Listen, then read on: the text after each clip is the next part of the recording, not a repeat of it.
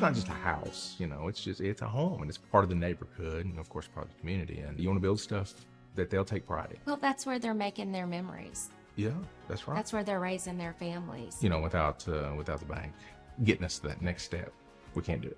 It's nice to be able to call someone at the bank and say, hey, you've worked with us for all these years. This is what we're thinking about doing. Can we pull the trigger on this today? Oh my stars. It is just so much easier to bank with First Community. Hey, my name is Nigel Wright with COE Films, and I'm here to talk about my best friend, my brother, Kevin Miller. For y'all don't know, Kevin and I, we go back a long ways. I've been knowing Kevin for over 30 plus years. We grew up from a small town called West Helena, Arkansas. It's back east. And man, Kevin and I, we used to see each other as kids, even coming all the way on up now, till we're grown-ups. And Kevin and I, we just been locked in, you know what I mean? We recently got closer, starting back in 2013, 14, once we migrated up this way. He had migrated up this way. I had a chance to kind of, link with him a little bit more because I was coaching basketball, AAU basketball, and his son was playing, my son was playing, and I was just letting them know, look, man, Arkansas is one of these places that, we have sports and we have basketball, football, but a lot of this is underrated. It's just flying under the radar. So, Kevin, he was one of them guys, had a big heart. If you knew Kevin, I promise you, you can't say a bad thing about Kev. Kev was always willing to help, willing to do things, willing to cut off your water, so to speak, because he was a water guy, and he knew his stuff with water. So he really was one of those guys that can liven up any room. He could also just be one of them guys that can lift your spirits. If you going through something, you talk to Kevin, I guarantee you by the time you get off the phone with him, you won't even be thinking about it. You know what I mean? He was just one of those people. So, just to fast forward, Kevin was a diamond, y'all. They said Arkansas has diamonds. Kevin was one of those diamonds. The man was a rare diamond. I promise you, you'll never find another like him. You'll never find another like him. Kevin always put people before him. You would never know it because he always was behind the scenes on a lot of things, or you would never know that Kevin had something to do with it, So just to fast forward, it was a time that I can remember very well. It was back in 2020, and Kevin and I, we was talking about doing an open run, and I was telling him, like, man, I done went to Atlanta, Texas. I done went to Florida. I done went to these other states that the exposure was crazy. You know what I mean? That they doing a lot of stuff for the kids to where they getting exposure. And I was telling Kev back then, like, man, it has to be something that we can do to try to help, bridge the gap. And from that point on, and this was during COVID, y'all, we started an open run, and we did it at the Deaf and Blind. We invited over 30 players, 30 plus players, and we invited coaches in there, and it was a success. We saw that, hey man, we on to something right here. So we did another open run, and that turned out to be an amazing moment. From there, it sparked the interest. It started sparking things. And from there, we just kind of kept the momentum rolling. We went from that to just, if you saw Kevin, you saw me. We was going to different events, trying to highlight different players. We interacting with different media outlets throughout the state. And shout out to all the media outlets that's out there. Man, y'all do an amazing job helping keeping Kevin's memory alive. Shout out to y'all. But we was talking about how could we help bridge the gap. We talking about the matchup showcase. I mean, we was bouncing ideas off each other, trying to put some things in play. I mean, we always was on the phone trying to see what was our next play, what was our next play. And from there, I saw the spark, interest. Kevin had mentioned something about the media day. He was like, man, I saw something, about the media day in a different state. He was like, what you think about that? I said, man, I think that'd be awesome. And from there, it kick-started. And we was rolling.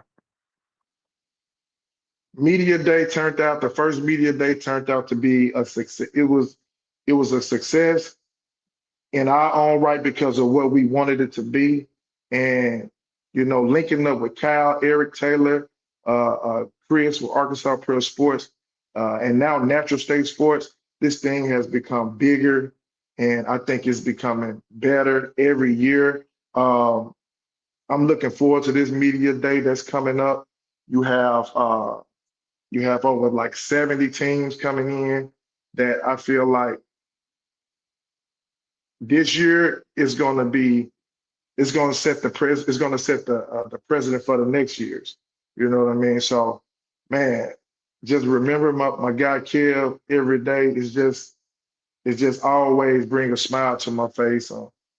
Just talking with his family and with his wife and kids, it always brings joy to just remember him.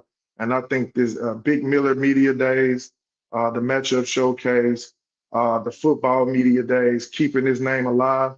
I think it's something that will always help everyone to remember what Kev is all about. Shout out to all the media guys, the sponsors, everybody that's helped putting this Big Miller Media Day together. Salute.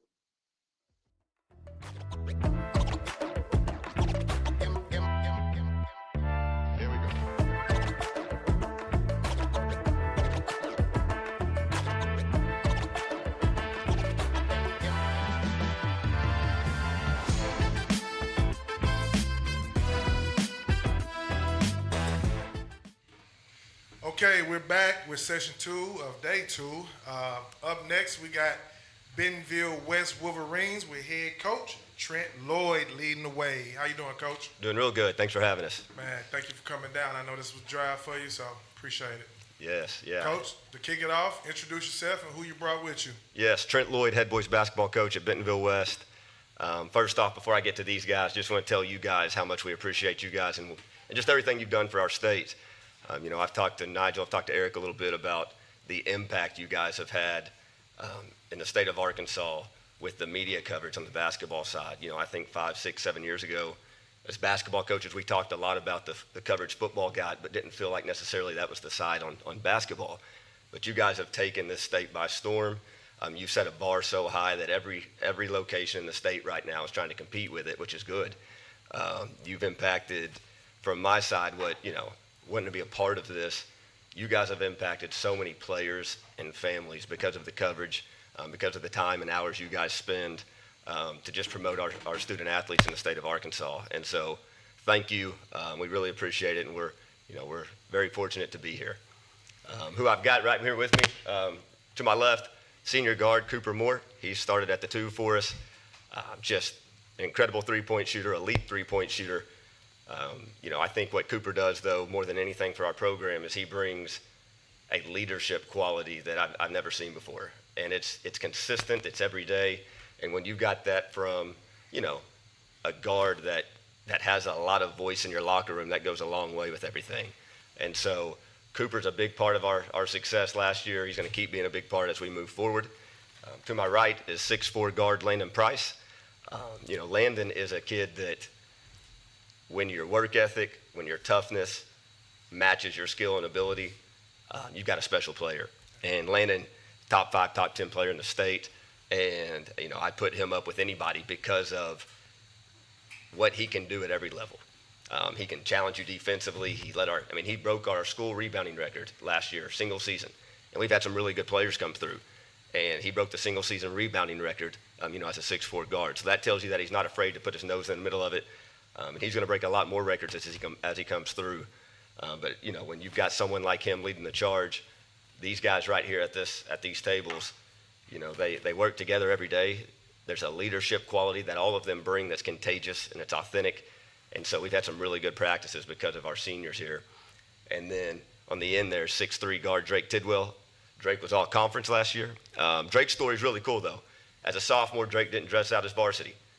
Last fall, going into his junior year, Drake showed up every day and he would ask Coach, what do I got to do?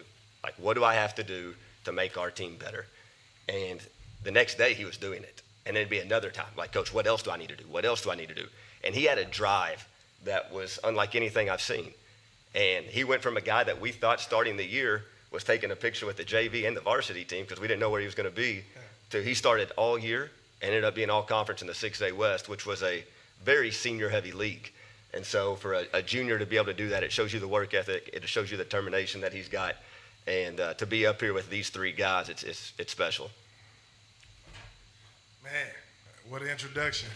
So, to start right there, Coach, you have high expectations for this group, I'm assuming. Yes, sir. So talk about just the mentality that you express to these guys day in and day out, and talk about the leadership roles that you'd already put forth towards these guys. Yeah, and so we got together with these guys, and we kind of created this thing of what we called culture codes and what we wanted to be about this year. And these guys have lived it every single day of practice. And so we'll talk about it throughout, whether it's before practice, whether it's leading up to practice. Sometimes it's just in between of like, hey, do we think we're meeting our expectation today? They know it's not about, it wasn't about summer. They know it's not about wins and losses in August or September, October, right? They know it's the daily grind, the daily battle of figuring out how we get the best version of ourselves. And because of that, because of these three and a couple of our other seniors, the bar is it's raising every week. And so we've had great practices. We like our depth. We've got a lot of depth. The other one that was going to be here today, Carter Coleman, started as a freshman at point guard for us. And, being able to have somebody like him to lead the charge that's been through it, like I said before, it was a very senior-heavy league. And so a lot of those dudes that have been a part of the 6A West for a long time and scored a lot of buckets, they're gone. Yeah. And so we do have the luxury of having guys that have played in the 6A West. They've logged a lot of minutes. But they also know that, just because you've played and logged minutes, that doesn't mean that, you're given anything. That's right. And so they're using that to create more depth. They're using that to lift up what, our underclassmen, what they need to know to be able to be successful. And these three are doing a really good job of the leadership. Coach, Northwest Arkansas basketball has been pretty good over the past few years. Considering the 6A now and the gauntlet that's in the 6A, talk about, I had a chance to see you guys at the Big Miller Teen Camp, and I'm telling you, you put some eyes on notice this year. So talk about just the pressures of being able to perform in the 6A and getting you guys ready for that gauntlet. Yeah, we talk all the time. You're playing the highest level, the state has to offer. And, you can consider that pressure or you can consider it an opportunity. And these guys show up every day. We talk about this all the time. This game's meant to be fun. Yeah. The moment you put so much pressure on yourself to, make it where you're miserable showing up, then we're doing it for the wrong reasons. And so we try to value our practices being, we're getting up and down, we're playing fast, it's energetic, there's music going. And we want them to show up wanting to be here to get better. And so, I think that's how you handle the pressure is, kind of attacking it head on and being consistent with what your message is. All right, this is for the players, but I want Landon to start it. For whatever reason, people I'm a Central Arkansas guy, so people will ask me, my opinion on Central Arkansas stuff, and they might be in Fayetteville or whatever, and they might be the ones that are asking me the question. And I tell them, they just assume, Fayetteville, Bentonville, maybe Springdale's the best team up there. And I tell them, I'm like, Bentonville West is pretty good. In our team camp, they shut out the whole time, and they're like, well, what do they have? And I'm like, they got a kid named Landon Price. He's a real deal. A lot of people might not realize how good of a player you are, and maybe just the team in general. Talk about the chip that y'all have on y'all's shoulder with that to start playing? Yeah, I feel like we pride ourselves in always being the underdog. That's kind of we've been saying dirt road tough forever. Kind of we're built on Gamble Road. We're built at Bentonville West, just with that chip on our shoulder, wanting to play the big dogs and just trying to play the best team to win. So yeah, we've always been the underdogs, and we love that. Yeah, just like what Landon said, we love being the underdogs. It doesn't matter. Play whoever will be the underdogs. It doesn't matter. I feel like it goes back to some our old coach, Coach White, before Coach Lowe got here, kind of just building off what Tucker and Dawson and all them did for our program at the beginning. You know, came in here and no one thought we would be very good. And, you know, since then, we've proved we've always been a fighting team with those dudes, kind of set the standard. And just building on that standard, you know, those are the only two. Tucker's mainly the only one that's, you know, come out and showed anybody like, hey, like, our school's got something to prove. And I feel like this year is the biggest year we've had, where we've got 4 returning starters. We're super deep. And I feel like I really don't feel like we're the underdog. I feel like we got a lot to prove, and I feel like we could do some big things this year. So, to the guys, Wolverine Nation is watching, right? Tell them what type of team they will be seeing this year. You're going to be seeing the toughest team on the court every night. For sure. Yeah, I mean, night in, night out, we're going to give 100%. There's no off days in this season. I mean, long season, 30-some games. Like, we're gonna give everything. I think this team is going to be united for sure. Everybody's bought in, and we're looking for that end goal for the state championship. So what makes this team different from last year's team? This year we backed up the conditioning a lot, really focusing a lot more on defense. Yeah, that's mentality. I think we come in every single day of practice wanting to be there, wanting to get better. We're striving for that state championship and that conference championship. I think it goes back to what Coach Lloyd talked about earlier with the culture codes. We came up with those, and everybody just being bought in with the culture codes, conditioning, you know, having that dog mentality, being the toughest there is, and we bring that every day in practice, and that's what's made us successful up to this point. Coach Cooper mentioned that you guys are really deep. So who all is the depth that he is talking about? What other dudes are we going to hear names being called out? Yes, no, you're going to hear, we've got a junior guard named Jordan Randolph who, you know, I just refer to as Jamal Crawford all the time. He hits the floor. It's immediate impact offense, whether it's facilitating, whether it's shooting it.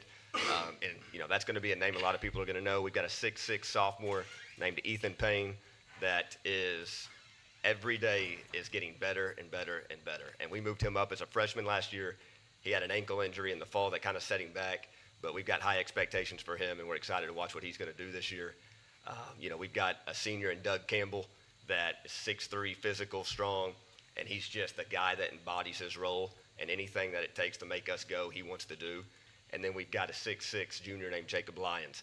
And so he can play up there by the rim, block shots, get a lot of rebounds for us. So we've got a lot of depth there. And I talked about Carter, who wasn't here already, but, you know, we like our depth. We've got depth. You see it in practice. And I think anytime you've got that, that's an opportunity in the fall, because you're getting to go up against really good players on both sides. And so they've pushed each other. They've challenged each other. We've mixed and matched lineups all fall just to see, you know, who does it well together. Coach, you're another one of those guys that is pretty much tapped in with the collegiate world, looking to get their players more looks.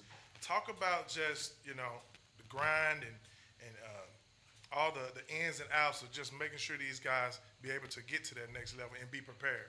Yes, I mean, that's why we get in this profession, right? Like, we want to help these guys reach their goals. And so whatever that takes, whether it's reaching out to college coaches, whether it's emails, phone calls, whatever it means, you know, we do that. And we've been fortunate enough to have a lot of college coaches come to, you know, a lot of programs come to us this fall to watch some of our guys. And so, you know, when you've got good players, great kids, it's easy to sell that to whoever. And so, you know, I think going above and beyond, that's why we get in this profession as coaches. It's about the kids, and it's about developing them as not only players, but people as well. We preach that a lot. And so, you know, these guys, they're earning everything they get, and that's daily. And so when you've got like these three guys, it's good stuff.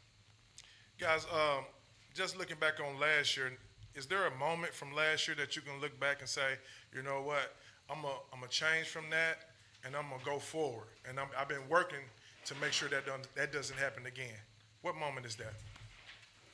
I think about that Springdale game at Springdale. You know, Springdale That was obviously really good this year. And, yeah, so that's the game. We don't want that to happen again. Obviously, we lost by a good amount to Springdale. So, yeah. I think the Little Rock Central game, we played really well, played to the final buzzer, but I mean we lost in state tournament, and man, we just don't like that feeling, so it's not going to happen again. I think Springdale at home at West really showed us. I mean, it wasn't a very good game, but you know, we started off conference 3-0. Kind of felt we got a little bit ahead of ourselves, and that game we went into lost Springdale, went on a 0-3 stretch from there. But I think kind of showed us not to really get ahead of ourselves, but show us to stay true who we are and do what we do, and that'll make us successful in the long run. Coach, you're coming down to Central Arkansas for the matchup showcase, and I think you're matched up against East End. Is that right? East End. What's the mindset? It seems like your mindset is hey, we'll play anybody anywhere. You know, what is that mindset behind you and taking the Bentonville West Wolverines to play anybody anywhere? Well, that's what we want our program to be about. Like, we want everybody to know that we'll go play anyone, anywhere. Non-conference plays about getting better. We want to see what our strengths are, but at the same time, we want to see what our weaknesses are. And the only way we do that is by hopping in events like the matchup. I mean, that's become a premier event in the state of Arkansas, and the fact that we get to show up, you know, with the Wolverine logo, represent our school in that, play a good East End team that's well coached by, you know, Coach Patel. You know, that's what we want to be about. We want people to think basketball. If there's a showcase, if there's a tournament, we want them to be looking for our name. And that's just, I think that's the mentality we've got at West. It's not just in basketball, it's everywhere. And so, you know, I think when you have that and it's consistently preached and our guys are that highly competitive, those are the matchups you want. Coach, one last message to the Wolverine Nation. Could you let them know exactly what to expect and what to look for this season as they support you all on the journey? Yes, I mean, you're going to see a team that's going to play hard. They're going to represent our school district, our town, something you're going to be proud of. You're going to want to show up and watch how hard they play for each other. This is a team that's very selfless, but it's a team that's very passionate about being successful and getting to the top. They've got high expectations for each other, and it'll be a fun team to watch. Okay, Coach. Well, that concludes our interview. We appreciate you all for coming down, man, giving us the opportunity. Appreciate it. Yes, thank you guys for having us. Good luck to you. Thank you.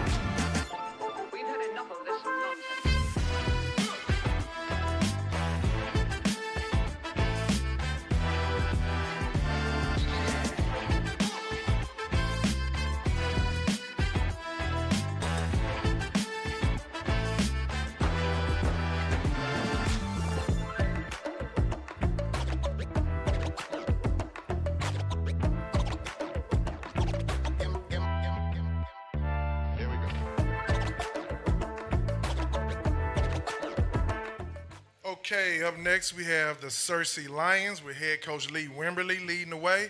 How you doing, Coach? I'm doing good. How about you? I'm doing great. Introduce yourself and introduce who you brought with you. Before anything, I want to say thank you.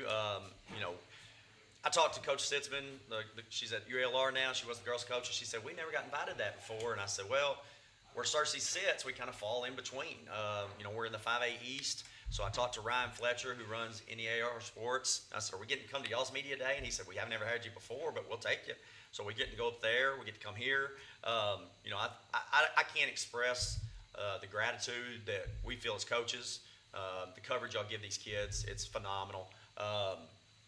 We've talked about it like Trent just said. We've talked about this for a long time, and it's finally coming to fruition, and it's just good for the kids, man. It's awesome to have coverage. It's awesome for them to get an opportunity to get up here and speak in front of cameras. They've never done it before. We were talking on the way here, and they're like, what do we say? What do we do? And I was like, just be yourselves, man. Just talk. Yeah. Just answer the questions. But no, this is my first year at Searcy.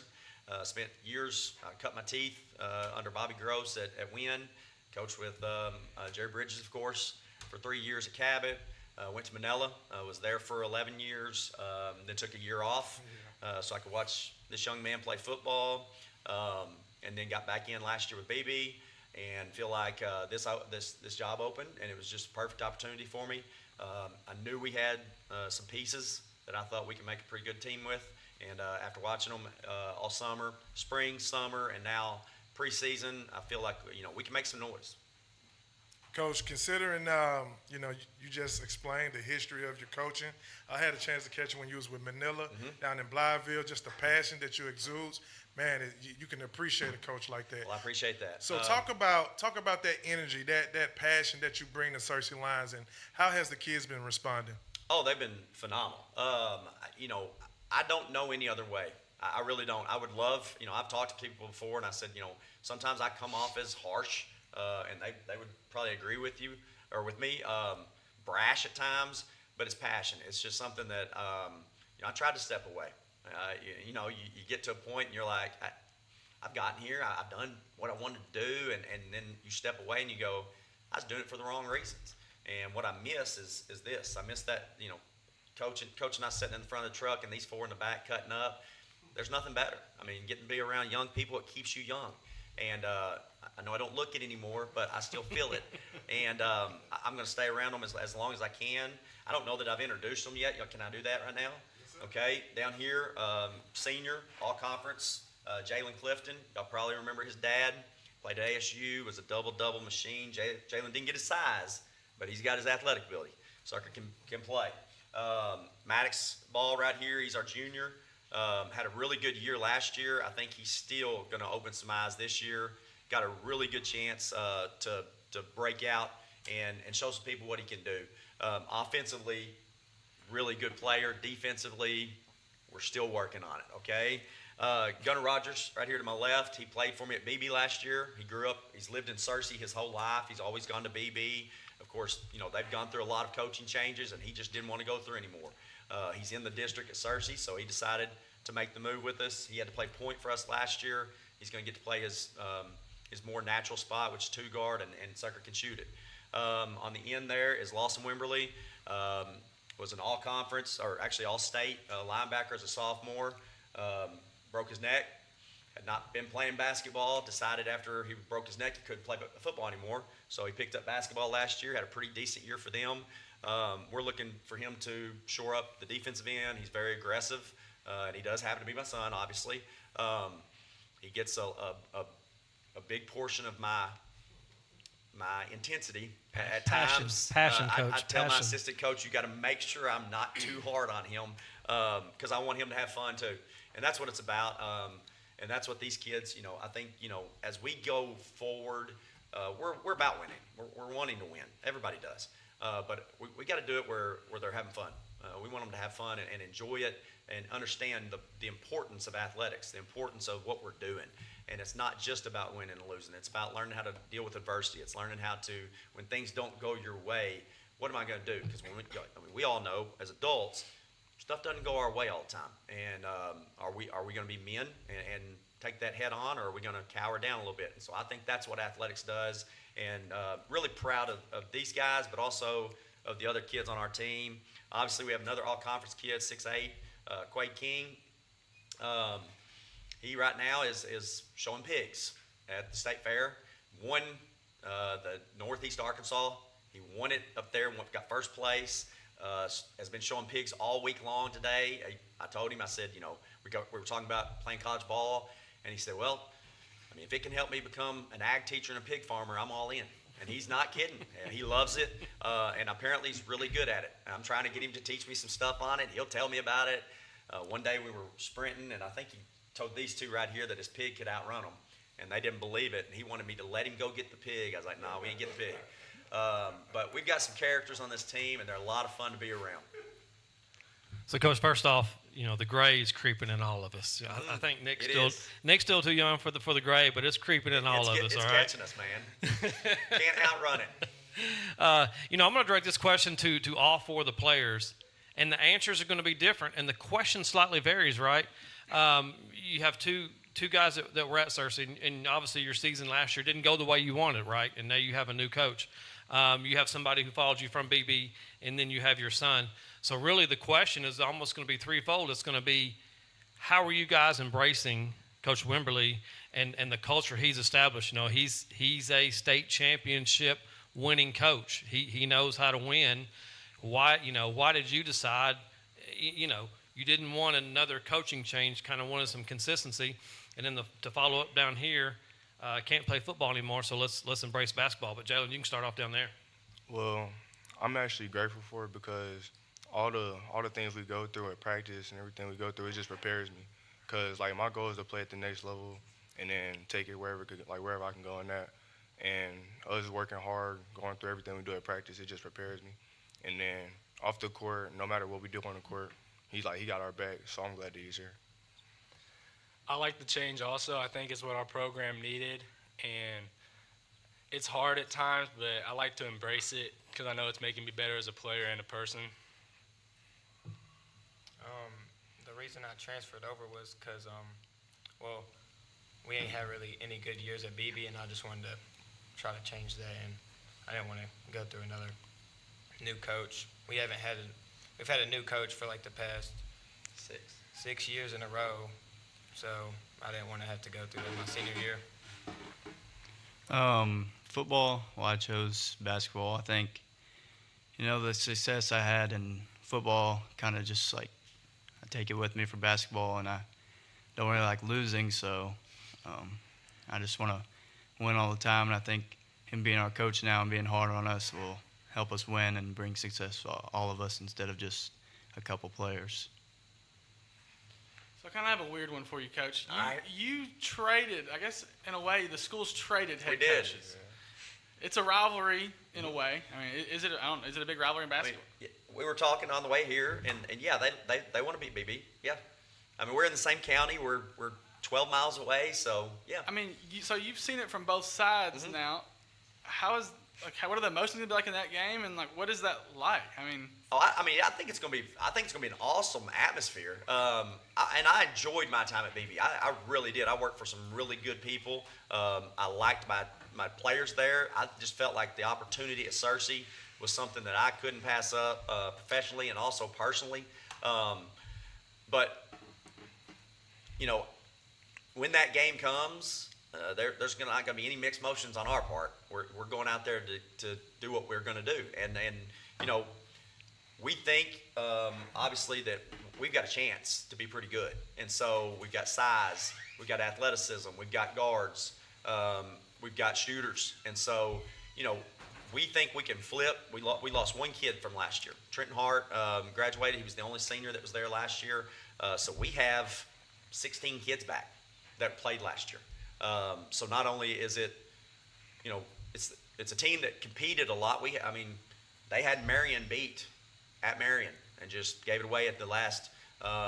So these are kids that have been in some big games, and we're gonna build on that. But yeah, the BB situation, you know, I think a lot of Coach Herron. I really do. I think he's one of the funniest dudes around, and I'll be pulling for him. I'm just not gonna pull for him on that night, and we're gonna go out there and give him everything we've got.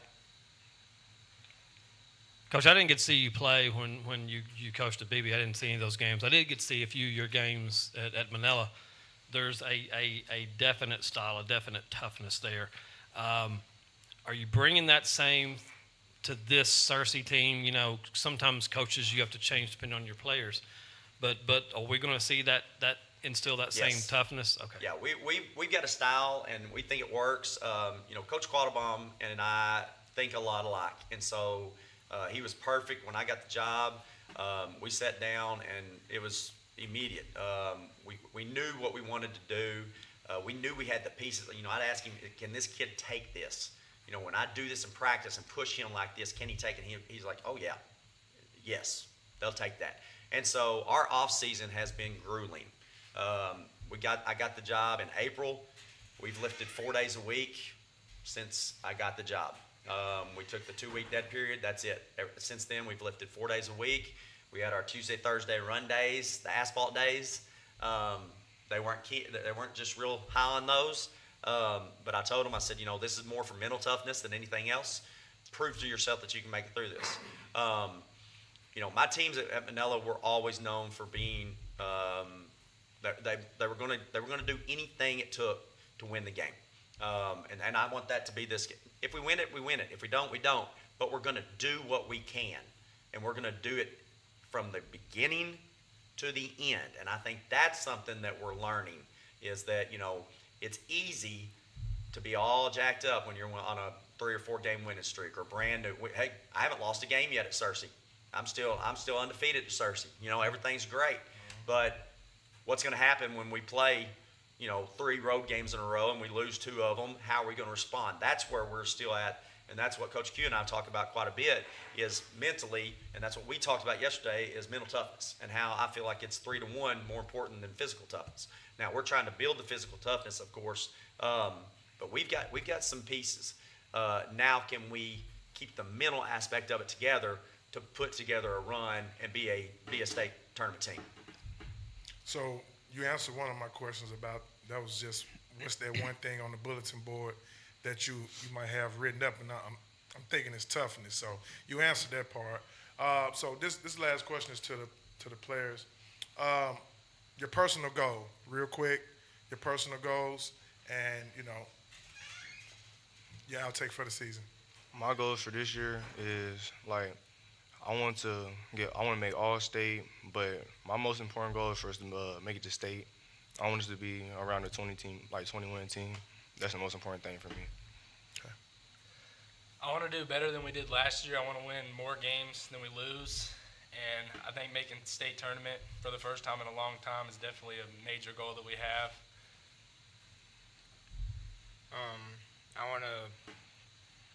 I just want to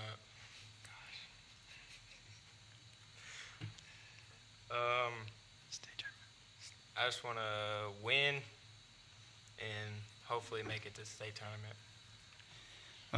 Some personal goals, I'd go along with them with the state tournament. I think that'd be really fun for us and a good goal for us to push for. I think we have more team goals and more personal goals right now. And I think we're working as a team instead of just being selfish like we were last year. I think we're just being more as a team instead of just people. That's what's up, Coach. Man, we appreciate you coming down and looking forward to see more of you guys through the summer. We're ready to roll. We really are. All right, Thank Coach. y'all again for Appreciate having it. us. All right, have a good one. Good luck to you.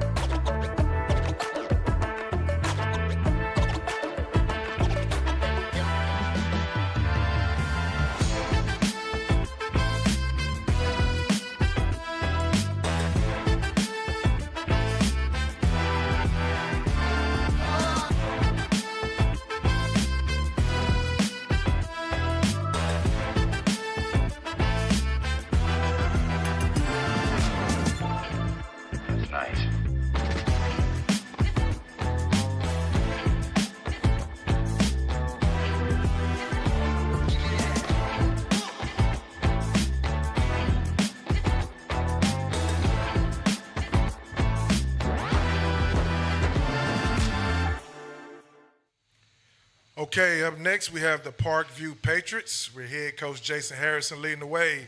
How you doing, Coach? Man, well, thanks for asking. Coach, man, look, introduce yourself and introduce who you brought with you. Coach Jason Harrison. To the right, I have Jacob Lanier, have Aiden Hansberry right beside me.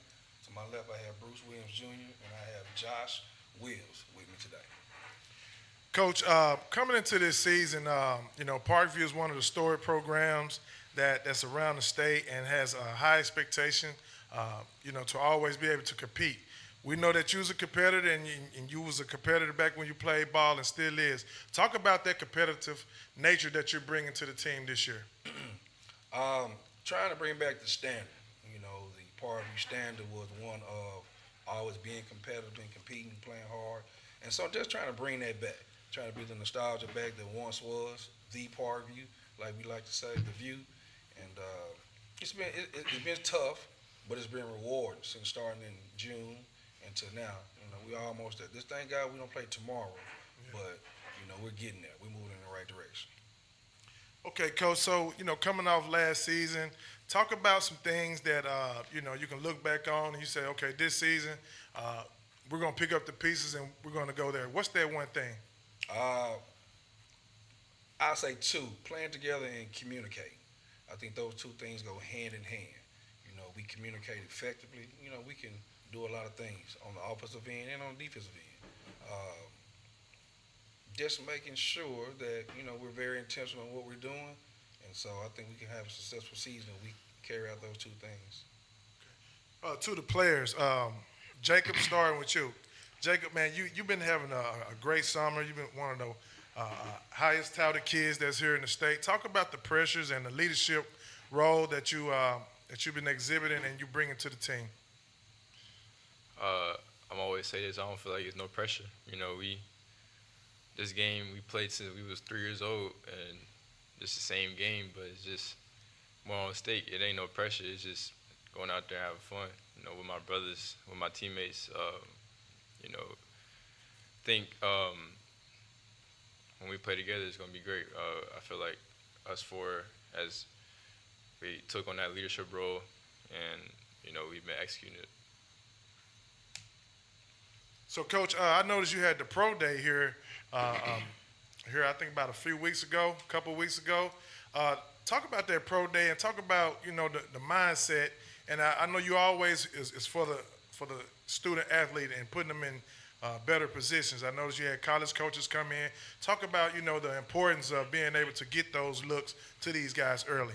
I think with having so many seniors that we have, that for them to get as many looks from as many different schools as possible. We had some Division I coaches, some D2 coaches, some junior college coaches.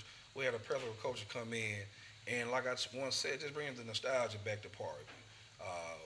Back in the day, as you might know, everyone knows, you knew what you got from a Parkview kid. You had a student athlete who's going to be coach hard, who's going to play hard, but be respectful, right? So being able to have a pro day, have a pro mindset, being a professional when the game of basketball stops is something that I'm instilling in these gentlemen.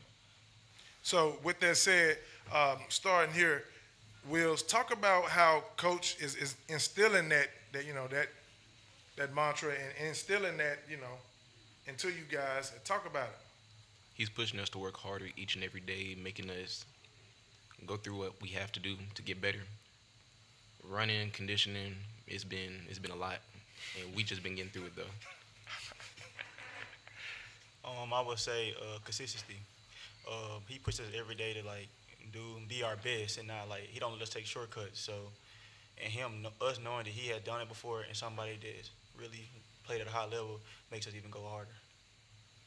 I just feel like he pushes us even when sometimes we may not feel like practicing or certain things like that. He always gonna push us to be better, and we got to take that next step to match his energy. Sometimes I feel like when we match his energy, everything is good. And us as leaders, we are proud to be leaders, and also we come to practice every day focused, and we try to bring everybody else up with us.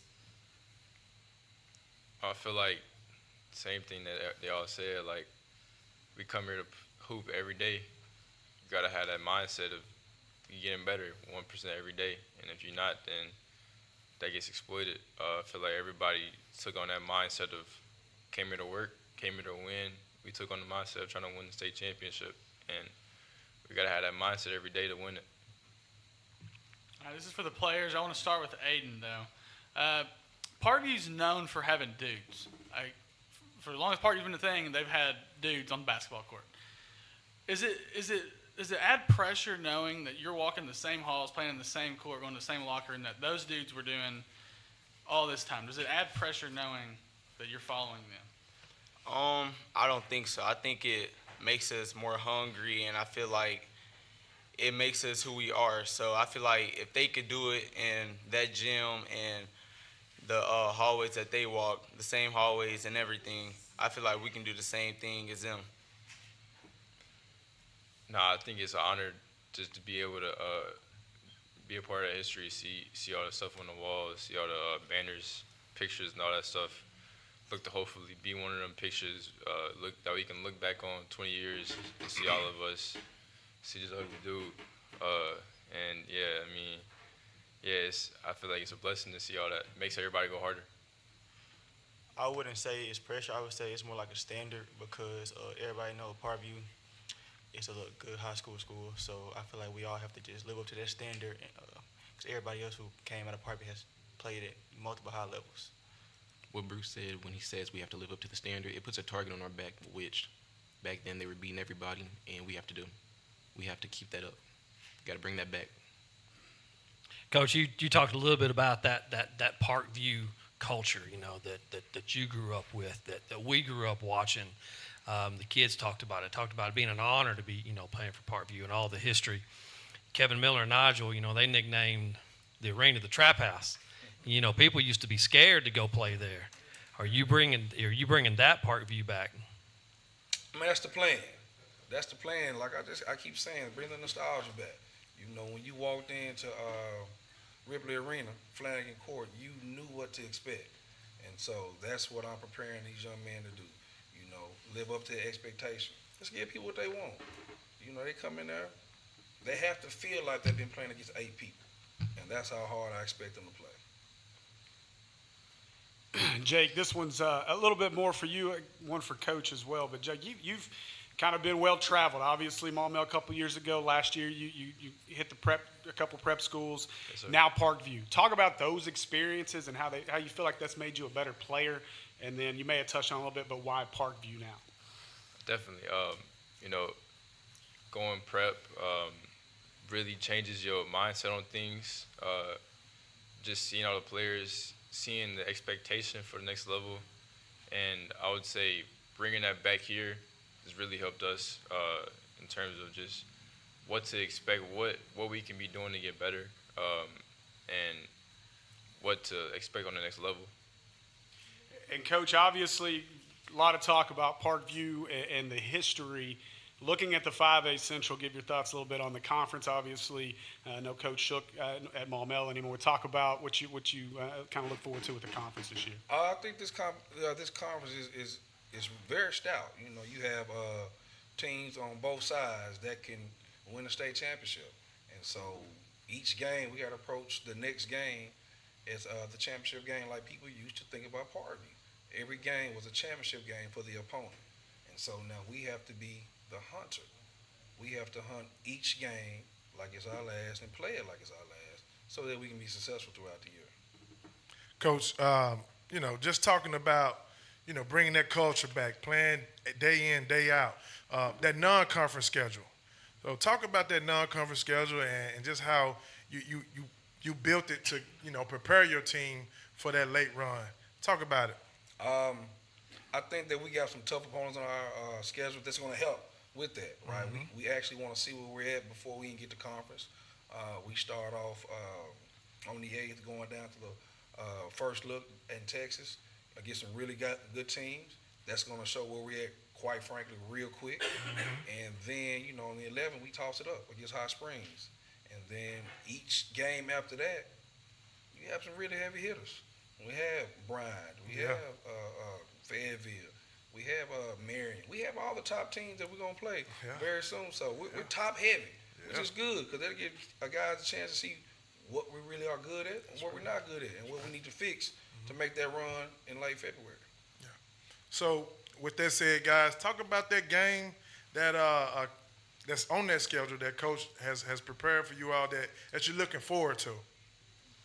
I would say I don't think it's no specific game, but I would just say like everybody, like especially how it went down last year, it was kind of disappointing seeing us go down like that. I would just say everybody who on the schedule is gonna be tough for them because we coming. No, I would say it's definitely coming after everybody. It ain't no specific person I'm coming after. It ain't no specific team, but I'm excited for the season. That's all I got to say.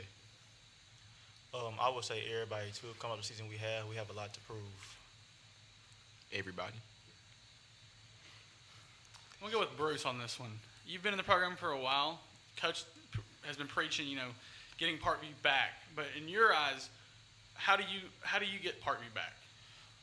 First, I would say a brotherhood. We all have to buy in with each other and trust in one another. And I would feel like defense. If we play defense at a high level, all game, energy, I feel like that's the Parkview way. That's the standard. The last question. Aiden, man, I know you had a major injury, and, I watched you put the work back in, to battle back from that injury. Talk about just how it feels now, being able to get back in the mix, and not saying that, it was a blow to you, but just how it helped you shape, your mindset for this season. I think it really helped me actually, more than hurt me. Like, I feel like I know now that don't take anything for granted. Maybe I was taking basketball a little for granted at first, but now it can be taken from you at any given second. So every time I step on the floor, I give it 110%, not knowing what may happen next. 'Cause you feel me, the next day, something like that in the blink of an eye could happen and your whole season out. So I feel like now that shaped me. Like, I'm so hungry. Like, I think I played 4 or 5 games last year. Like, I'm probably the hungriest I've ever been right now.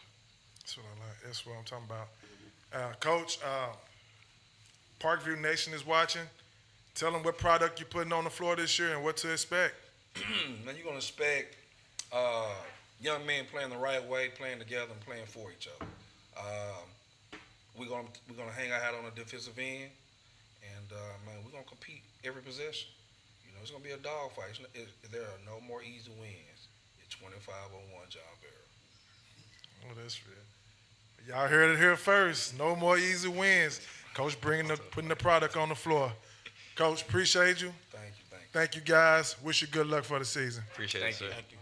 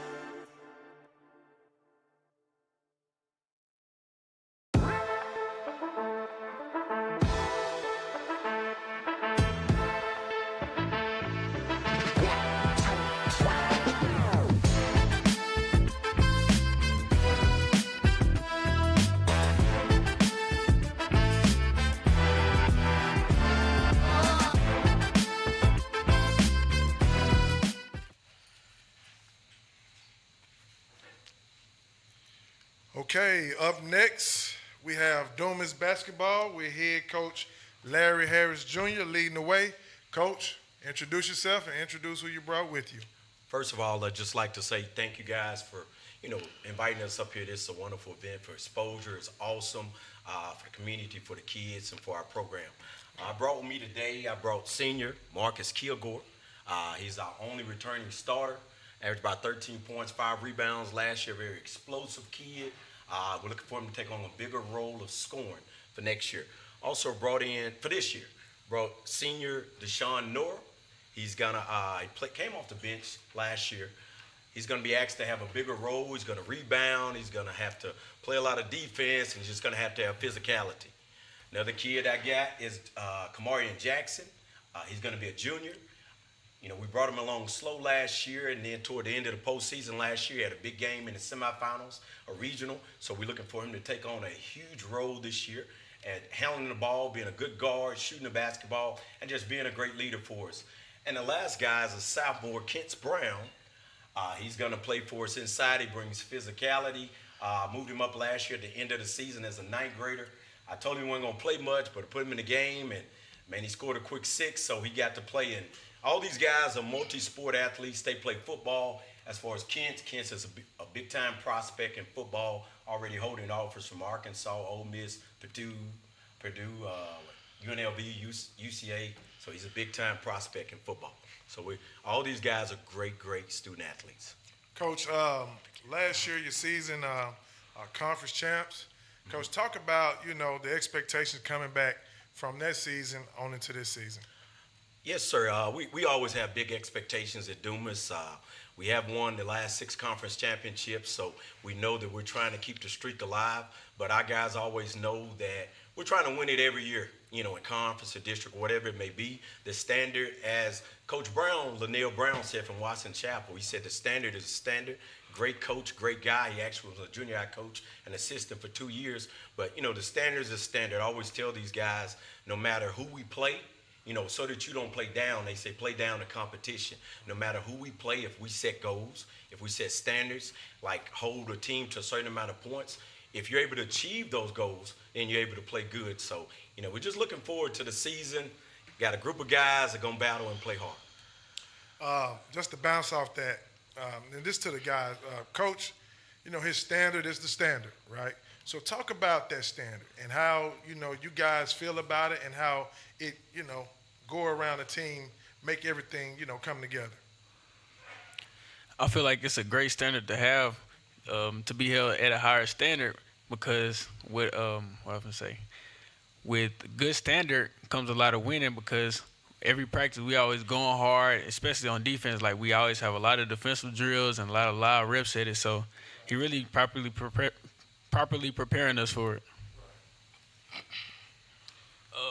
He gives us a lot of defense. You're fine. It's a lot of discipline comes with it, a lot of winning. It's a really good standard to be with. I'm just glad to have him as a coach.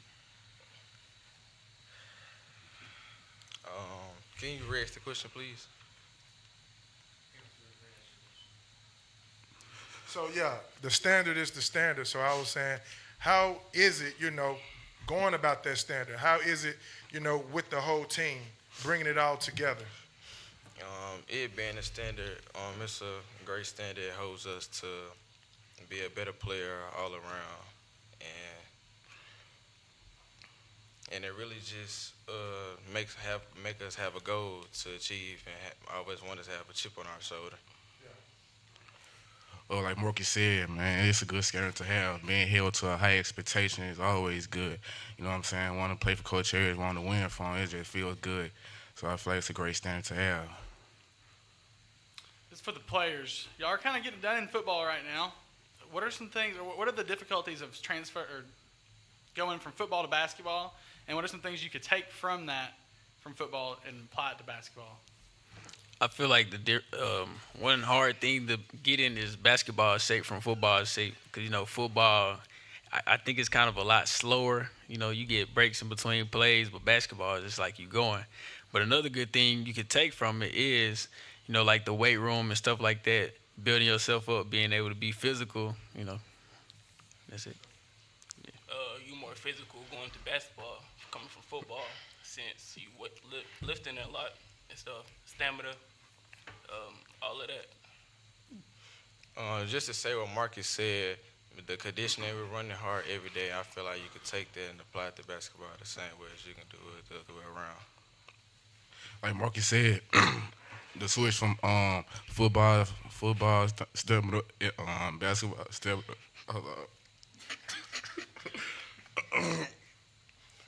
The switch, football you do take plays off, but basketball is going.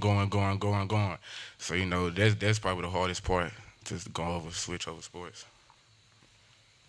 Coach, you mentioned you're going to have to replace a whole lot of production, not just from these four guys, but who else are we going to be hearing on game nights, and who else are you going to be relying on that may not be here with you today? We're going to rely on a lot of guys, and I'm going to be honest, we have a lot of inexperience coming. Like I said, we only have one starter back in Marcus. We lost 4 starters. We lost 8 seniors. We lost our top 6 guards, so we lost a lot of productivity. We lost 2 all-state guard, all-conference, Billy Reddick and Raylan Spratt, so it's going to be hard to replace those guys. We got a lot of inexperience, so what these guys are going to have to do is work hard every day in the weight room, on the court, on their own, trying to get better. We have a lot of guys that I'm going to look forward to. We got Josh Cobbs, who's going to be a little guard for us. Isaac Charles, he'll be another guy that plays the 3, he'll play the 4. We got Nate Fitzgerald, will be a guy that comes in and maybe plays inside. He's a big. You also have Carmelo Burgess. He's a sophomore, probably about the size of Kent's. Brown, he's physical, knows how to score inside. Javis Hope, another guard that can shoot the basketball. So, we're going to be very young. When I look at our team, we have 16 players, but I look at after this year, we'll bring back 13. So we're going to bring back, if you're going to get us, you better get us this year because we'll be real experienced coming back after this season. Coach, you kind of hinted on what I was going to ask. So I was going to ask, what was the difference from last year's team to this year's team? That was one, but you kind of hinted on it. It's younger, inexperienced. So let's transition to so with each one of these guys, do you have different roles for them to play?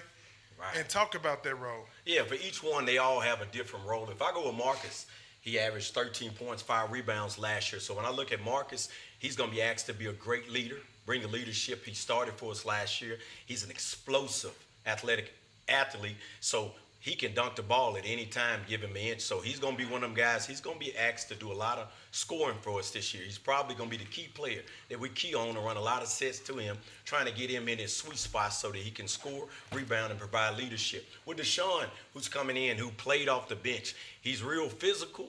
He plays hard. He's a great kid. Yes, sir. No, sir. What we're going to ask from him is defend. He's going to defend like crazy. That's what we ask for in our program. He's going to rebound.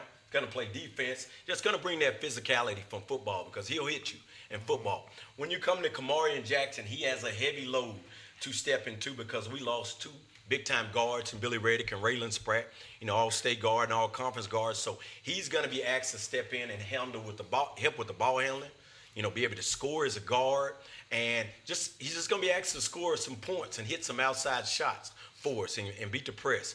Kent Brown, physicality. Toughness. He's a big, strong kid to be a sophomore. He's a physical specimen, as you can see. He's going to actually be physical down there. I'm going to ask him to rebound.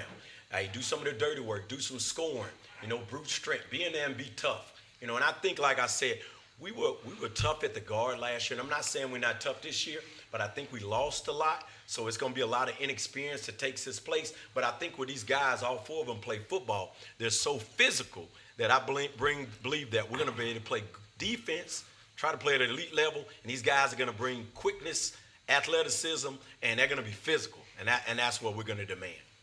Man, Coach, Dumas always have that grit. Them teams always scrapping, man. Every time I watch y'all, there's always a battle. So I'm just imagining the practices. So, with it being so physical, I want to know who's the most, who's the person that's the most physical out of everybody that's pushing. If you want to talk about physicality, it'd probably be him and maybe him, and then Marcus is physical too. But this guy here, sometimes you have to tell him, slow down a little bit. He'd be to hurt somebody. He's very physical. I mean, little clumsy. I tell him that, but man, you know, he plays football and he'll hit you. Yeah. I mean, he'll hit. So, you know, you like him to bring that toughness and physicality to basketball, but he's kind of rough. I'm going to be honest. Man, I'm pretty sure it's a lot of teams that you got circled on your, well, I think it's not a lot of teams, but it's probably that one team amongst the guys that you have circled that you're looking forward to playing. Which team is that? You talking about, you want me to answer the guys? The guy. I feel like every game is important. You know, we prepare for everybody the same because we really have a target on our back because of the success we had in the past. Everybody on our schedule. Like to piggyback on what Marcus said, everybody on our schedule is important, so we're preparing for all them the same. As far as having team circle, we don't really do none of that. We play every game like it's our last. We play every game hard, physical. You know what I'm saying? So we look forward to playing every team on our schedule. Okay, Coach. So you know, just to wrap it up, I know the Dumas fan base is probably watching you guys. Do you have a message for them to let them know what type of basketball to be looking forward to as they support you this season? Right. Well, anybody that knows us has followed us in the last couple of years. I mean, we've had a lot of success, you know, going to 4 semis, state championship and loss, and made it to the Elite Eight last year. So like I say, we set high expectations, and everybody knows that. We lost a lot of production. We know that. We know it's going to take a lot to get back there, but I just think anytime you see us play Dumas, one thing I want people to know is that, number one, we're going to defend at a high level. We're going to always defend at a high level. I tell these guys, I don't care about offense. You can have an off night on offense, but we never have an off night on defense. You got to defend. If you want to play for me, you're going to have to defend. So they're going to know we're going to always defend. And when you come play us, we want other teams to always say, you know what?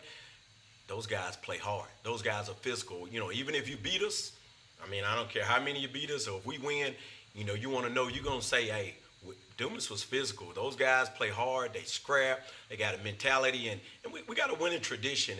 And just because we lost, you know, a lot of productivity, nothing changes. Nothing changes. Like Marcus says, of course, I'm sure we got a target on our back. People's going to be looking at, you know, players think we're a little down. But I tell our guys, man, it takes what it takes. That's one of my main sayings. They know ain't no secret.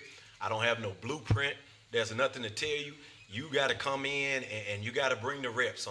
They say on the other side of hard is success, and we got results. So your mentality got to be to bring it every day. And if these guys don't bring it, then I find somebody else to bring it. But I'm not going to have to do that. These guys are going to play hard. So we're going to put a product out there that's going to play hard and, you know, and try to, you know, just, you know, make the people of Dumas happy.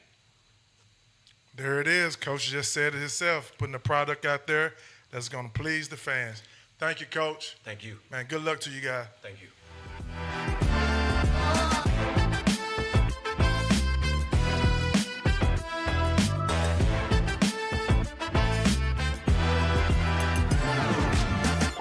We've had enough of this nonsense.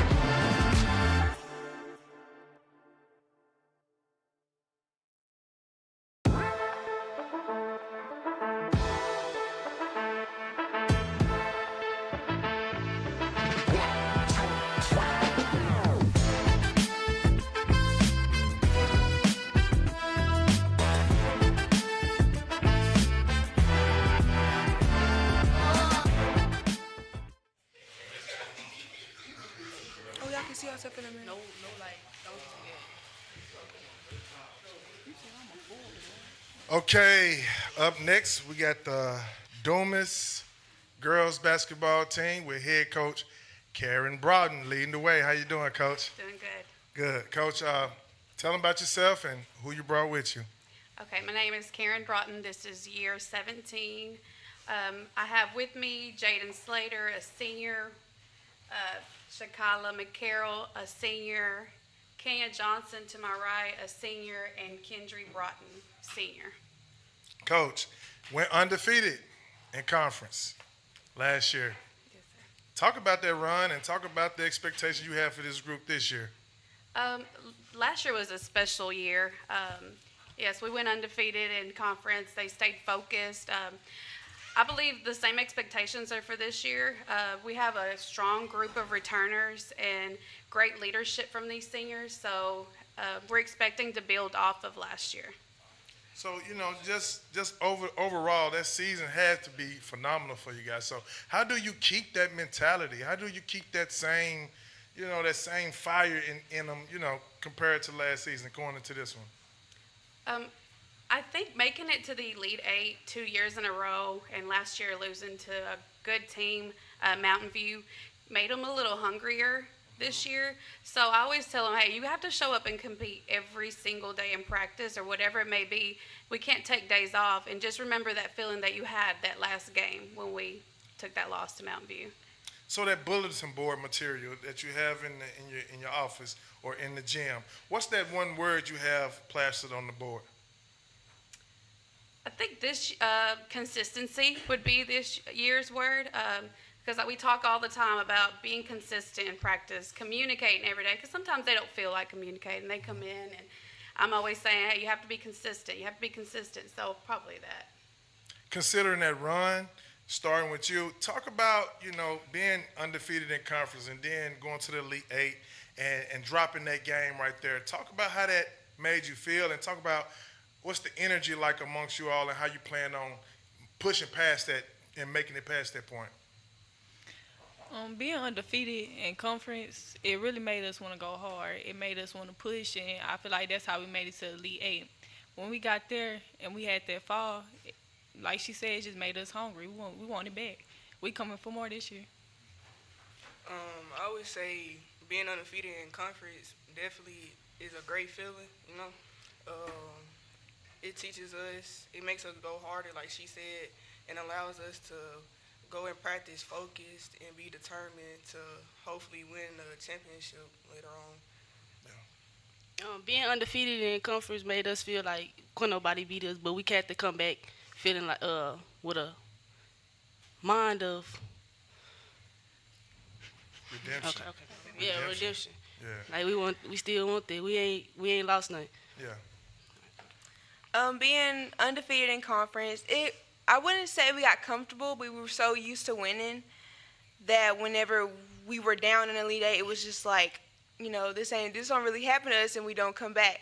So just like I feel like even though we were hungry and we were so determined, we were too comfortable in our spot. So this year we have to be uncomfortable and just know that there's going to be a time where you're going to need to play your best and don't get too comfortable. So considering that, you're saying that you got too comfortable and you're thinking about that. So I'm pretty sure that fueled you in the off season over the summer. So what was that thing that you was working on to help your skill set to make sure you're better prepared for that moment? Things that I work on physically, just getting in better shape, being more versatile, but mentally just being consistent because I can have all these wonderful things, but if I'm not consistent, then our team cannot depend on me in times of need. Yeah. You said What's some of the things you're working on over the summer, even in the preseason, to help your skill set coming up and prepare you for the season?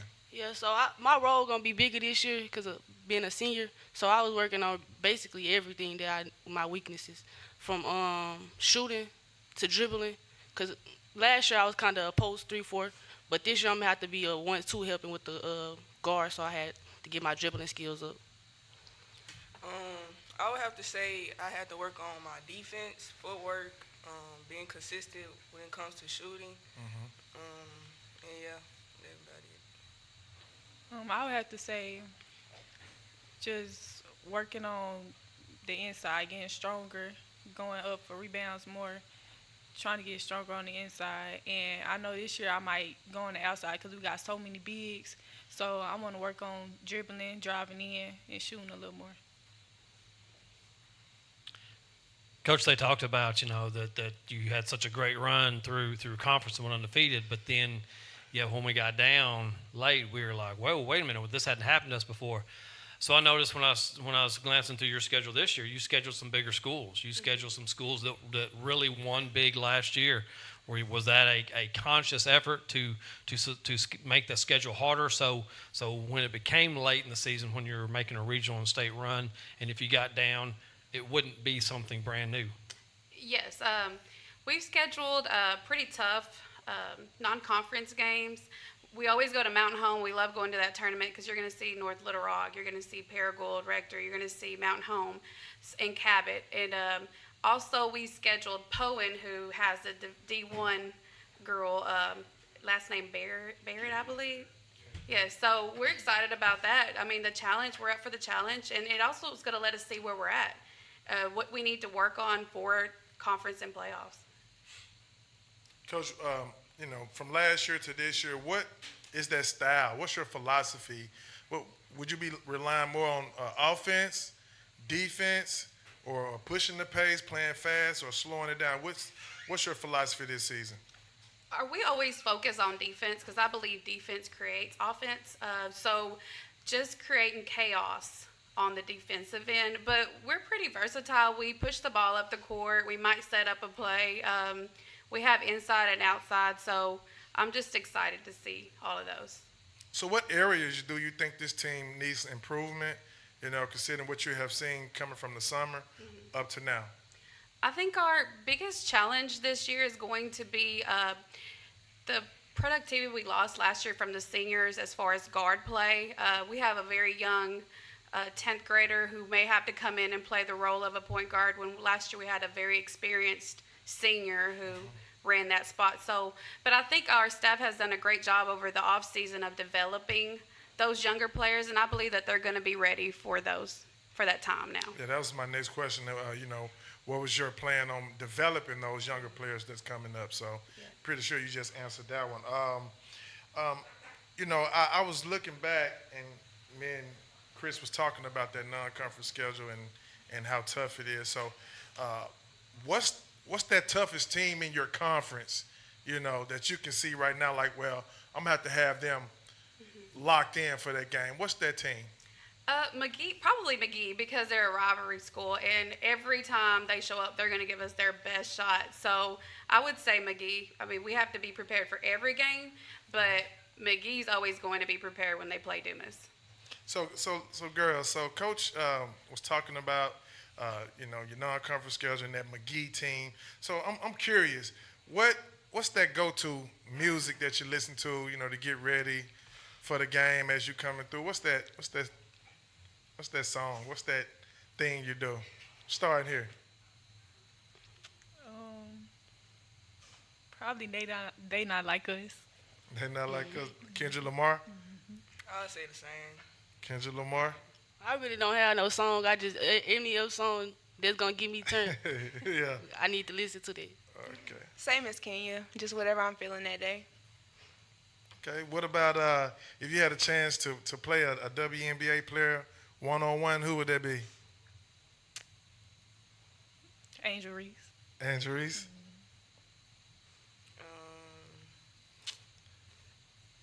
Angel Reese. Angel Reese. I want to go against Asia Wilson.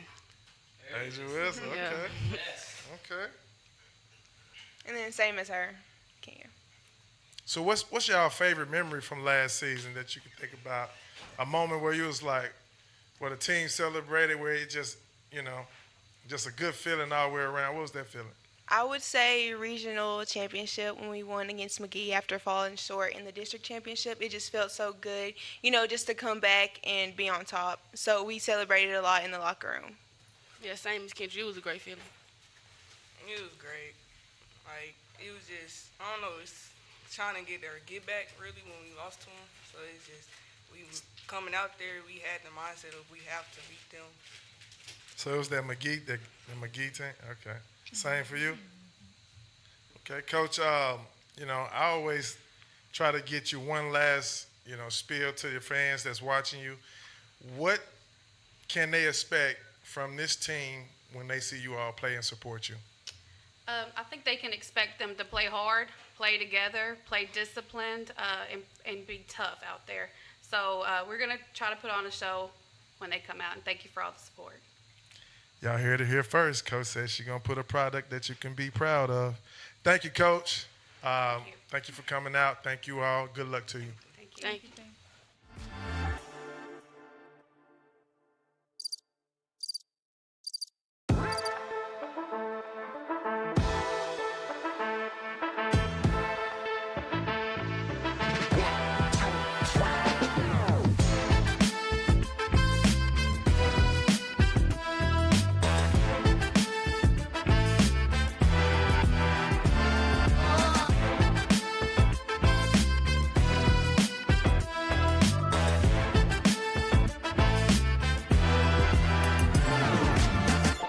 We've had enough of this nonsense.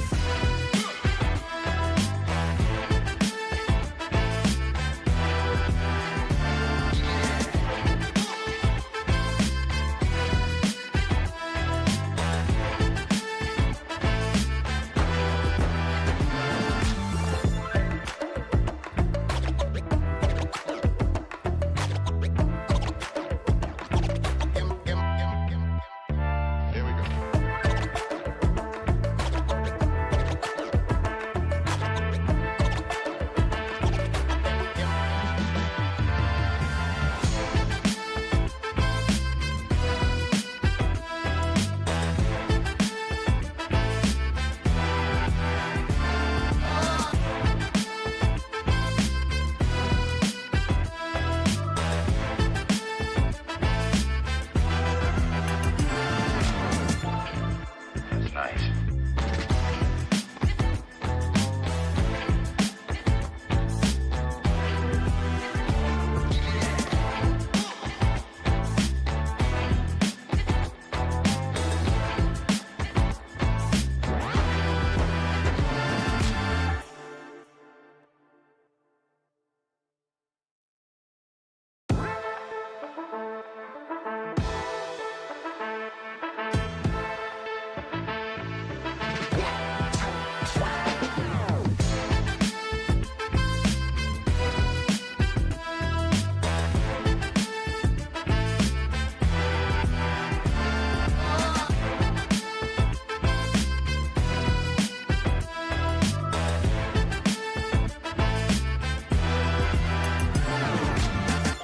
We've had enough of this nonsense.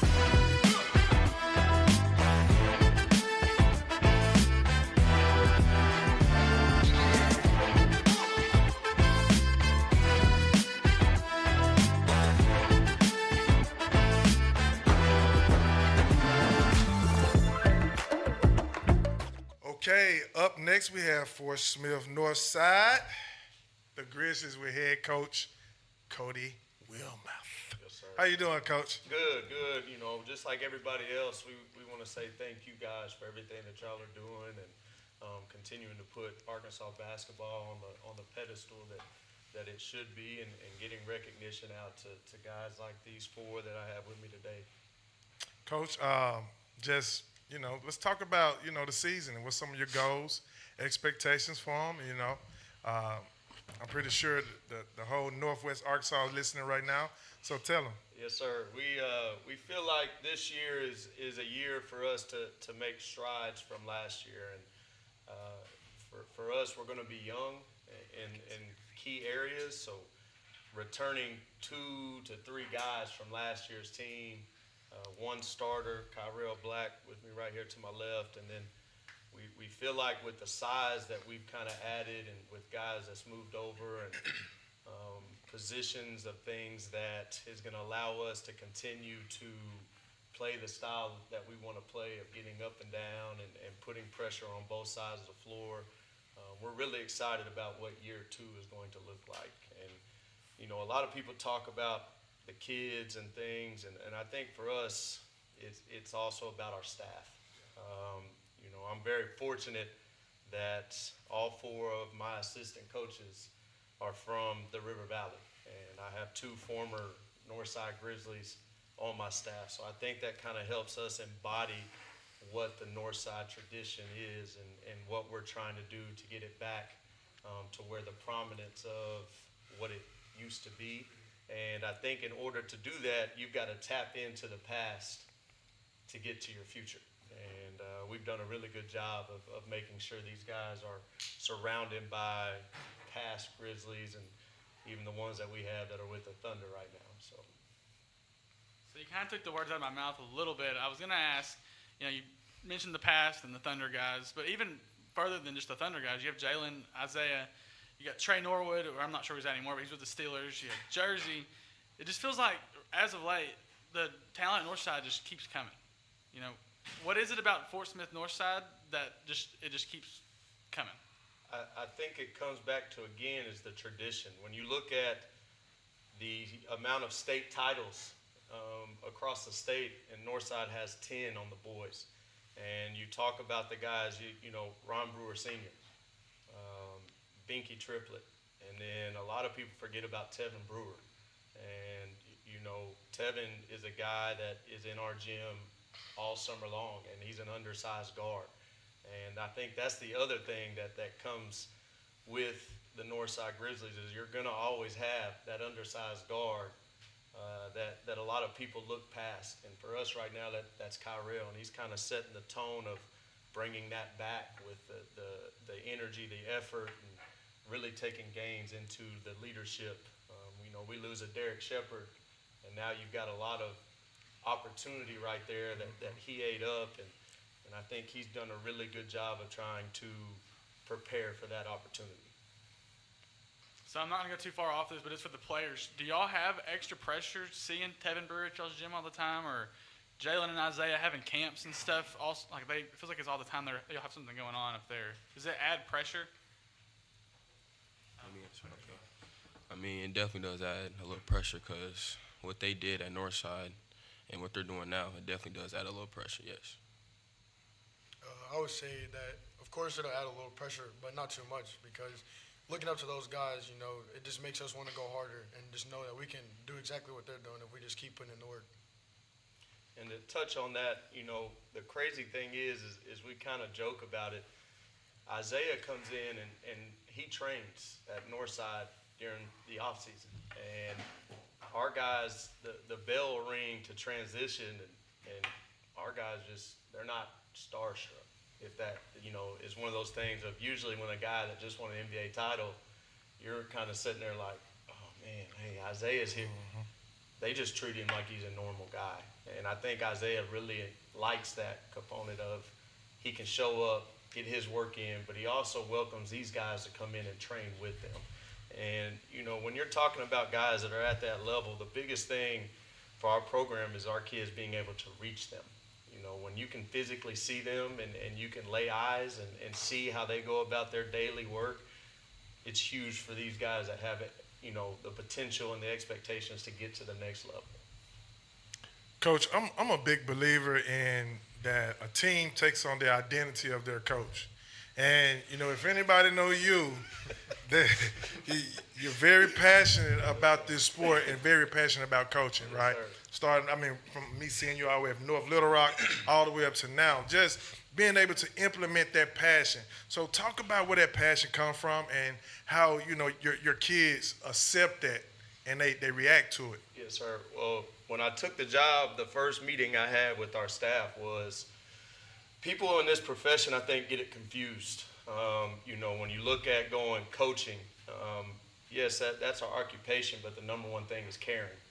And they've got to know you care, and then once they know that, then you can coach. And if you come in trying to coach, then trying to show you care, well, that's going to come on deaf ears. And for me, it's from day one was, hey, we're going to first implement that we care.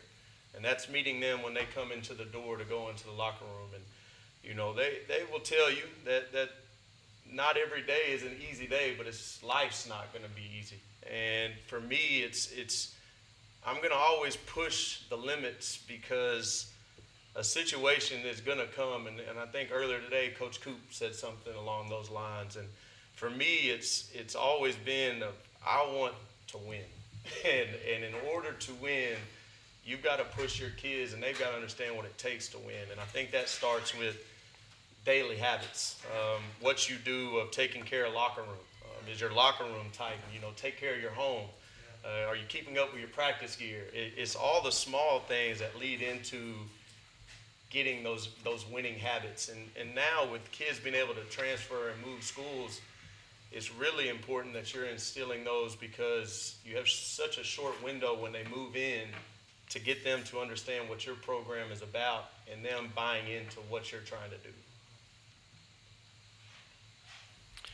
Coach, you said you don't have a whole lot of returners, on this team, and you're in a brutal conference. Yes, sir. And yet on top of that, you decided to schedule Parkview and Bryant and Central, and I noticed you're leading off of Mountain Home. Yes, sir. So what was that mindset to just say, hey, you know what, we're going to go ahead and jump in the fire and see what we got? You know, in year one, I did the same thing, and we. Crazy thing is we played Bryant at our place last year, and Kellen, was out, but we had them down 14 at half. And a lot of people's eyes were kind of like, what is going on? Like, this team was not expected to be anything of what they were, but I think they also bought into what we were doing. And like Nigel said, my, charisma and the things that I'm trying to push. And so for this year, if you're trying to get back to a prominent destination, you got to go search people that are going to push you to get there. And I think you don't find a lot about yourself until you're in those moments. And I can say that from where we were this summer to where we are now, it's not the same. And now it's to see where we are when you go and you schedule top tier competition. And the next thing is we got guys that want to play at the next level. Well, the only way they get to go see if they measure up for that is you got to go schedule guys. And it's putting them in front of people, but it's also giving them the opportunity to see what else is out there to measure up to what they're trying to get to. So with the history, the players, the titles, everything else, it feels like this job, where it's at now, is a sleeping giant to me. What are some things that maybe you need to preach to your players or do to get this program back to where it was not even that long ago? Well, I'll say this, that I think a lot of it starts with your administration. And I'm very fortunate to say that all the way from our assistant principals to our principal, the buy-in is there.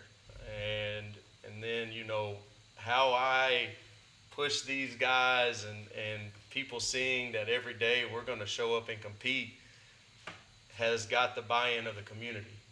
And I think when you start tying in admin support, community support, now things start kind of taking care of themselves. And, by also putting people where the past legends, you would say, of the Northside Grizzlies and making sure they show up and talking to these guys and being present to tell them, this used to be on Tuesdays and Friday nights, this was the party.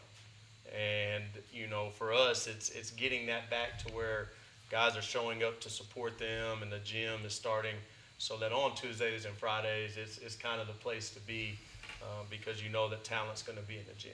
This is for the players starting here.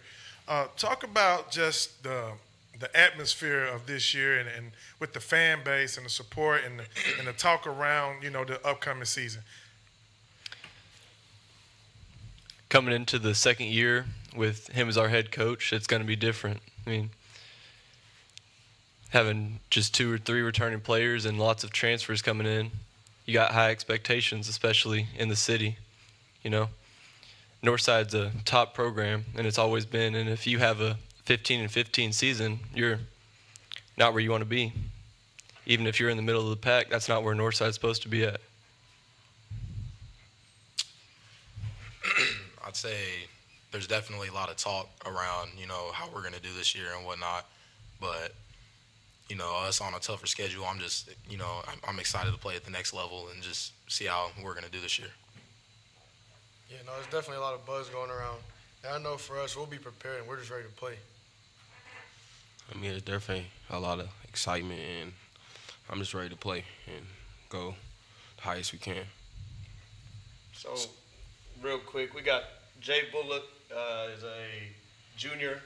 He came over from Southside, and we're expecting him to have a really big year for us. And then Kyrell Black is a returning junior starting point guard for us last year.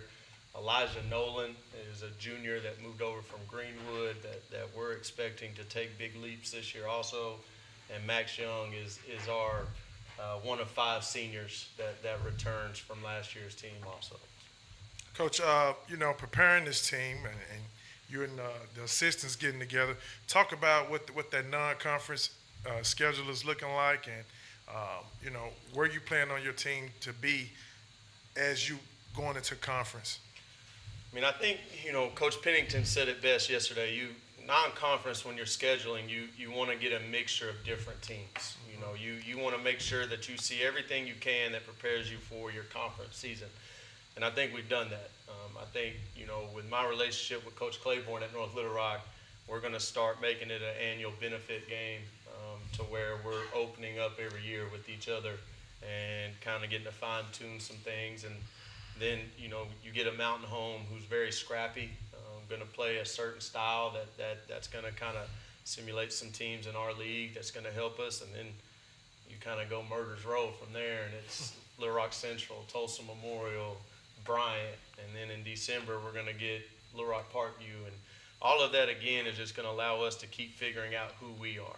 And I think that's the biggest question mark for a lot of people is, you get all these kids and you got this different makeup, and a lot of people are like, well, what do they look like? What are they going to look like when it's all said and done? And, for me, one of the things when you get a bunch that hasn't been around each other a lot is, do they like hanging out with one another? Do they like spending time? And we've got 21 guys on our roster, and I would say for the most part they all enjoy being around one another. Okay, Coach.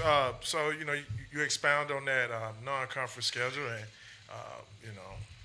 kind of you want to be prepared for it. So talk about it, where your team is at now, considering coming on from off the summer, coming into the preseason. The off season into the preseason. Talk about where your team is at now. I think our team is about like everyone else at this point, tired of seeing each other. And when I say that, it's you get to a point that you're like, all right, I know what we can do against each other every day. Right. Let's see what we do with somebody in a different jersey. Right. And so it's, like I keep telling them is average teams do average things. Great teams know every day they got to show up in order to be great. And that's kind of the mantra of what we're trying to get them to understand is those daily habits. So we're excited for November 8th and to see, when we play North Little Rock, kind of see what that looks like and what it takes to get us going as we get closer into conference season.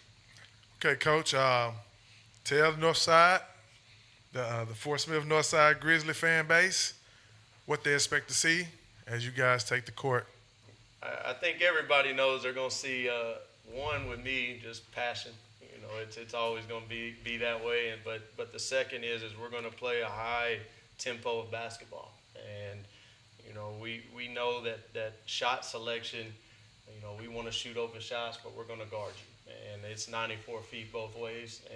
And they've hung their hat on that and understand that, like I said, we want to put pressure on you on both ends. You might score, but you're going to have to turn around and guard us because we want to get a shot up in 7 seconds. Like it's literally a tempo of we want to push the pace to where you are having to understand that there's no breaks. And I think at the high school level that kind of sets you up for a different level of success, and it allows your kids to play a lot more open and freely because they know that they have the opportunity to go do things that some people kind of want to put the reins on and, hey, we want to go get good quality shots. And if that means in 7 seconds, that's a good quality shot. So. Right on. Well, you heard it here first. Northside, Coach said 7 seconds. That's a fast pace of ball. Coach, thank you for coming sir. down. We appreciate it. Look forward to Thank y'all. seeing you more. Yes, sir. Good luck to you. Thank you.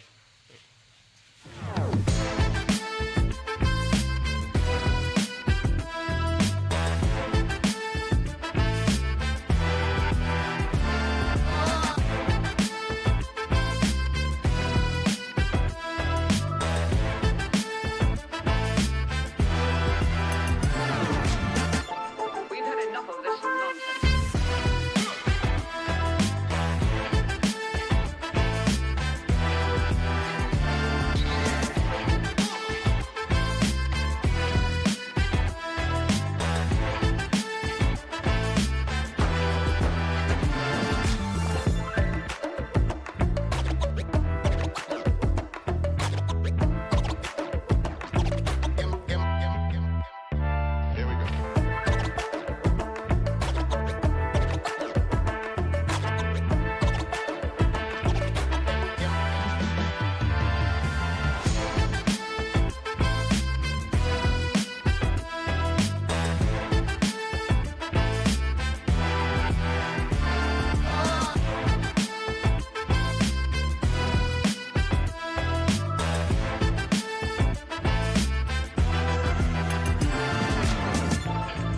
That's nice.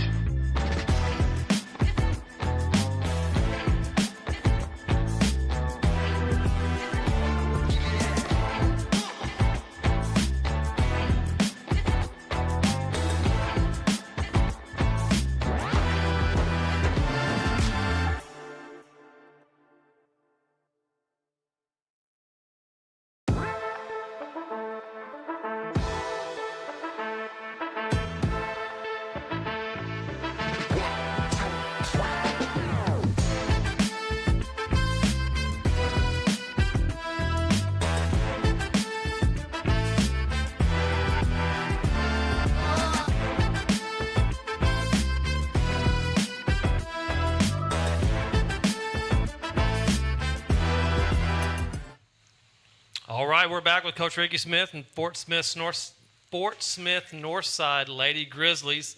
Coach, you guys had a great run last year. Great run last year. Came up a little short. For those that aren't aware, if you don't mind, just giving us, I know it might be a little painful, give us a brief recap of that season, because overall it was an amazing season. And then if you don't mind, kind of introduce the ladies that you brought with you. Well, we did win it last year. So what wasn't real painful. So we'll take that every year. Yeah, no, we did win it last year. So No, yeah. I've been on the other end. We've been runner-up a few times, but last year we did lose our last home basketball game, and it cost us a conference championship. And so I think that really is what kind of motivated the kids to go a little harder and get back to the state championship. And luckily for us, we played pretty good and shot the ball well. Cameron had a huge game, 17 points, 12 rebounds in the state championship, and was able to secure our state title. You want to introduce Isabella to your left? Isabella Kendrick, she is a senior, we moved her up as a freshman, started for 3 years, and very active at Northside, valedictorian, we hope, or is in the running, 34 ACT, tennis player, really been a part of some big wins and suffered some hard losses. And so, Isabella's a kid that has really worked hard through her career, very dependable. Her parents are both physicians, just comes from a great family, and I really just hard nosed, just going to compete night in and night out and lay it on the line. And if you don't mind, Coach, can you tell us a little bit about some of the players that may not be here that you're also going to be relying on? Yeah, I'll introduce Cameron. If she'll get mad at me if I don't, but this is Cameron Schmidt, senior, just committed last week to University of Tulsa, and has played for us last season. Had a tremendous season, state championship game, had 17 points and 12 rebounds, and had a really good spring and summer. and had some kids come in, or some colleges come in and narrowed it down, and last week chose Tulsa. So we had a great fall. She's really dominated practice this fall, and just really counting on her to have a special season. Coach, I'm going to give him the benefit of the doubt on the championship thing because it feels like y'all are always there. Whether y'all are winning or losing, it feels like Northside is there every year. What are y'all doing that makes it y'all's program so much, not to give y'all a secret sauce away or whatever, but what are y'all doing to always be there and always perform at the right time at the end of the season? Well, right here, you got great players. We were just talking about it when we pulled in.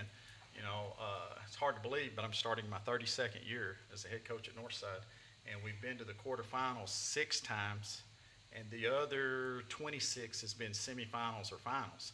So we've been runner-up 5 times, and we've won 9 state titles. So we've been very blessed. A lot of tradition, great players, and the expectations are very high every season. And, we lost a great class last year. Anna Gooden signed with University of Colorado, and we had 3 other kids that go on to play and graduate. Some very, very good players have left the program. But the expectations for the program are really, really high again. We bring in a freshman class that went 24-1 that won the region and district and at their level. And we returned a really good group of juniors, and then we added an outstanding freshman that's already got some offers from the University of Arkansas and Mississippi State. So, and we got some size this year, a little bigger than we have been. So, everyone kind of looks at us as going to be a little bit down this year. And, for the first time in a long time, I didn't have to blow the phone up trying to find games. People were calling us. And that's always a sign that they think Northside's down a little bit. But I'm really, really excited about this year's team. Coach, sound like to me y'all have a nice farming system that's going on up there. Very, very blessed to have a really good setup. Our kids, a lot of kids come in, and our junior class last year really had a great JV team. Randa Grant, our assistant coach, is here, and had a great season and play a very, exact tempo style, the way we want to play. And so they're ready to step in. There's, we lost a lot. We really, really did. But I really believe by the end of this year, this team could be harder to guard, could be harder to handle. Early on, we're so young, we'll ride the roller coaster, win some we probably shouldn't, lose some maybe we shouldn't also. But by the end of the year, I think this team could be a problem. I really do.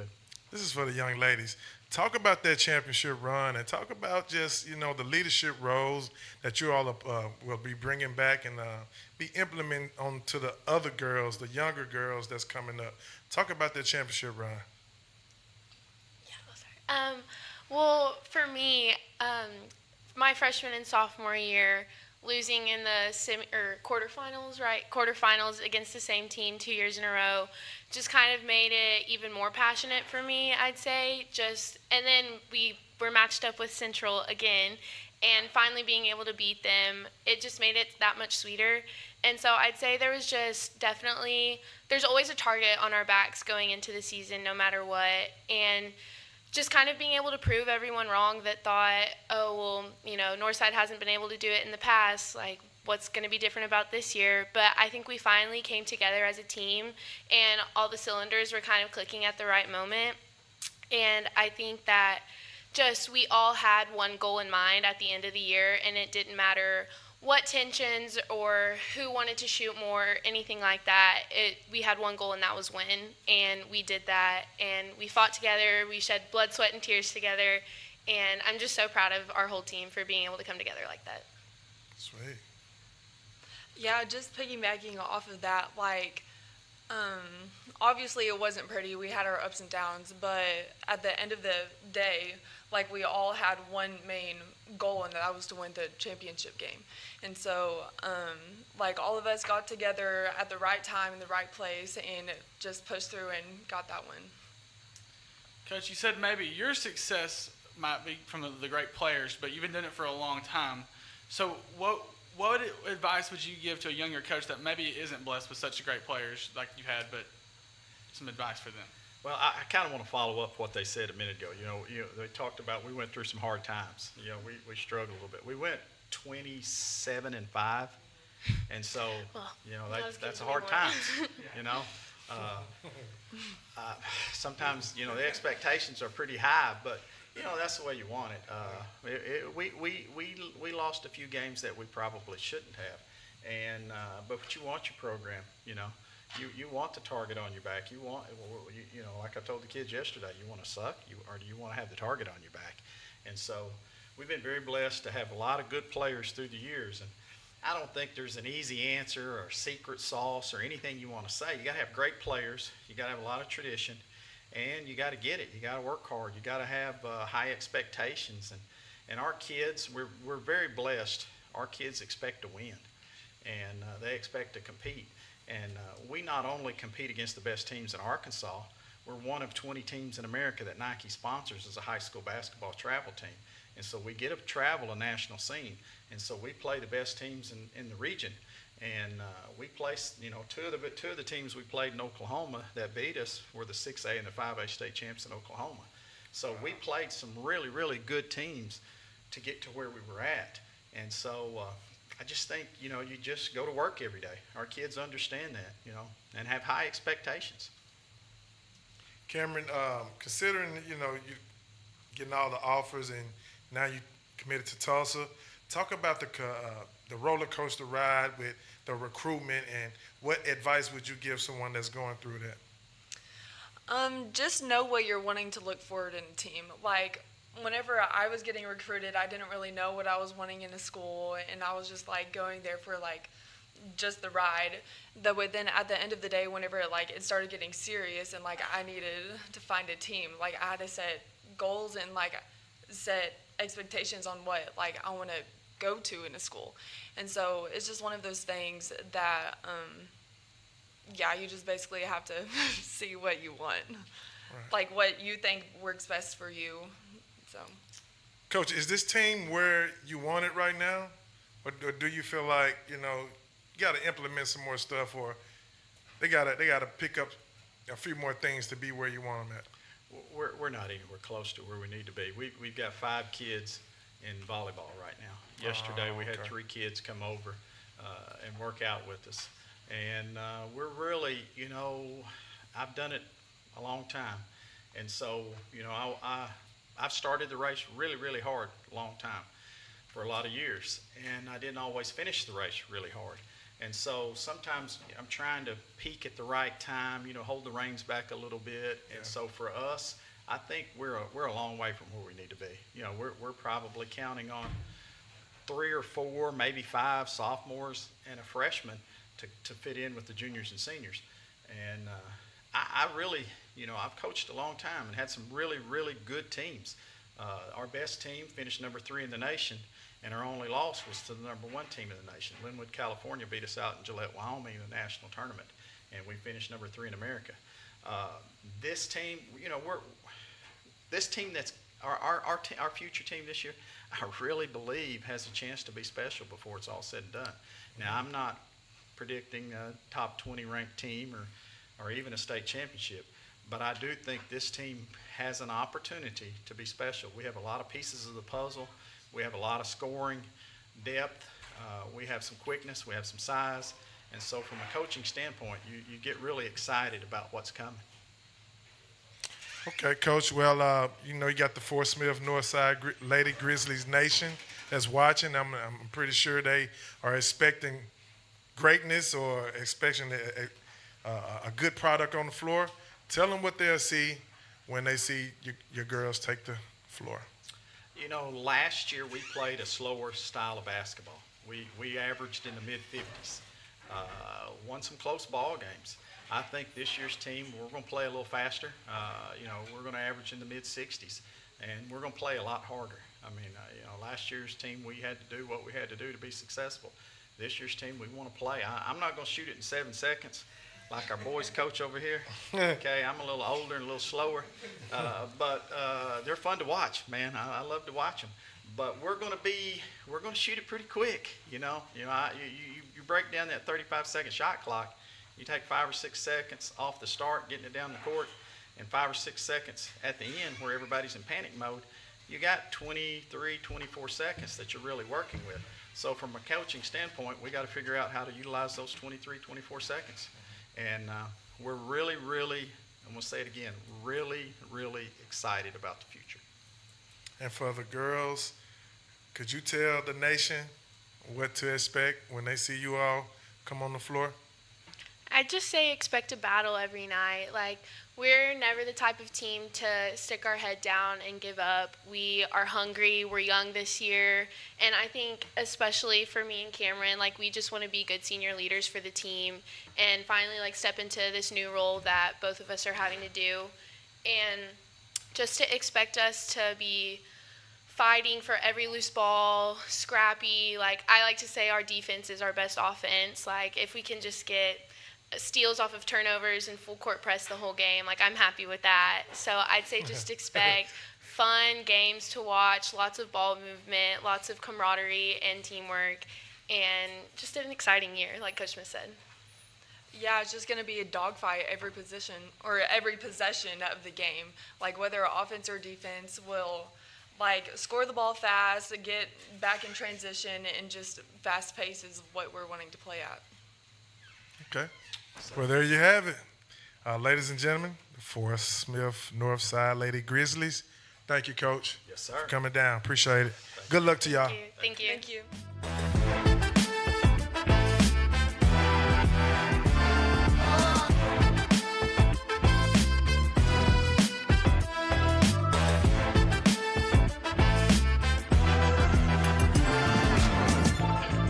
That's nice.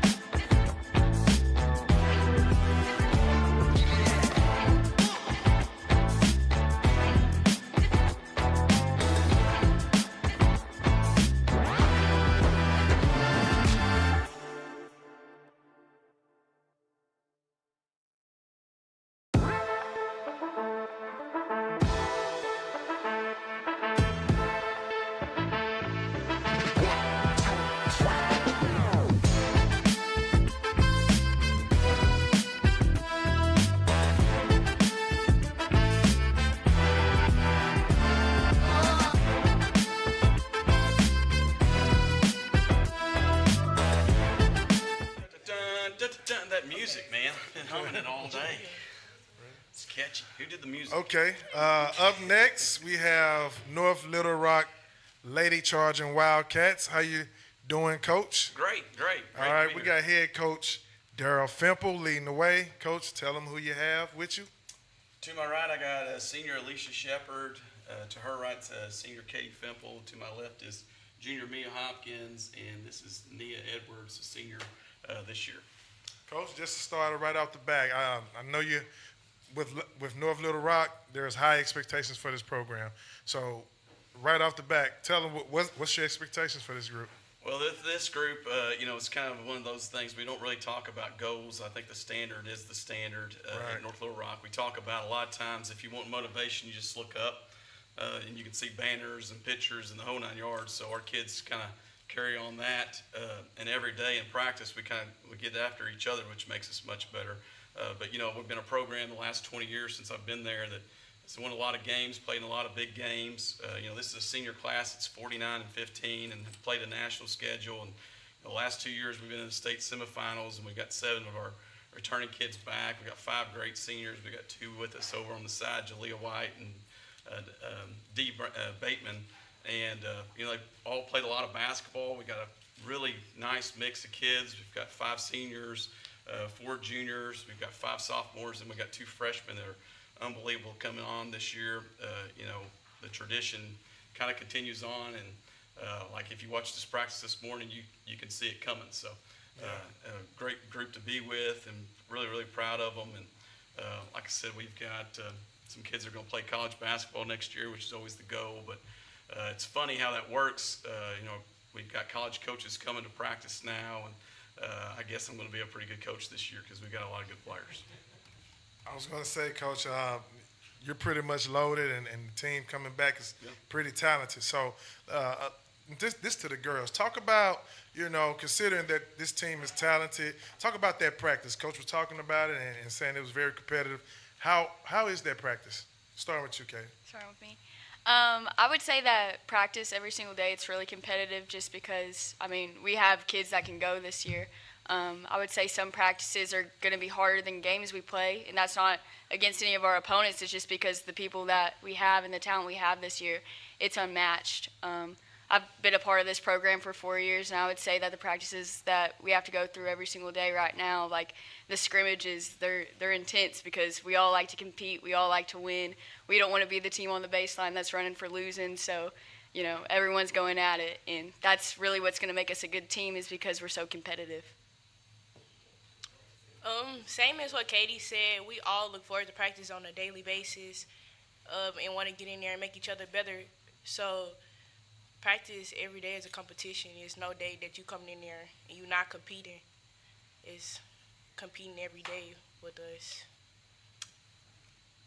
Yeah, both of them real good answers. We do come in, we compete every single day. It's really that's what we're about is the competition. We're gonna compete against each other, and that's what's gonna make us the team that we are.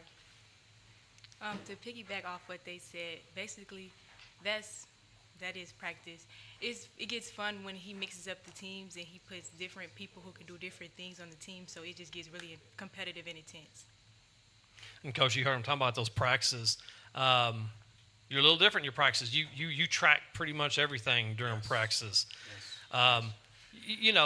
Elaborate on that a little bit. I always found that very fascinating on what all you track, and then how sometimes that does determine playing time and starting rotation. Oh yeah, it's funny when you get into analytics. It's kind of crazy. I've taken a lot of stuff from football. We have cameras all over the place. We have end zone cameras on both ends. We have the huddle camera that goes side to side. So we chart everything from hand slaps to acknowledging a good pass. All that stuff's kind of kept up on our what we call our kind of our hustle sheets. And then we keep up with everything from made shots to missed shots to offensive rebounds, defensive rebounds, assists, turnovers. All that's calculated up and gives you an efficiency rating. And then we do the same thing with our shooting stuff. So we compete in everything that we do. And that also gives the kids kind of a way to fit it into roles. We always say you don't have to be the leading scorer to affect a game. So when you do an efficiency chart, it shows pretty quickly that you can offensive rebound the ball and defensive rebound the basketball. And you don't even have to necessarily score to affect the game, and our kids have really bought into that. And like I said, this year not that we did, but I think there was some slippage in our program the last couple of years, just getting motivated to do some things. And, this year's group has really motivated me because they're so talented and it's so competitive.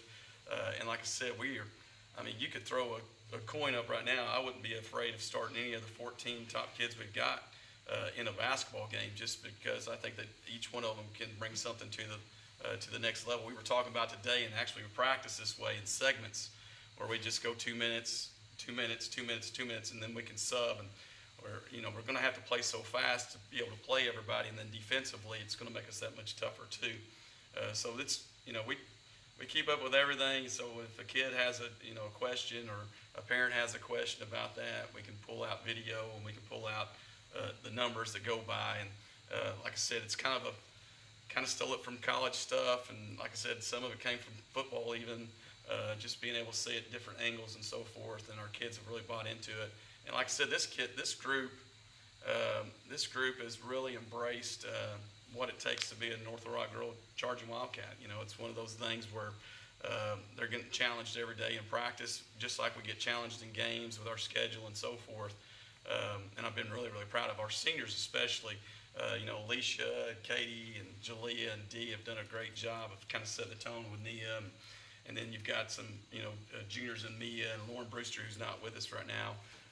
But you got those guys kind of stepping up in there. We got some young kids, freshmen, and they've just kind of taken them along and made them come into the aspect of being able to play and help us a ton too. And our sophomore class is loaded. They were 27-1 last year, so, and they're big. Last year we kind of struggled with size, and Mia struggled with having to stay on the floor so long. And I think this year, in our numbers and our depth, is going to be just unbelievable. I don't think we've ever been this talented 1 through 15, to tell you the truth. This is one of those teams that could be really, really special. But now 1 through 15, there's going to be nights where really, really good players don't play, or they play 4 or 5 minutes. And like we were telling our kids, early on, you earn what you get, but it's the we over me thing.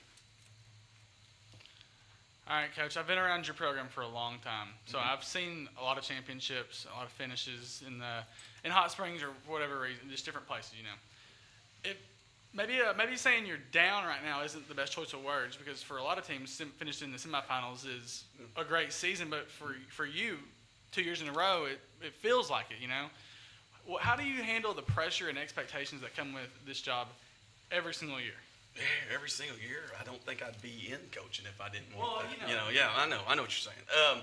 No, I think it's, every year is a different journey. It's fun. It's exciting. Last year, we were a 3 seed, ended up making a run there towards the end. And that's a lot of credit to the kids. Kind of got locked in and started really buying into being on a team and really wanting to win. And, you take a half away from us in the Fayetteville game, and I think we got a chance to probably take the momentum into the state finals. Not to say that we would beat Northside or whatever, but yeah, getting in the state semifinals, we've been there 17 times in the last 20 years. We've been to 8 finals. We've had 3 runner-ups and 5, state championships. That's won. Actually, this year we're going to actually have our 20-year anniversary for our 06 team and our 10 for 16, which is kind of neat too. But I think we don't talk about conference championships. We don't talk about, hey, we got to win this tournament or that tournament or whatever, or we got to be this. We know what the goal is. We don't talk about it, but we know what it is. We know what's expected of us. And shoot, I wouldn't want it any other way that way. When I first got there, it wasn't like that. But a year or 2 later, it was like that, and that's kind of like our culture. These kids know that NLR across your chest means something, and we embrace that because it's important, especially in women's basketball. So just to the ladies, I know we ending up and winding down to the last of the interview, but to the Charging Wildcat Nations, the lady Charging Wildcat Nation, tell them what kind of product they'll be getting and what to look for coming this season. I'll start. We're just going to put forth our best effort every single night. We play hard. We are really competitive, so we want to win a lot of games, but what we're really focusing on is just playing together as a team, no matter what five's out there, the 10 on the bench are going to have all their momentum behind them. You know, like we play together, and I think that's what we'll put out every single night. You'll see energy from everybody, whether they're on the floor or on the bench. The energy will be shown. We'll get a crowd some attention from just playing hard and being the dogs that we are on the court every day that we step on that court. So, yeah. You'll definitely see a lot of competition coming from us. Any game that we play, we're gonna play our hardest. We're gonna get out there and play like dogs, honestly. And you're gonna see, like she said, good energy. You're gonna see all that from us. It'll be a good season. You're gonna see competitive energy. You're just gonna see it all around. You're gonna see everyone in every form, even if they're on the bench, if wherever they are, touching up, coming off the bench, coming off the floor. We're just gonna see us, everybody engaged and trying to win. So, Coach, I know this is one last message. This is your opportunity I know the Charging Wildcat Nation always expect greatness from your standpoint, but let them know what they're going to see in this group overall. Well, this group, like I said, this is one of the, these guys go to eat together. They went to Fields of Faith last night. They push each other, not only in the classroom, too, because we've had some goals there, too. They've been awesome, especially with our younger kids, kind of embracing their roles, which is hard. Like I said, when you have this many good players, it's hard to maybe take less for your team to get more. But we've got some kids that really believe in that, and it's fun to watch. Sometimes people don't understand that, but it's a team sport. You can throw out all the individual rankings of players and all that other stuff, but it comes down to how well you can play on the floor, and hopefully we can get all of our kids, that role, even if it's, I always say probably the most important person is the person that waves the towel when everything goes good, because it becomes contagious. And I think our effort with our kids will be outstanding. They know what their goal is. They know what their standard is. Our culture is really, really strong. These kids have been around. Like I said, these seniors have played a ton of basketball games. We've had multiple kids start basketball games, which you can't say very often. And then, like I said, our schedule is going to get us ready to play. And, it's going to be a battle. It's going to be fun. Really, really fun. Okay, with that said, that concludes our interview, Coach. We appreciate you guys coming out, and we're looking forward to seeing more of you through the season. Sounds good. Good luck. Hard.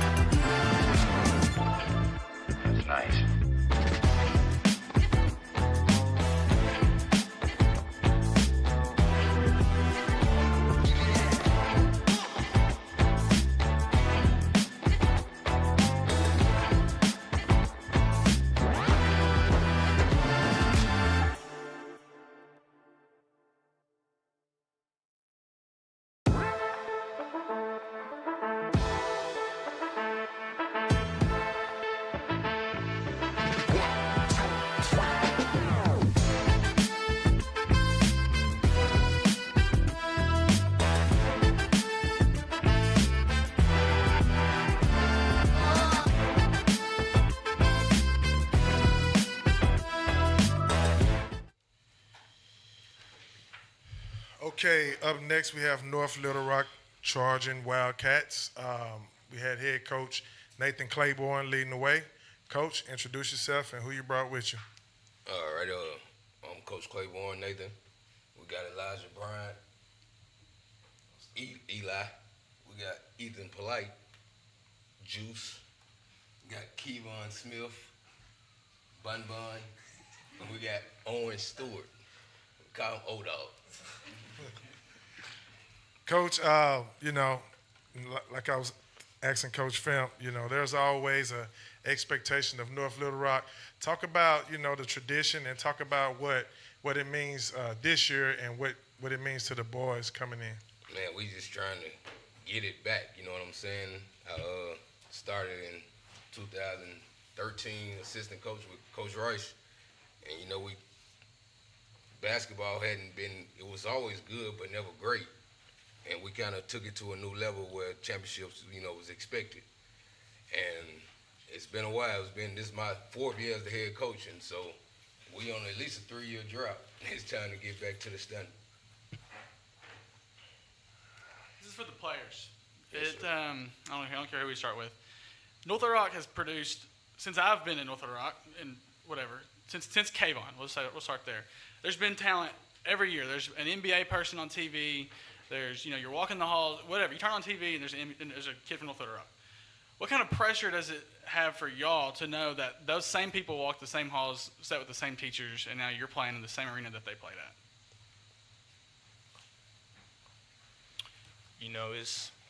It's really no pressure because, whenever we put that jersey on, we represented them. We represented Doc, representing everybody. So it's just really no pressure. Like Drew said, we got to represent a coach, our team, the culture. And when we put that jersey on, we just be ready to play.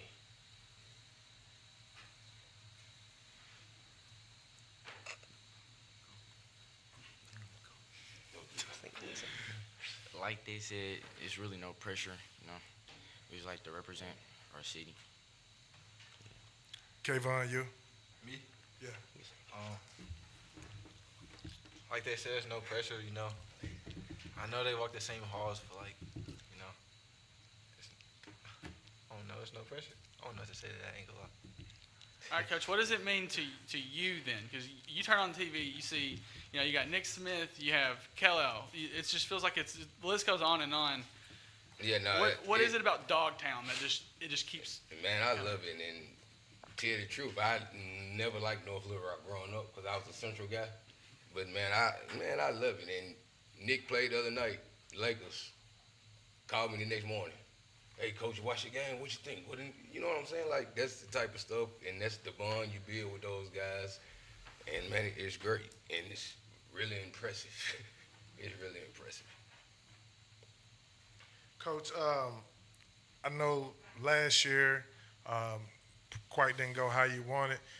Is there some things that you took from last year that you are building on this year that's kind of helped motivating you guys? Yeah, we used to go on big scoring droughts, particularly last year against Harbor. It was that third quarter. And so we've been trying to play through fatigue a little more, you know what I'm saying? Call a little more sets during those droughts. Just a little stuff that I could have done better as a head coach, you know what I'm saying, to try to get us through those droughts. Other than that, man, I think we competed pretty well, you know what I'm saying? Yeah. Yep. So let's talk about the leadership roles. Ethan, talk about what being a leader as coach depending on you. Talk about what that means and how are you implementing that towards your team?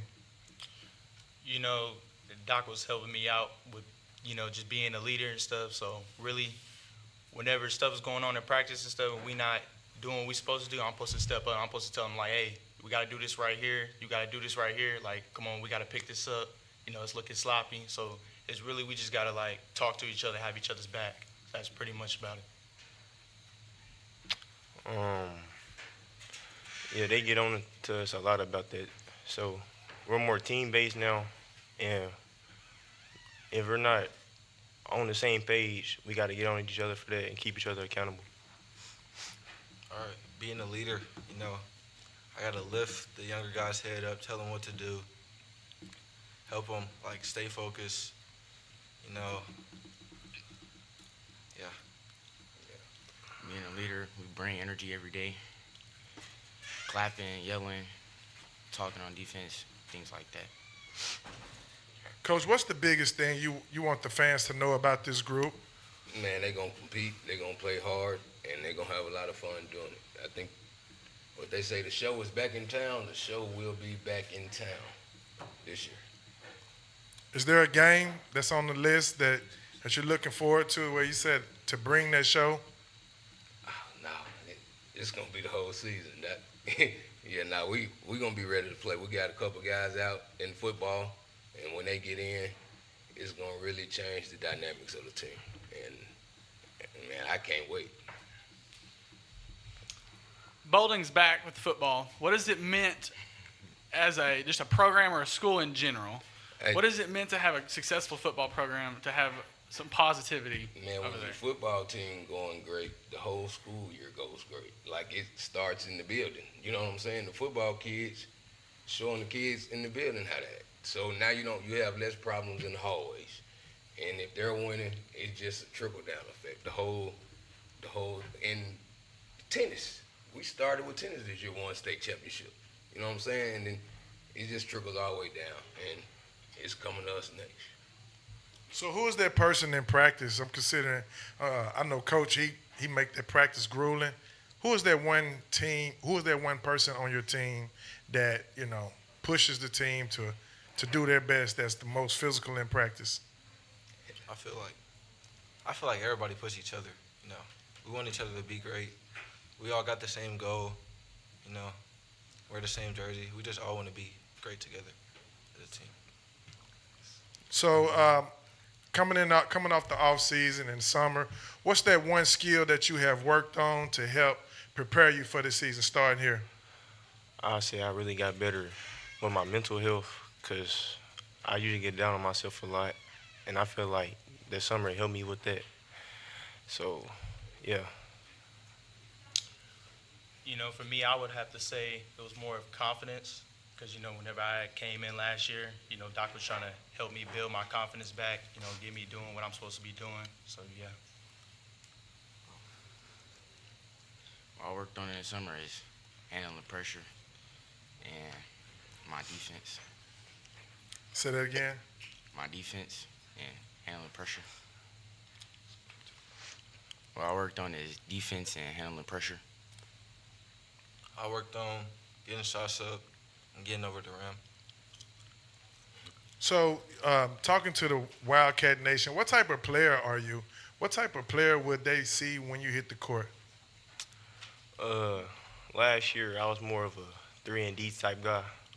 But now, you will see a player that could score in many different ways and help his team win. The player that I am, I'm more of like a playmaker. I like to get everybody involved. I like to see my teammates happy because, if my teammates happy, I'm happy. We all on the same page, we can get there. I'll be doing anything to help my team win, whether that's picking up full, knocking down shots, or creating for my teammates. Last year, I was more of a driver. This year, do it all: score, play defense, just getting up and down the court. Coach, your non-conference schedule, how's that looking? Man, we kids start off with Northside in a benefit game. Then we'll head down to Douglas, Oklahoma, and they just instituted a shot clock over there in Oklahoma, and that's some pretty good action over there. We'll go to Bartlett for a couple of games. We'll play in the Rumble. We'll play in the Charles Ripley Classic. Parkview come over on a Tuesday, and we'll be right to the action there. Okay. Coach, what's that one last message to the Wildcat Nation that you want to tell them? What to expect when your team hit the floor? Hey, they're going to come and put the show on, baby. The show is coming to town. The show coming back to town. Y'all heard it here first. Congratulations, Coach. Thank you for coming out. Look to see more from you guys throughout the season. Yes, sir. Let's go, baby. Take the picture.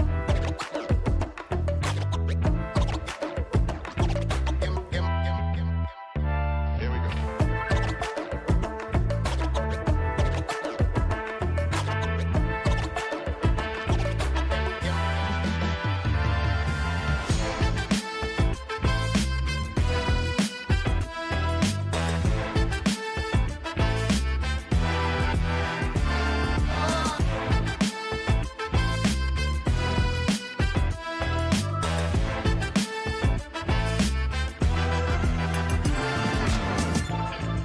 That's nice.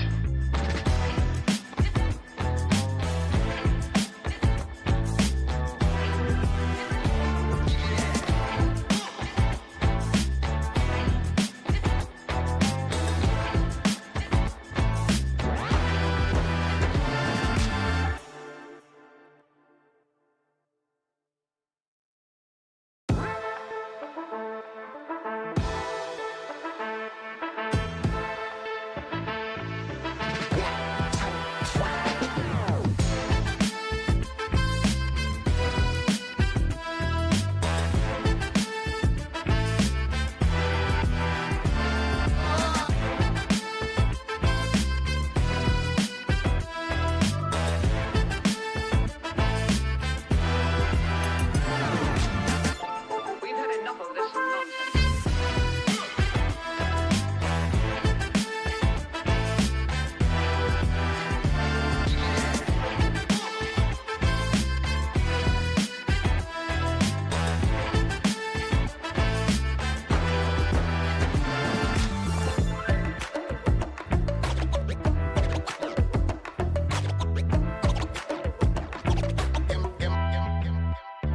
Here we go.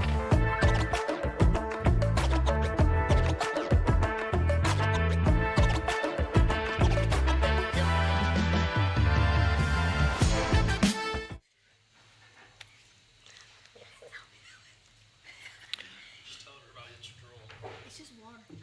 It's just the sweat from your drink. Do you get something That's more? I'm ready, always. All right, we're back with Coach Mitchell Weber and the Paragould Lady Rams. Coach, first year at Paragould. Yes, sir. If you don't mind, just give a brief introduction to yourself and then introduce the ladies you brought with you. Sure.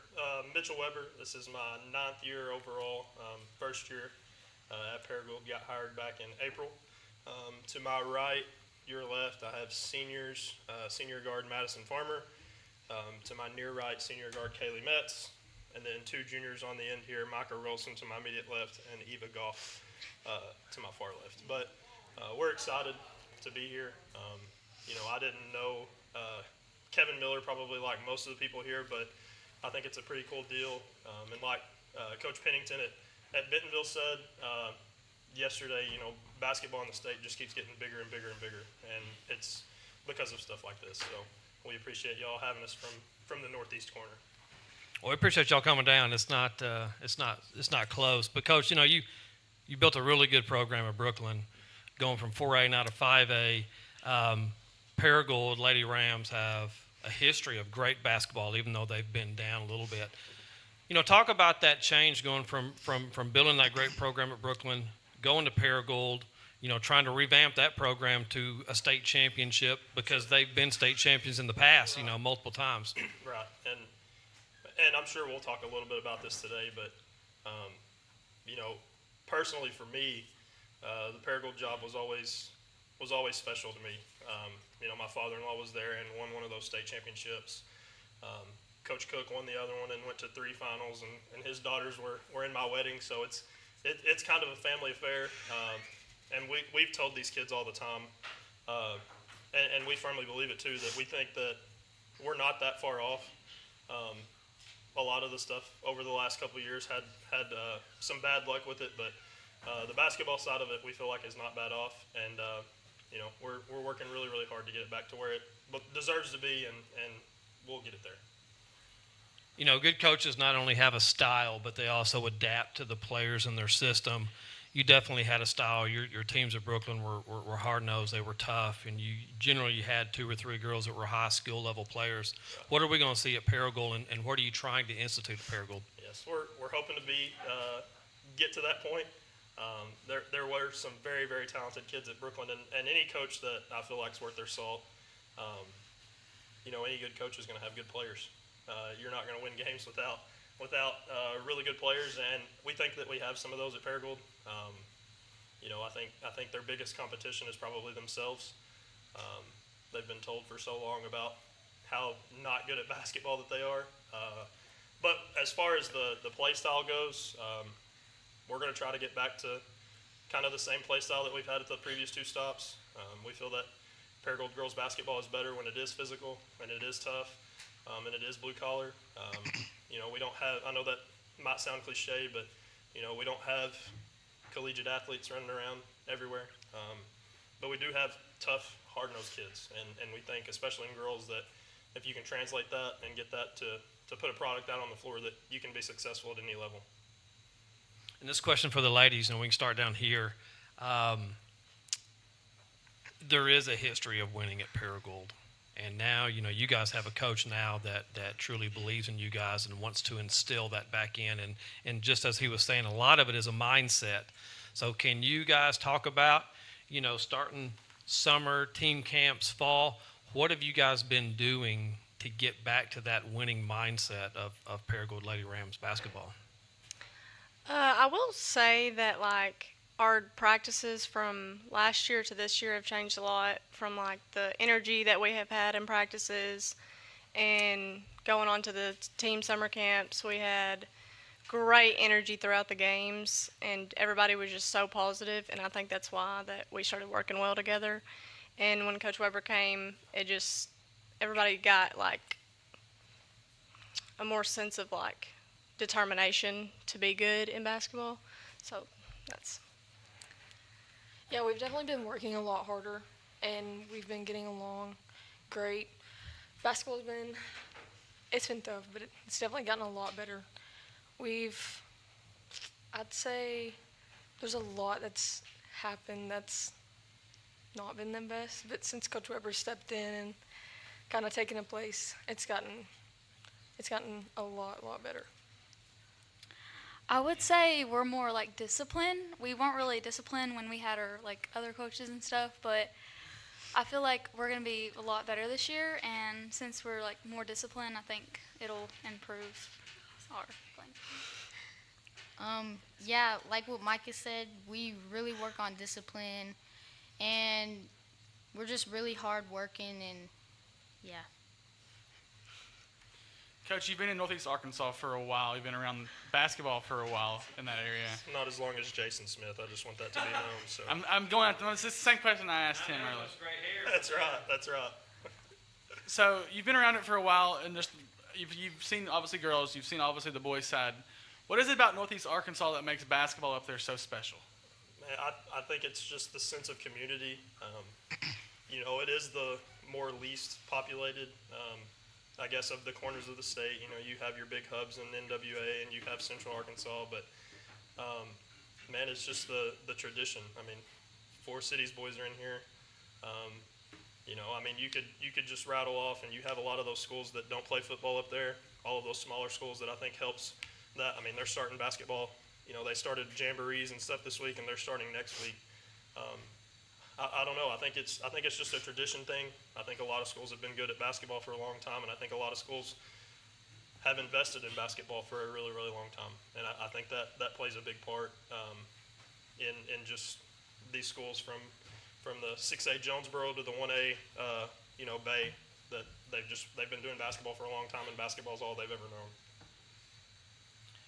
known. Coach, 4A girls basketball is really good. 5A girls basketball is brutal. You're stepping frying pan to the fire, so to speak. So, what are you doing now? Is there a different mindset when you're stepping in now, and every week in conference you're playing somebody good? And we had a 5A girls coach in here earlier that basically just said, you know what?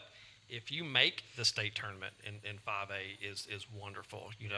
How do you take that, looking at that and saying, okay, how can we measure our success steps at a time playing in such a brutal 5A? Right.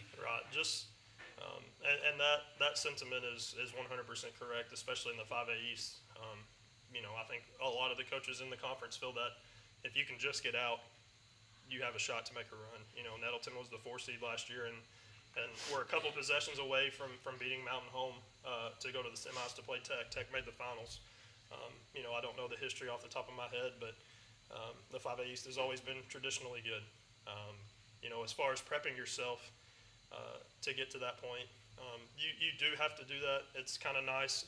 I've been at 2A schools where you start conference play the week before Thanksgiving, and last year in 4A we didn't get to start until after January because the leagues were smaller, which is nice.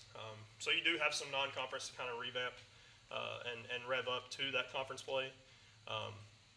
But once that calendar hits January, it's a 14-game season, a gauntlet to see kind of where you stack up. I think the league is pretty balanced for the most part. Obviously, this has been my first year in it, but I think it's pretty balanced. And I think if you can just find a way to get out, you can play your cards right and make a run. And if you don't mind, can you share some of the ladies that you're going to be relying on other than the 4 that you brought? Sure. These 4 obviously will play a big part. We have another senior who's not with us that's getting ready for her volleyball senior night, and Hadley Luke. She's a 5'9" forward that's kind of a 3-sport kid, or not kind of a 3-sport kid, is a 3-sport kid for us, and is just a good blue-collar, hardworking kid. Got a sophomore, Aubrielle Lurie, that didn't start playing basketball until the 7th grade, but has a really, really high ceiling as far as potential goes. But she's about 5'8", 5'9", and will be a forward for us. Have a 6-foot sophomore in Casey Lamb that'll play and move up from junior high, and she's in volleyball. Brought another one with us, a junior, Kenzie Snyder, that's going to we're going to rely on heavily this year. And then 2 younger kids, Sarah Cole, who played up last year as a freshman, that'll help us. She's a sophomore, and then we moved up a freshman, Kobe Gant. The rotation's kind of a little bit wide open now, maybe a little bit more wide open than what we would like to be. But that's a good problem to have. I know that'll start tightening it up as the year goes on, but we like what we see out of a lot of those kids. Going back to the ladies, I'd like to hear from each of 4 of you. Who are the girls that you guys look to as like your on the court leader, right? And also like your off the court leader. Who's motivating? Who's the one that's that's responsible? Who are the people that the whole team looks to, not only on the court but also off the court? Our other senior that has her senior night tonight, Hadley Luke. We all call her like the mom of the group because she keeps everybody in line and doesn't let anybody get like an attitude with her or anybody on the team. She's just a really good person to have like that, because like if you don't have somebody like that on a team, your team will be so unorganized, not just from the coach telling you what to do, but you also have to have somebody that takes charge and helps the girls out with everything. I would also have to say Hadley Luke. She plays a big part in the team. She's definitely really responsible, and she keeps all of us in line. She makes sure everybody does what they're supposed to do. She doesn't let anybody get out of hand. I would also say Hadley Luke, but also all of us have each other's back, and we all care for each other. I would say Hadley Luke because she's not just bossy, but she's a leader and like, yeah. And girls, what's the one game that you have circled on the schedule that you can't wait to play this year? What's that one team that you're ready to get on the court and play? Greene County Tech. I don't know. I would say Brooklyn or maybe Greene County Tech. I'm excited to play Greene County Tech. Just any team. I'm just ready to play and see what we do. Yeah, I'm just ready to play this season. There's not any specific team I'm looking forward to. And Coach, kind of final question for you to wrap it up. What can Paragould, what can the Rams fans expect from your team, not only this year but moving forward? Yes, we just hope to get Paragould back to the tradition and the type of play that it's been known to have in girls basketball. There's been a long tradition there. And it's kind of personal to me, just because of my father-in-law and my wife and my sister-in-law and all of the blood, sweat, and tears that my family has put into PSD. This one just means a little bit more. So going to work every day and getting to set in the same historic gym building that my father-in-law did, and all of the games and stories that have been there, it means a lot to me, and we're working really, really hard to kind of get it back to where it deserves to be. So.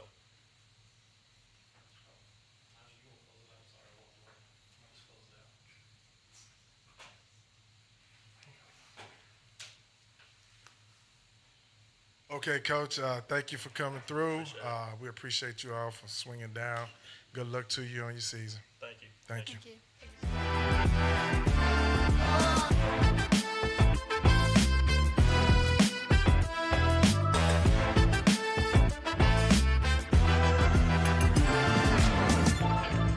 It's nice.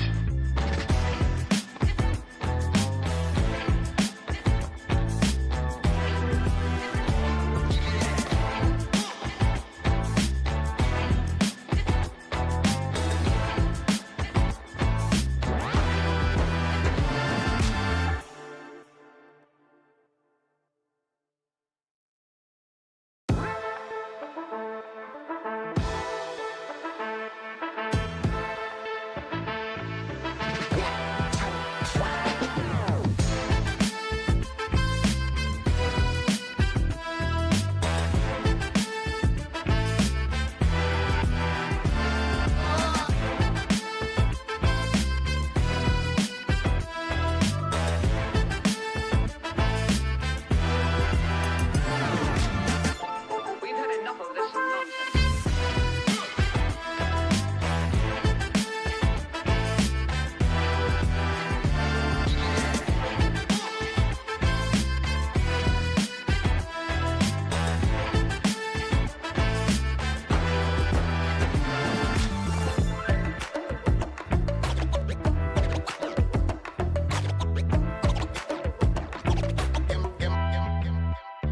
Here we go.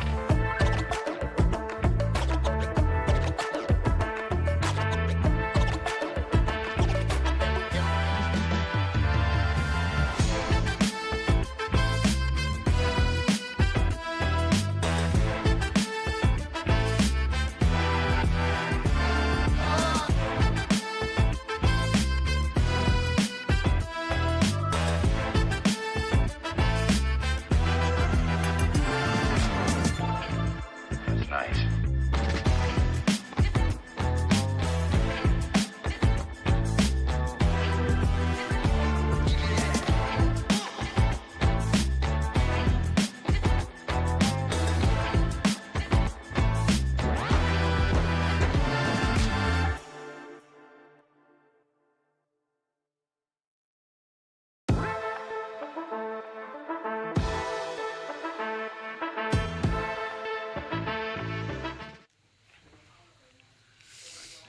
All right, we're back with Coach Jay Watson, the Paragould Rams. Coach, if you don't mind, just give a brief introduction to yourself, and then introduce each of the guys you brought and the reason you brought each one. Yes. Jace Watson, the coach at Paragould High School. I want to second what Coach Weber said and the other coaches here. We really appreciate y'all guys and putting this on. This is a good experience for these young athletes to be able to go through something like this and also get promoted. And there's no doubt it will help them later in life, and we appreciate y'all for that. Yes, I'm the coach of here at Paragould, and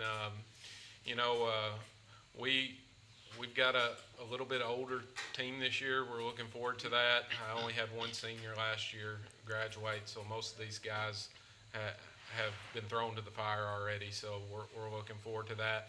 I brought my far right Wyatt Eccles, Jacoby Hodges here, Will Butler, and Galen Craig, and all four of these guys will play a big role in our season. We have 7 seniors on this team, and all 7 will play a big part of what we do this year and how far we can go. Well, it sounds like you had a pretty young team last year and probably not up to what your expectations would want. A little more senior laden now, is what you're saying. So what are the expectations this year in your mind? Yes, last year we had a young team. We had a team that was not, experienced or thrown to the fire as much, and we had a lot of close games, and we ended up on the wrong end of too many of those. And this year we're hoping with that experience and maybe some more mental toughness this year, physical toughness, we're bigger and stronger than we've ever been, and we're hoping that will lead to those close games changing in our direction, more of them anyways. This question directed to the fellows you brought. There is a mindset as when you're coming from a sophomore to a junior, and it completely changes when you get a senior. Not only are you expected to lead in production on the court, but you're expected to lead, non-production leadership on the court and be a leader off the court. So, we can just start down there. But I want to hear from all four of y'all, but how have you guys embraced that role moving from, summer team camps, your workouts, putting in the work this fall, getting ready for, the season to start? It's been a grind, I'll tell you that. And we show up every day and we try to lead by example for the younger guys so that they can, when they get to be seniors, they'll know how to lead their younger guys too. Yeah, what he said, we've been working hard like all summer. Both of our coaches push us to be the best we can be and be leaders for the younger people and each other. Yeah, besides for us seniors, we have one junior and the rest of them are really young, so we're just trying to give them a good role model for the next coming up years.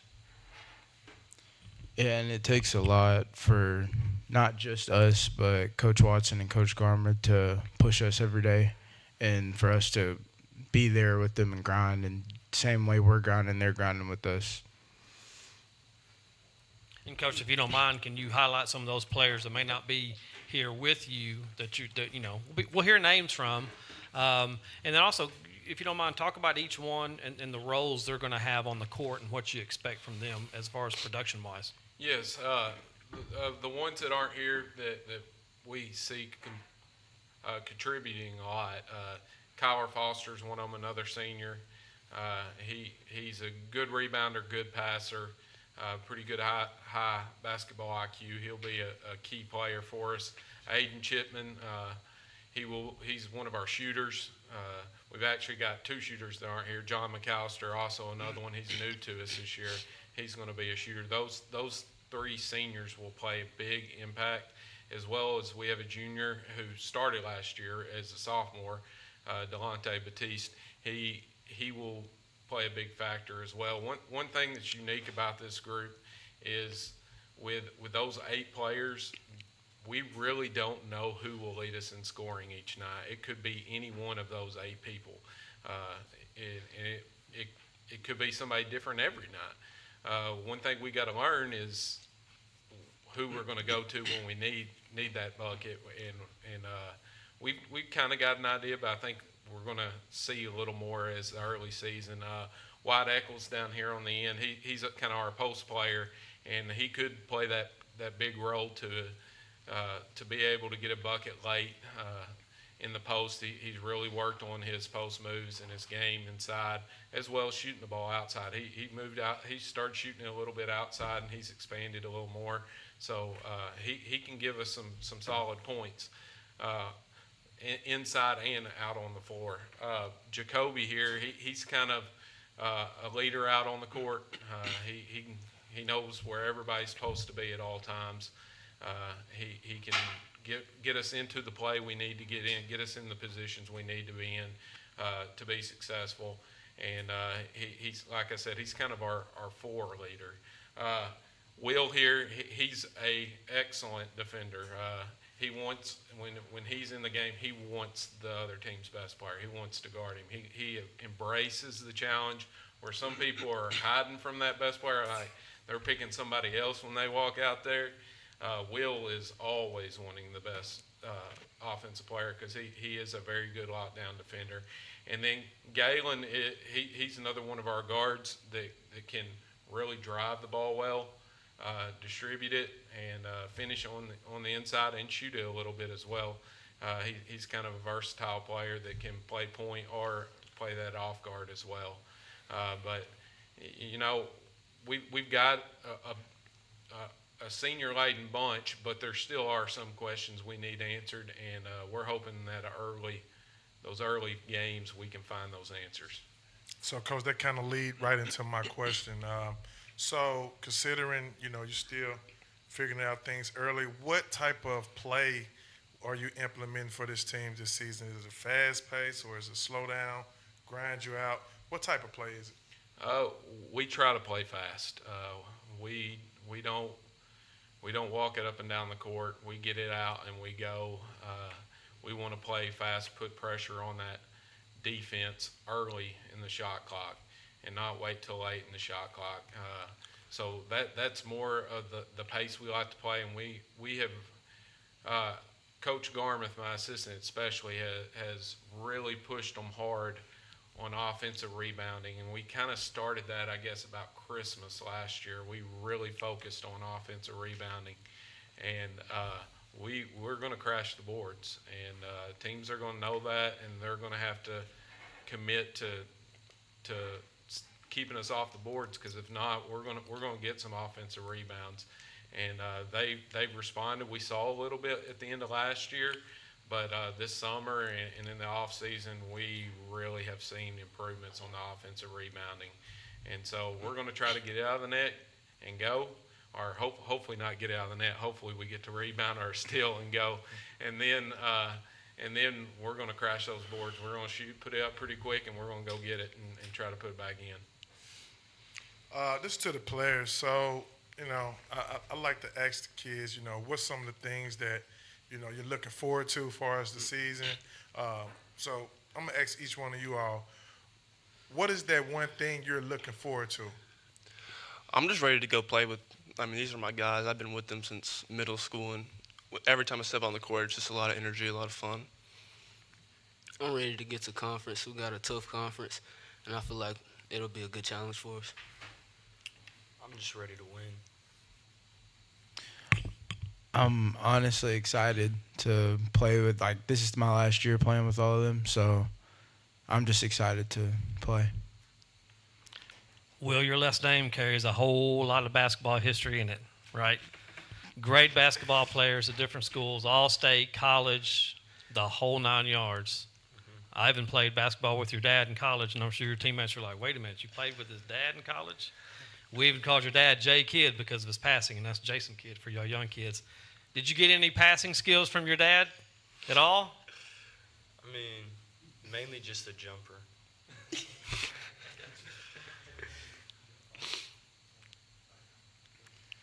Okay, so, I want to know what type of mentality is this team built on? I heard Coach saying that, he want to get up, get out, and push the ball. Just amongst you all, what type of mentality, in your perspective, does this team have? I think everybody thinks the same thing. We're just going to go out there and out-tough the other team. Yeah, we're pretty tough and we're hungry. I feel like we want it more than other teams. Yeah, we've worked too hard in the weight room and in practice to just sit down and let other teams walk on us. So I think we're going to get out there and we're just going to, I think we're going to tear through some teams this year. Yeah, and I feel like some things that we focus on is accountability and details. So I feel like those two things will carry over into the game a lot. One last thing. What is a memory from last year you have that you can bring into this season and build on it?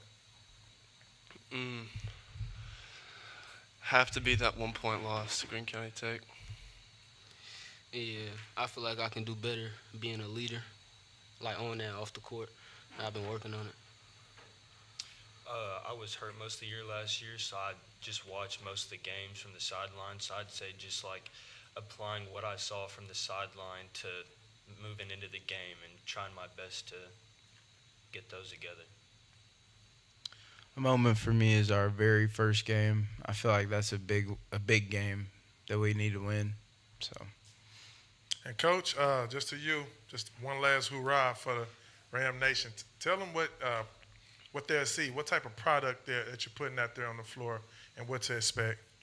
Well, I think you heard it from these guys best. We spent a lot of time in the weight room. My assistant coach, Coy Garmuth, has put in a lot of work with these boys. this was his first group when he came in as our freshman coach, and he's put a lot of time and effort in these boys, and we spent a lot of early mornings in the weight room, and I think toughness is one thing that's going to come out. We hope that leads not only physical toughness, we challenge them mentally too. We put them in losing type situations just to see how they're going to handle things, and try to learn to overcome those things and push through them. And I really think, I'm hoping that all that will lead to some close games. You know, in our conference, it seems like every game comes down to 2 or 3 possessions, maybe even 1 or 2. And so we're hoping to come out on the majority of those. And last year we had a lot of close ones. We won a few, but we want to win more of those this year. So I think with the seniors we got, the toughness we got, we're going to see a better result in the end. Well, there you go, Coach. Ram Nation, Paragould, thank you for coming, Coach. Thank you. Appreciate it.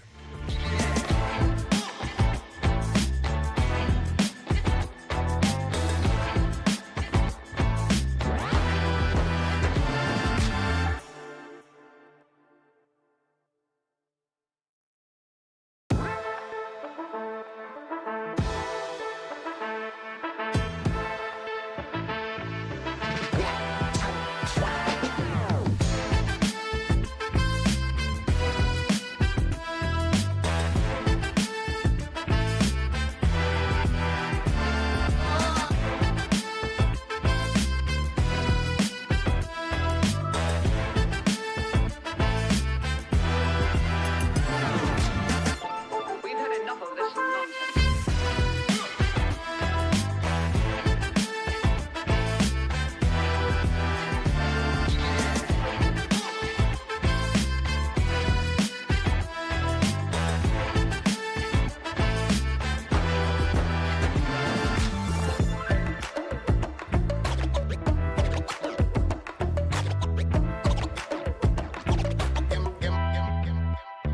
Here we go.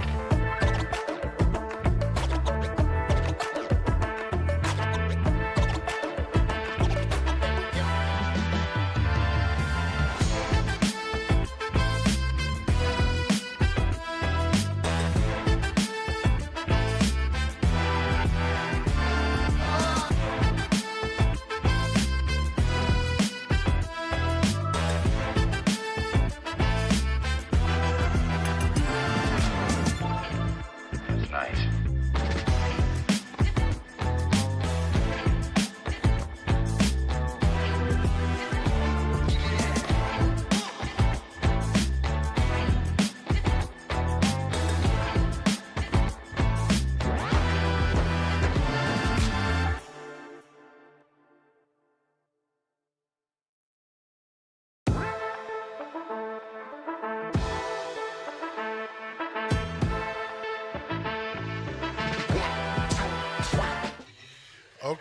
Okay. Up next, we have Forest City Mustangs with head assistant Trey Thompson. Razorback legend Trey Thompson. How you doing, Coach? Doing good. How about you? Doing great, Coach. Thank you for coming down. Introduce yourself and introduce who you brought with you. Yeah, I'm Trey Thompson, assistant coach at Forest City High School. To my far right, I got Jamarian Morris. Beside him is Tadavian Wright. To my left, I got Jabari Davis. And next to him is TJ Fields.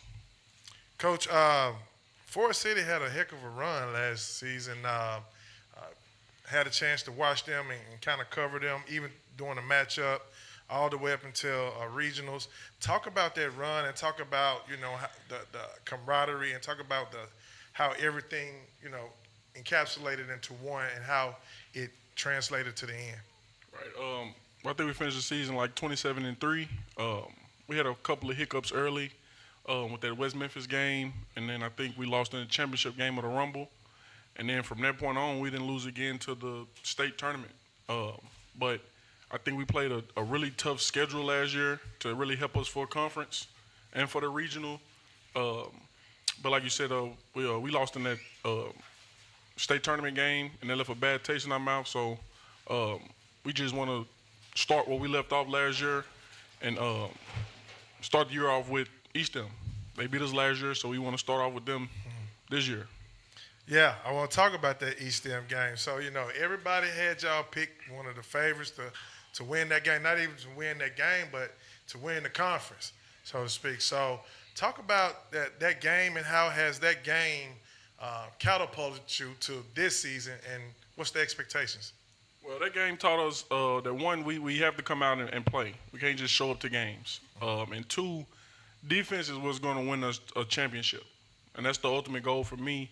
And I think playing those guys first this year, we're going to play that game from last year and let the guys watch it and show them, hey, this is what happened last year. So hopefully they watch that game and they learn something from it, and then we can start the year off right, 1-0 against Eastham. I like that. Let's to the players. Let's talk about that game in state that lost to Eastham. Where was your mindset coming into that game and, leaving that game, considering that you feel like you left something on the table? Talk about it. When I first got there, I thought we would go win and just take it over. But at the halftime, we went in the locker room. We were just talking about it. After the game, when we left, we couldn't feel nowhere because it was the last game. So, I mean, our coach told us that it was going to be a tough game. So we came in there, we were ready to fight, but we had a few ups and downs, and we didn't come out winning that game, but we got them this year. I just feel like defense probably would just won us. I feel like defense just would have won us the game, and if we played more defense, we would probably won. I was just trying to. Really, I ain't played much last year. I was, but I was there for my team, cheering them on. Okay, so Forrest City has been one of those teams that always be in the mix. Considering that the toughness that you all exude. Talk about your mentality coming into this season. my mentality coming to the season is my mentality is good. Do everything coach say, cause coaching them always right and never tell us wrong. The mentality is to win. We got a tough schedule, so we're gonna have to play a lot of defense. It's gonna be a lot of dog fights, so I'm looking forward to it. I just feel like just got to be hungry this year and just want to win. I'm hungry. I'm trying to win. We trying to go to state, and not just go to state. We trying to win state. So, Coach, I know you and Coach Britt, y'all, some of the best coaches that's here in the state. Talk about how you all are approaching this season, and what things that you feel like your team needs at this moment, and how you all remedying that situation. Right. Well, for me and coaches is year by year. Each year you have different teams, different players. Last year we had 6 seniors, and we graduated 6 seniors. So this year it'll be a little bit more teaching. Whereas last year we had 3-4 year guys there already. So this year it'll be a little bit more teaching and learning on the job. Like there's no experience like there's no teacher like experience. So with the schedule we put together, especially our non-conference schedule, I think that'll help these guys for the next year, for the conference schedule, for regionals, and hopefully for the state tournament. So I heard you said experience with this team. So do you feel that that's where this team is lacking at this moment, or do you feel like that this team is geared up to reach that point, but it's just take a moment? Yeah, a little bit. When you talk about experience, Jamarian is probably the only guy that he's a returning starter, and then other guys didn't really play as much as he did, but they got good game experience. But this year it'll be more so where we're counting on these guys. So we're counting on these guys and a few other guys. So the experience that they got last year is not going to be the same experience that they'll get this year because we're counting on these guys a little bit more than we counted on them last year. So what would you say the biggest focus is, of this team right now? Without a question, our defense. With the makeup of this team, offense is gonna come and go. Defense is one thing that can be constant night in, night out. Defense and rebounding. So if we can defend and rebound at a high level, I think we'll be all right. Jamari, with you being one of the returning starters and having that experience, as Coach would say, would you say that your leadership role takes a bigger play right now? It comes into a bigger play at this moment? Yes, sir, it do, because it really do, because, like, my teammates looking up to me. Yeah. Because I'm a starter, so I got to get them in check. Yeah. Yeah. I like that. Yeah, because, sometimes when you're in a situation to where the leadership is on you, you have to exude that starting every day in practice. So I get it. Coach, let's talk about that non-conference schedule. I know we got you all. We had you all last year in the matchup showcase. You all gonna be at the Rumble of the Ridge. So let's talk about one of those first two games, those first three games. Give us some insight on how you're preparing them and the mentality going into those first three games. For those, like we had a tough camp. As far as conditioning, we've been in the weight room a lot more than we have been in the past. I think this team would be more conditioned than the teams we had in the past. And also, besides the Rumble, we're going to Bend tournament, we're going to the Farmington Classic, and we also going to Fort Smith Classic. So with those three tournaments, as well as playing Little Rock Christian on the road, I think those games are going to help us a lot. So to the guys, practice is grueling. Coach said you've been in the weight room. Do you feel like you guys responding to the coaching, to the expectations of what they're wanting? Yes, sir, we do, because like we go to a weight room like mostly like every day, so like, and we conditioning most of the time. So do you see the results? Do you feel like it's taking hold? Is it giving you confidence knowing that, hey, this season we got a chip on our shoulder? Yes, sir, it do, because like I still want my get back from Easton, because it got a bad taste in my mouth. Hey, I get it. So, going forward, I want to know how many of your practices have, you all had a chance to sit down and say, hey, guys, look, this is what we're going to do, and we're not accepting none less. How many practices have that been, or is it something that y'all have every practice? Every practice. Every practice? Yes, sir. Yes, sir. Yeah, So- it's every practice. Sure. So, Coach, I know Forest City is one of those basketball programs where it always, the expectation is always on you guys. So you have the Mustang Nation watching right now. What type of product would you tell them you're putting on the floor and what to expect? I can tell them to expect what they expect from us in the past. And that's to come out and play hard, play together, and play to win. I know a lot of people count us out this year because we lost so much last year, but our expectation is the same. Win conference, win regionals, and hopefully win state. So to the players, for all the ones that has you as underdogs and that's doubting you, this is your chance to talk to the Mustang Nation and let them know exactly what each player is bringing to the court and what to expect. Starting with you, Jamari. Only thing I can say, we could just do our best, because people go hate us no matter what we do, win, lose. Because if we win, they go be like, they go pat us on our back. But if we lose, they go be like, oh, this team trash, this and that. So it really don't matter to me. I don't care what they say. It's just. Well, for some reason, everyone thinks that they could just come out and just score 30 on us every night, but that's not it. Like, I plan on being a leader out there, having the energy, be physical, play defense. I just feel like I could bring it rebounding, blocking, can shoot the ball, handle it, just do everything on the court to make an impact. Me, I'm more of a defensive facilitator type player. We Forest City, so our coaches say it every day. We Forest City, we gonna get everybody best game. So. Hey, this is just a fun fact. I just can't help it. I'm looking down. I'm looking at these shoes.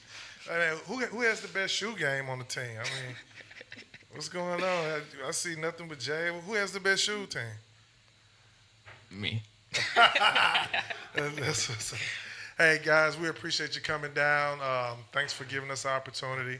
Looking forward to seeing you and following you throughout the season. Thank you. Appreciate it. Appreciate it.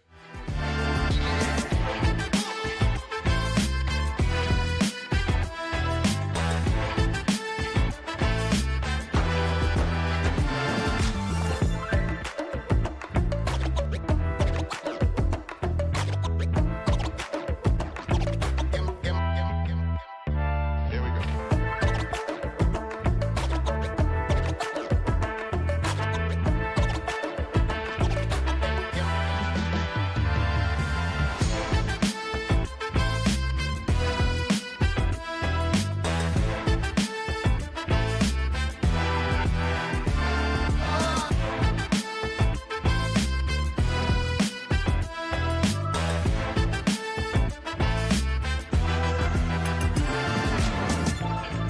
That's nice.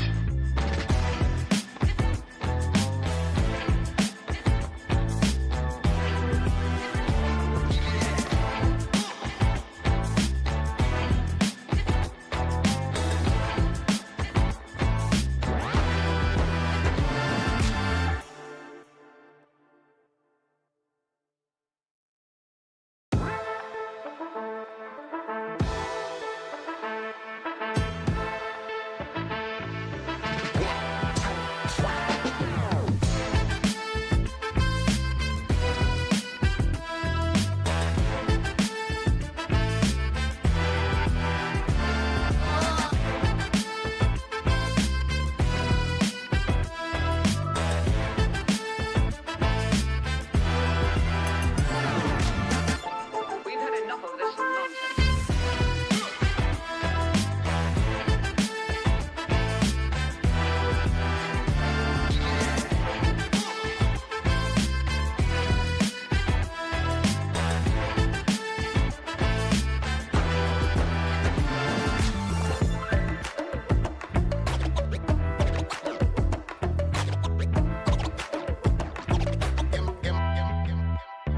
Here we go.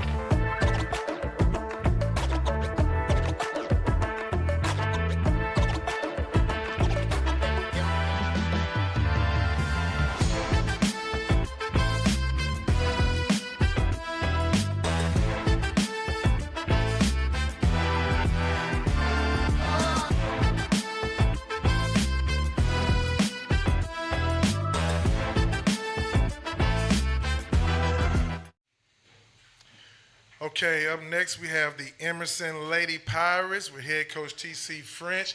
How you doing, Coach? I'm doing well. How about you? Doing great, Coach. First of all, thank you for coming down. If you don't mind, introduce yourself and introduce who you brought with you. I'm TC French. This is my 5th year at Emerson. I have our lone senior, Kaylee Hanson, and our all-state junior, Kagan Gunnels. Coach, finished third in the conference last year, 10-3. Talk about it, man. That's a pretty good record for some. Talk about it.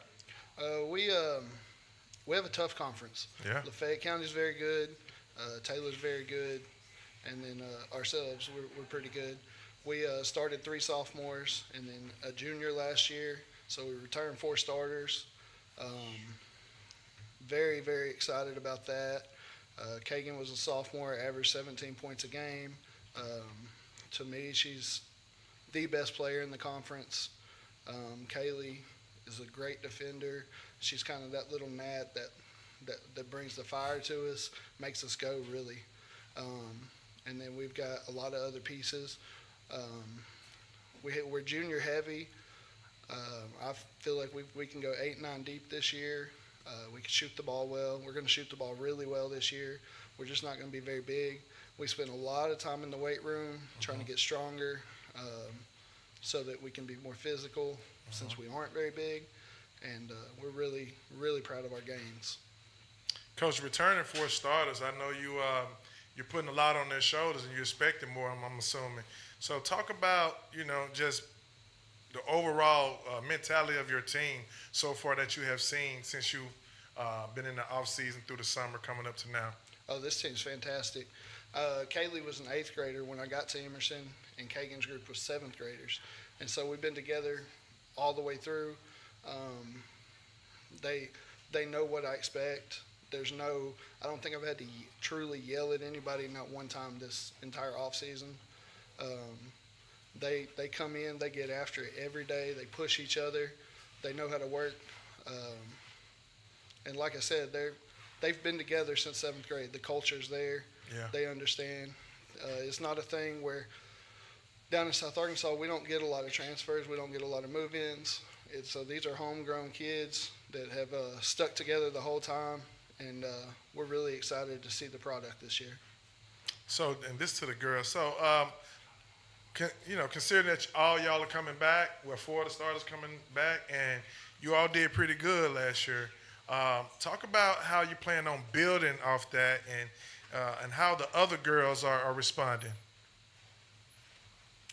I feel like the way we're building off of that is that we've, like Coach said, we've been in the weight room and we can see our progress because we've been getting stronger. And also with like speed and stuff, we're really fast, even though we're not very big, but we are fast. And then our defense is there, and then we also have great shooters. And so I feel like that's gonna help us this year.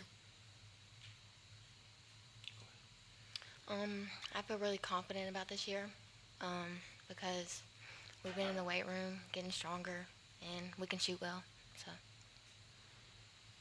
Coach, we've had a lot of 6A, 5A, a lot of the big schools in here today and yesterday for that matter.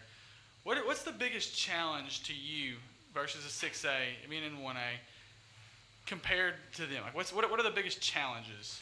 Well, a big challenge for us is we have to share athletes.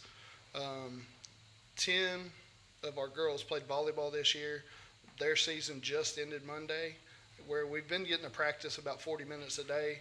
We haven't been getting to go as long, and we start our season next Thursday. So we've had 2 good long practices, and we're getting ready to start our season. In big schools, they don't have to share as much. So they have their kids basically all year round. Our kids play softball. They all run track. Kaylee right now, I believe she's cheering. She's playing basketball. She played volleyball. She does a little bit of everything. She runs cross country. She's a tremendous cross country runner. So that's a big challenge for us. And the other thing is just numbers. We have 11 girls. We only have 1 senior and 2 sophomores. So, there's not as many to choose from there. But with that being said, they started with about 17 or 18 when they were in 7th grade, 8th grade. And it's kind of dwindled down to where everybody knows what to do. And like I said, practices are really fun. They come in, they get after each other, and they know what to expect. They know what they're going to get out of each other. They're really tight, so it's a good thing. Coach, to piggyback off what Nick was talking about, being at a smaller school, I thought one of the best girls teams in the state was the little school Westside Grizzlies last year. They could have played with anybody in the state, no matter what. Down there with you guys, there's Lafayette County, there's Kirby, there's a bunch of good girls basketball at these 1A schools. Talk about your conference. I know you guys, you went 10-3 and went third in the conference. You would think a 10-3 record might win the conference. Talk about your conference and the teams and just how good girls basketball is. Well, right now, I firmly believe that we're a top 5 team in the state. And with that being said, Taylor and Lafayette County are also really, really good. I think they split last year. They played in the district finals, the regional finals. Taylor got put out by Westside Grizzlies Ferry, and Lafayette County got put out by Earl out of the state tournament. And Lafayette County was real close to winning that game.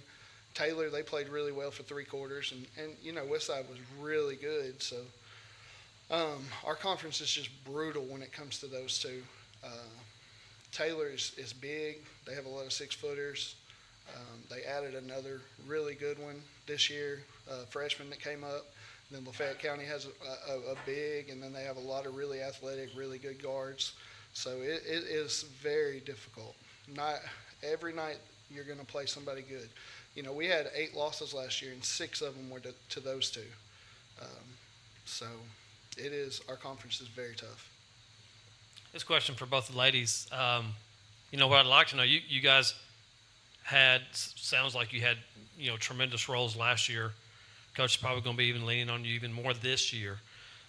Who are the girls on the team that you guys lean into? Who's that leader on the court? Who's also that leader off the court, that motivator, that person that always is making sure everybody's in the right spot, you know, making sure we're wearing the right uniform, all that good stuff? I feel like me and Kagan are both good leaders, but we do have this one player, Lexi. She has a really big heart. She's like a mom on the team. She makes sure that we have like everything that we need before we go on away games, like our shoes, our jersey, and she's just a really big part of our team. Yeah, I feel like me and Kelly, we're pretty big leaders, and Lexi, she's the loudest on the team, so. Also a question to both you ladies. Great year last year, but boy, what's that one game that you guys felt that maybe just slipped away from you, that you just can't wait to get back on and replay it? Maybe it's a game that you lost, maybe it's a game that you won, but it was just a whole lot of fun to play that certain team. What's that one game that you can't wait to get back on the court with? Definitely Kirby, because we lost to them like our first round at regionals, so we definitely want to play them again. Yeah, Kirby. So, Coach, I know your philosophy, the way you want to play this year, is it similar to last year, or has some things changed since, you know, the pieces some pieces are still there, but the philosophy, is it still the same?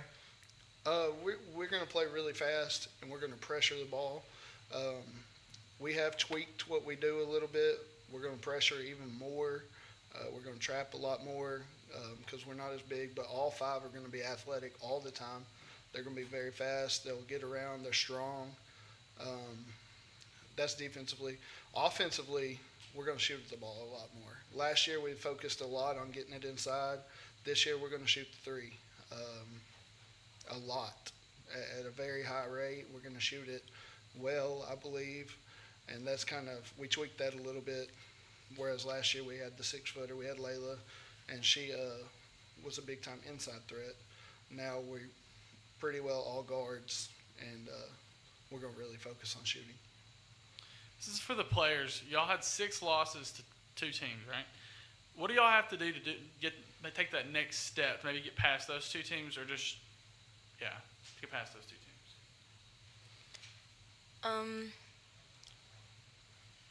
I'm pretty sure, like, to get past those 2 teams, we need to definitely shoot better, even though I know this year we're going to for sure shoot better. And then also play really hard defense and guard the ball right. I think we should just pressure better and then work really hard together. So, to each one of you are considering that, I know you playing multiple sports. Has there been a time to where you say, okay, well, I'm lacking in this area a little bit, so let me build over the off season to help my skill set in this area so I can come and implement into this season? What's that skill set? What's that thing you've been working on? I know this summer, every summer I play AAU, so that helps me with basketball. And, yeah, that's pretty much it. That's what I do for basketball. Just summer team camps. They help a lot. So, yeah. Okay, so who pushes you the hardest in practice? I feel like Coach French and Coach Lanning push me hard, and I'm kind of hard on myself. So, yeah.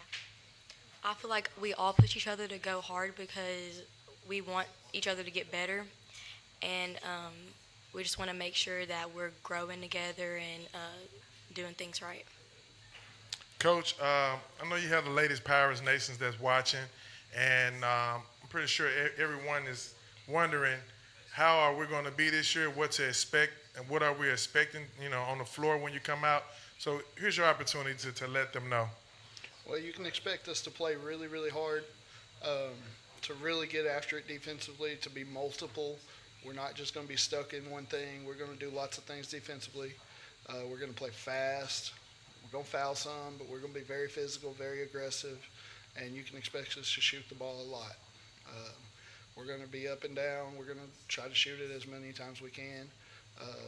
Kagan, she'll do her thing. She'll get out in transition and run and kind of push the pace and control the offense. Kaylee will be out ahead, really getting the pace going and making things happen, and that's what they can expect. But we're going to have a really good year if everybody stays healthy. This is going to be another really good season for us, and we're really looking forward to it. Same question to the girls, to the ladies. What? Go ahead. You can go. Sorry. No, I was just saying this is the same question. I thought you probably had forgot what I asked. I did. Sorry. Okay, yeah. So, I had asked Coach. The Pirates Nation, the Lady Pirate Nations is watching. Let them know what type of product they're going to see on the court when the season starts. I know they're going to see really hard pressuring and defense. That's like our main thing is defense and pressuring the ball.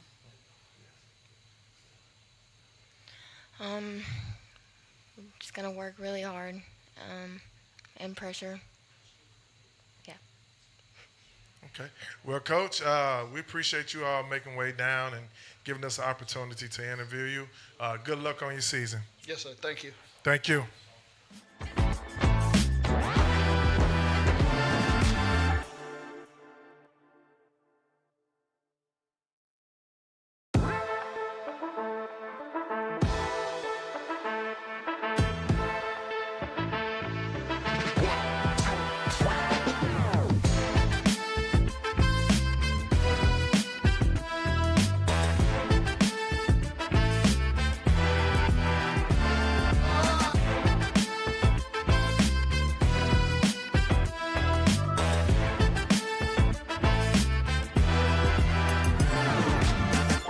We've had enough of this nonsense.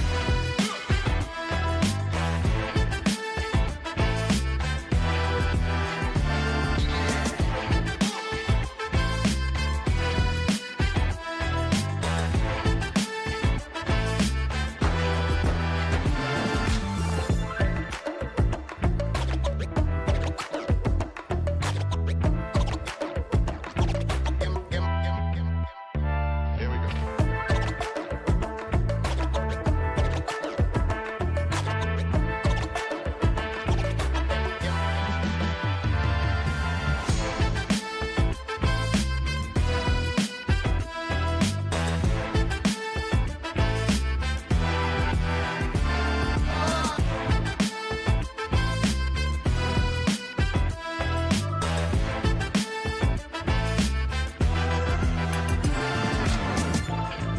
That's nice.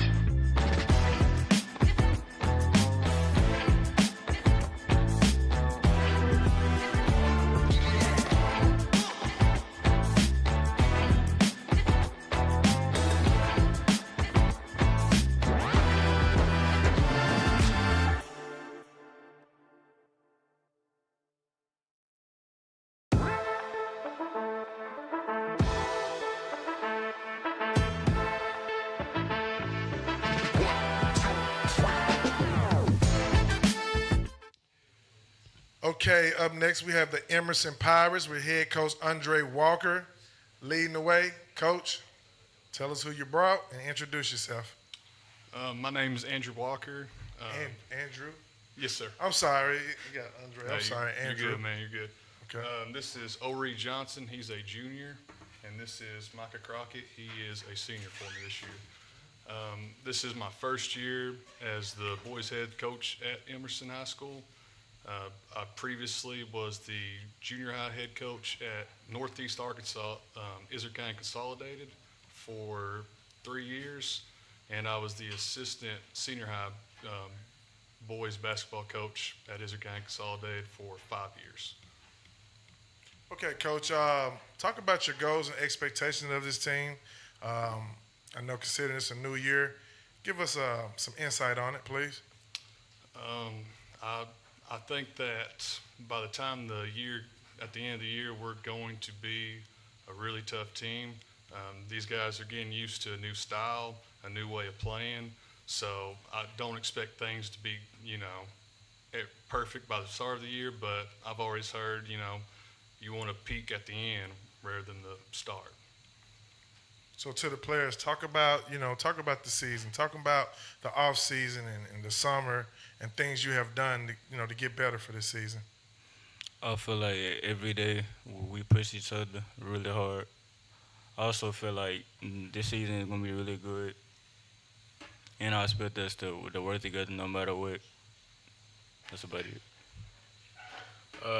Yeah, this off season when Coach Walker first got there, we got straight to practicing. We got team camps. He got us.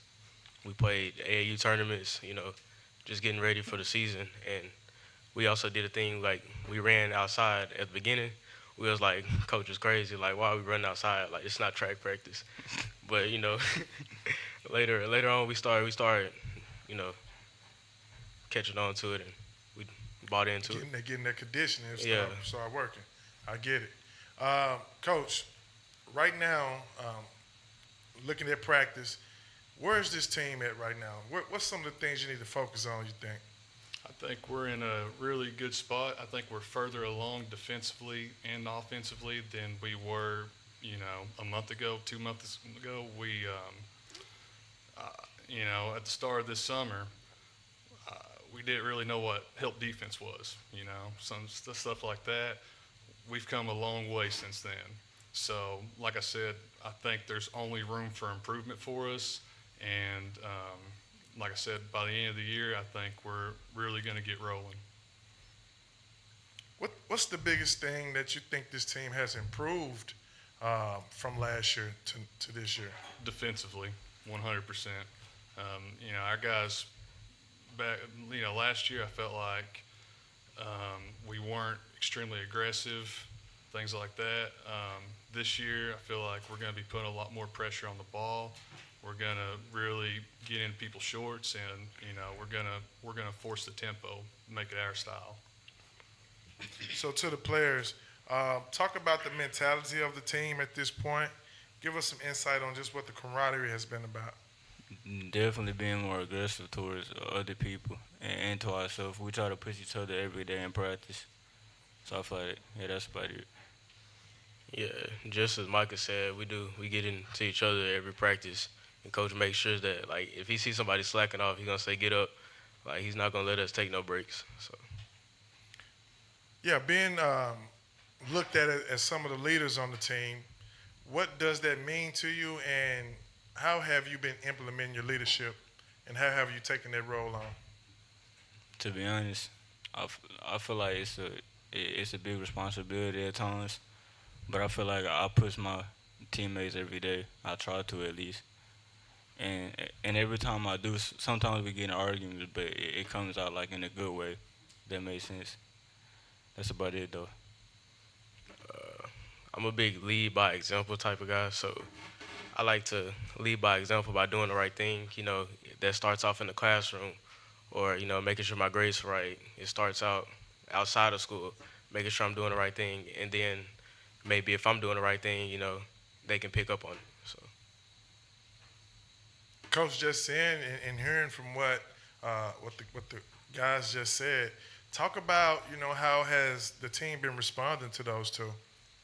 I think, these are my two leaders on the team. That's why I brought them today. Both guys, they hold everybody accountable, and, they make sure we're doing the right things in practice. We work hard, and they're always on top of people. I know Reese said that, I get after some guys for, maybe walking or slacking off, but these guys do it too. I've always heard that a coach, can make a team good, but it's really the players that can make it great. And I feel like these guys, they definitely hone in on that. Is there a game from last season, Coach, that you look back and you just want to say, hey, look, we're not going to do this ever again? What's that game that you show your boys or you talk about to your boys to just to remind them on what's at stake? We haven't talked just a whole lot about last season, but for me, watching film and stuff like that of last season, I would say the first round regional game, you know, they upset Bearden to get to the regional tournament, but the first round regional game, they struggled and we got beat pretty bad by Nevada. But that's one team we get to play early, and hopefully, you know, we can make things a whole lot more interesting. I asked the girls coach this a little bit ago. What are the challenges that you have as a 1A basketball coach? We've had the 5 and the 6A schools in here all day long, but That's a not great many question. 1. I think one of the biggest challenges is you don't have every year, you know, after the year's over, you're going to have a select kids that are going to graduate. You don't really have the same, you know, kids you can pull from like I feel like bigger schools can. You can't really, you know, if you lose a bunch of your key players, it's very hard to rebuild that very next year. So I feel like bigger schools, especially, they're going to have more kids to select from every year than what a smaller school. You kind of just got to take what you get. And I feel like that a lot of times that can be one of the biggest challenges. And also I'd say that most of the time these smaller schools were from small town areas. So there's not really as much to do during the off time. So we kind of got to find things to do. And, you know, that can be challenging on its own too. That was kind of my next question, but it was for the kids. What do y'all do in y'all's free time? If y'all are not playing basketball, what is there to do in Emerson? Not a lot at all, to be honest. Yeah, it's really not that much to do unless you deer hunting, hang out at Walmart. or hang out at Walmart, or you like Chicken Express. That's trail pretty close. riding, horse riding. There's really nothing to do. Little pond, you know, down the road we can hang out at. Is there something to being at a 1A school where you feel like you kind of have a chip on your shoulder? Like you look at the big schools and, you know, they have all of the kids, they have all of the resources, they have all the things to do outside of basketball. And you're in Emerson and you don't have those luxuries. Is there something kind of to that? I don't care if this is a player or a coach question, whatever y'all want to answer that first. Yeah, I think it's a chip on my shoulder because, you know, I guess because you feel like you're overlooked. You see, like, bigger schools get posted and stuff more, and then, like, if you do something great, you know, you feel like you're getting overlooked, so it just make you want to work even harder. So I feel like that's why chip is on my shoulder. I agree with Ori, everything you said, to be honest. I feel like a lot of times smaller schools can get looked down on by bigger schools, and there are some really good small schools that can compete at every level. I know the Earl Boys and Girls were both here yesterday, and I feel like both of those teams can compete in upper classifications. So I do think that there is some very talented players, you know, in every classification, whether it be 1A, 2A, 3A, so forth. I got one more question pertaining to the small division, small league stuff, small classification. Do you think it's harder to win a state championship at a smaller school like that? I do. I would say so. Depending on, you know, the transfers and things like that you may or may not get every year, it definitely can be harder. If you don't have move-in, stuff like that, you got to go off what you had all the way from Pee-wees, junior high onward. You kind of got to rely on who your players are and, you know, make them the best of their ability. And I got one last question. What's a message you'd like to leave for the Emerson fans back home? Get ready. It's going to be a great year.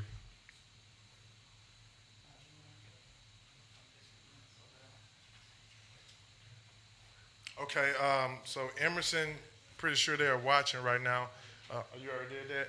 Okay, so listen, Coach, we appreciate you all coming down. We appreciate your energy. We appreciate your sacrifice. We're looking forward to seeing more of you guys throughout the season, and good luck to you. Thank you. We appreciate you guys too.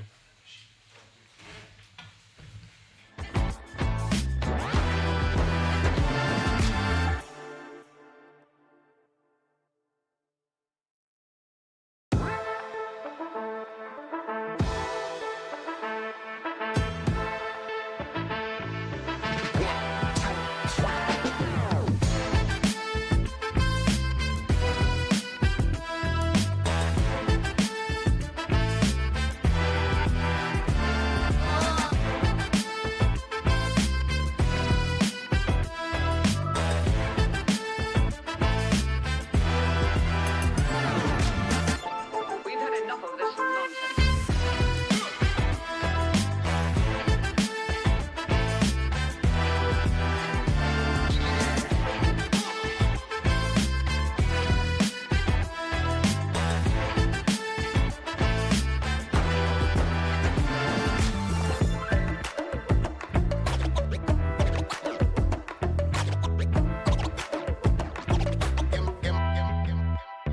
Here we go.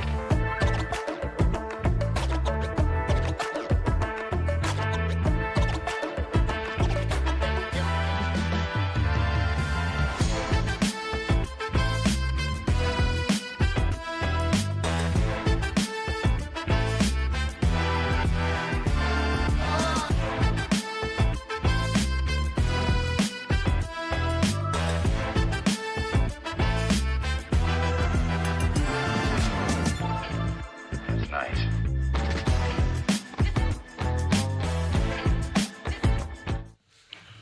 All right, we're back with Coach Matthew Post and the Clinton Lady Yellow Jackets. Coach, you guys finished, going off memory, third in the conference last year. Is that right? Second. Second, I'm Well, sorry. It was a three-way tie for second. You're right. Oh, thank you. Yes, thank you. Just give us for those who are watching, give us a brief rundown of last year, and then introduce each of the ladies you brought, and just tell us a little something about them. Yeah. Well, we're super excited to be here. We know when this gets here that's close to basketball season, and we're ready to play somebody else. Last year we finished, I think, 16 and 17, tied for second in the conference, and made the state tournament, won a game in the state tournament. We're really excited with how we finished up the season last year. We upset a number one team in 2A. We won 6 or 7 of our last 9 going down the stretch. So we finished really strong and into the state tournament for the 5th straight year. I've got Lexi Wallace to my right. She's a 2-time All-State point guard for us. It would be a senior. Olivia, also a senior. It's been all-conference a couple of times. And then Kaylin Lastly, also a senior. It's been, I think, all-defensive player 2 times in the league. I just want to touch on Lexi and Kaylin just won the doubles tennis in 4A. They were state champs. Yep. And then Congrats, Olivia y'all. was Thank you. district runner-up in golf. So they're all excelling in different sports, and now we're excited for basketball season. Coach, that was going to lead into one of my questions. You kind of took the words out of my mouth. You guys finished so strong, right? You could watch you guys on the court gelling throughout the season. Finished really strong. So did you take that in your mindset as you know what, we finished really strong. I want to push these girls a little more when you were scheduling that non-conference, because you got another pretty good non-conference schedule, considering that the conference you play in, all the teams got better, right? Heber's better. Robinson's a lot better, right? So, what was your mindset scheduling that non-conference? Yeah, we've got a really good non-con. We always schedule good non-con. Sometimes I think that's why we struggle early, is that we play so tough. And sometimes we're trying to figure out who we are as a team, who's in what role. And sometimes when you're trying to figure that stuff out while you're playing really good competition, it can get ugly sometimes. But we stay the course. We believe in what we do. We believe in our philosophy of scheduling tough. And figure out who you are when it's getting tough. Then when conference play gets here, we have figured out who we are. We've been in tough spots, and we know how to win tough games. We're going to go to Arkadelphia. They've got a really tough team, really physical team. We're going to play the Queen at Cutter Morning Star. I know they lost the Twins, but they're still going to be a really tough team with how they play. They press, they get after you. We're going to the Grade 8 up in Rogers, where we're going to play 3 tough games in a row. And that's a fun trip, too. We're going to look at Christmas lights and do fun stuff, Top Golf. But in our conference, there's no cupcakes in it. Coach Gage does a good job at Heber. Coach Love at Joe T. They got several move-ins that's going to make them better. Then you got Coach Becky and PA and Coach McNabb. They're probably Hall of Famers. So they're always going to have good teams. But we believe in who we are and what we do and why we do it. And I think that's why we have a lot of success, especially on the back end of the season. Clinton just has a history of just fantastic girls basketball going back decades. Lex, well, all you guys have been there. You've all been contributors. You're now seniors. We'll start with you, Lexi. It's a different role, right? I mean, you've been kind of a production leader on the court. When you hit that senior role, you're becoming more of a leader off the court as well. I want to hear from all three of you. We can start here. But talk about just going from the end of last season, summer, team camps, fall practice. How have you guys embraced, that new leadership role, and what have you done? I think a lot of it comes from we're all just super close. So the younger ones, I think all of us seniors, a lot of us are friends with everyone that's younger than us. We all do things together outside of basketball, or even just outside of school in general. We'll all get together and go to the football game on Friday night, or if it's just like texting each other about our day, just stuff like that. We're all just super close, and I think that'll go into our season too, just having a good chemistry and a good background all together, and I think that will help us out a lot. Stepping into the leadership role as a senior is a daily battle. It's on and it's off the court, and I think for me it really hit this summer. Trying to go throughout team camps and trying to lead in that, and it's just having that balance of being a good vocal leader to your teammates and also being a lead by example person, and it's also big off the court. We have a big role, but I think that all three of us and our other senior, Kenna, is not here with us. She takes that role on very well too, and I think that we are some of our better leaders, and I think that we're going to do a very good job leading our team this year. Well, as a leader, you want to be a good role model. So I would say as a whole, our big thing this year is talking. So as seniors, we need to step up and be the first to talk so they can go after us, and we need to be an example to them. And Coach, do you mind going into some of the girls that you're going to be leaning on that aren't here today? Yep. And as far as we go, talking about senior leadership, we talk about that a lot, and we've had a lot of good senior classes come through that led. This has probably been one of the best summers we've had in 2 or 3 seasons as far as senior leadership goes. They talk every single day. They play hard every single day. And you don't ever have to wonder, are they going to come talk today? That's one of the biggest things, talking. No one likes to talk sometimes because it might make someone mad. But this group's done a really good job of talking and communicating on a daily basis. Obviously, we expect Lexi to be a big role of this team. When she has the ball, we know that we're not going to turn the ball over. She's going to get the offense started, get it rolling. Really has a good floater. Shoots a floater, but shoots it pretty good from 3. We've got Liv. You better cover her as soon as she gets in the gym. She walks in, she's in shooting range. We have a lot of confidence in how she shoots the basketball. Kaylin, always going to be making some type of hustle play. She's kind of the energy. She's a glue piece to a lot of stuff that we do on defense. And one of the best, probably offensive rebounders that we have. Crashes really, really hard. We're going to rely on Kenna Collins, our other senior who's not here today. She's an undersized post, so we're hoping we can get some advantages there. We bump her out, shoots the 3 ball really well. She's pretty quick for who I think is going to be guarding her as far as other post players. And she is tough. She can post down low, but she's a little undersized at times. But we're going to give her the ball a lot this year and let her make decisions in the offense. We got 2 sophomores, Riley Van, Rhiannon Spear, that we expect to be really good players for us. Both play really, really hard, play like their hair is on fire. They get after it. They're both capable scorers, can both score the ball, and play really hard defense. Then we're talking about today, I think our 7, 8, 9 spots, we've got about 6 or 7 players competing for those. And we're trying to find out, okay, who's going to play good defense? Who's going to go rebound the ball? And we got Shelby Stanridge, Anna Bernard, Breyer, Kinsley, Reese, Emma. There's a whole slew of 10th graders kind of competing for those spots, which makes for a competitive practice every single day. And Clinton is always a great environment. It's a great gym. It's a new gym, but it doesn't feel like it, right? It feels like it's an old nostalgic gym, even though it's brand new. The community, the town just comes out and supports all athletics. Can you just talk about how how much you appreciate that as a coach, and how much you guys appreciate that as a player when you have that entire community support. Yeah, it's really special. I know probably a bunch of coaches say this. I don't know if many programs get the support that we get. It's every sport too, our tennis team, our cross country, our golf, or esports. It doesn't matter what it is. Our community and our admin get out and support it. A lot of it's we have really, really good admin. They love our kids. They love our community. They support us, coaches and teachers. But, I mean, when we go to state tournaments, I think to Magnolia last year, I think we took 5 buses full of students down there to 8 p.m. tip-off.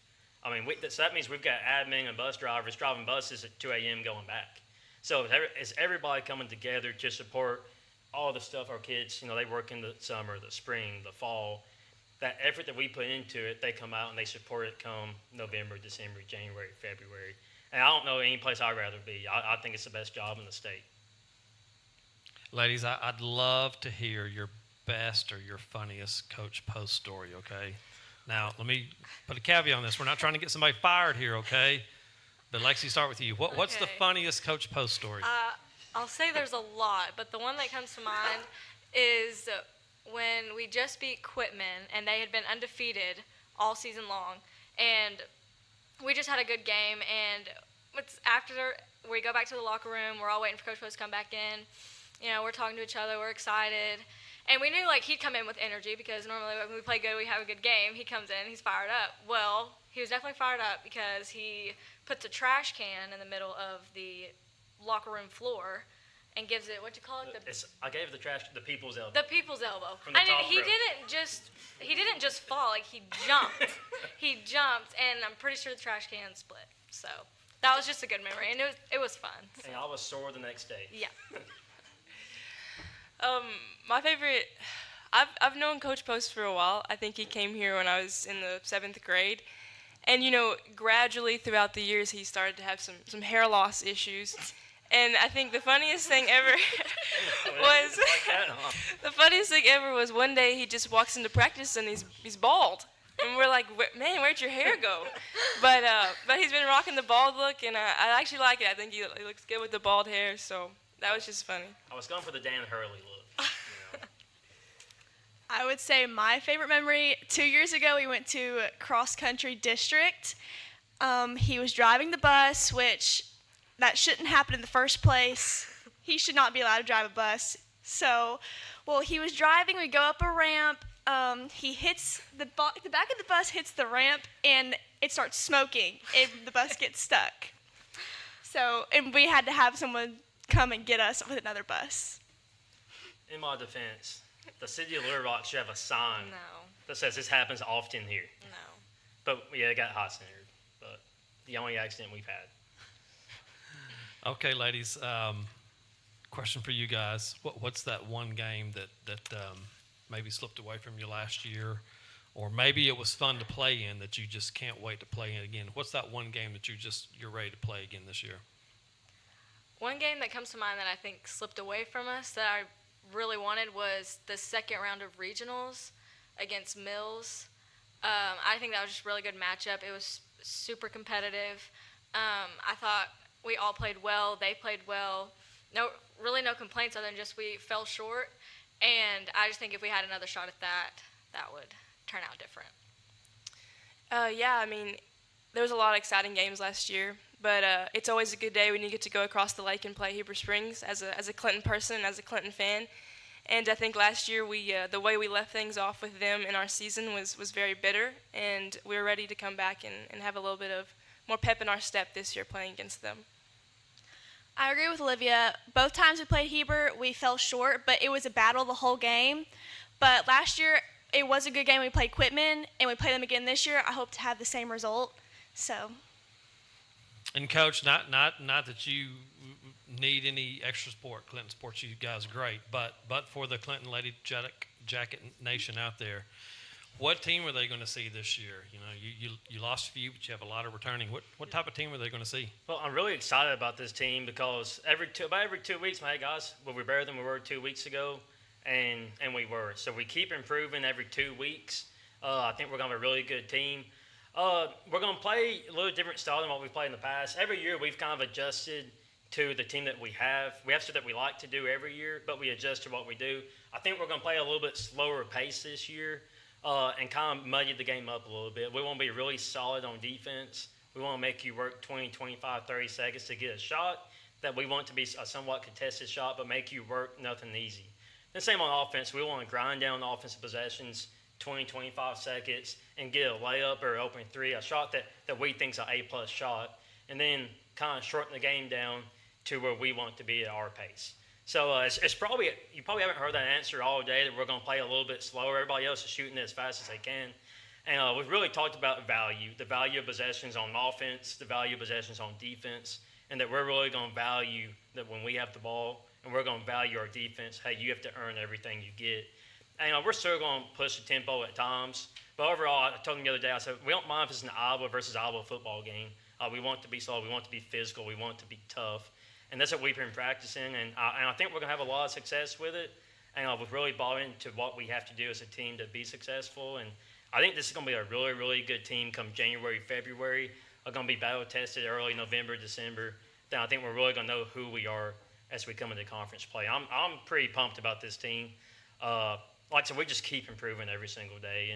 And we just got everybody back. We had good practices this week. I mean, we got a couple of state champions on the team already, so we know how to win, and I'm pretty excited about it. Well, Coach Post, we appreciate you coming down, and good luck to you guys this season. Awesome. Thank you guys for having us. This is Thank one of the you. best events, I think, in the state.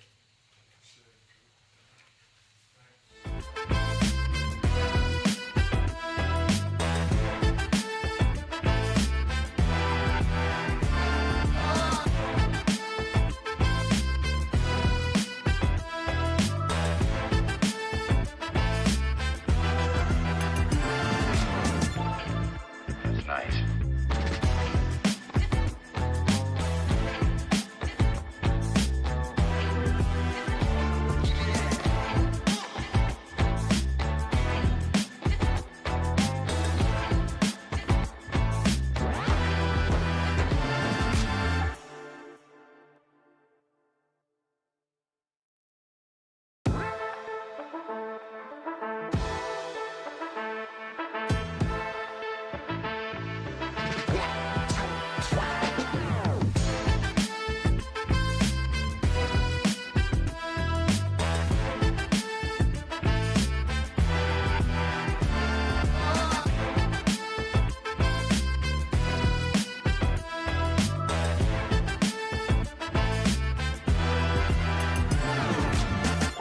We've had enough of this nonsense.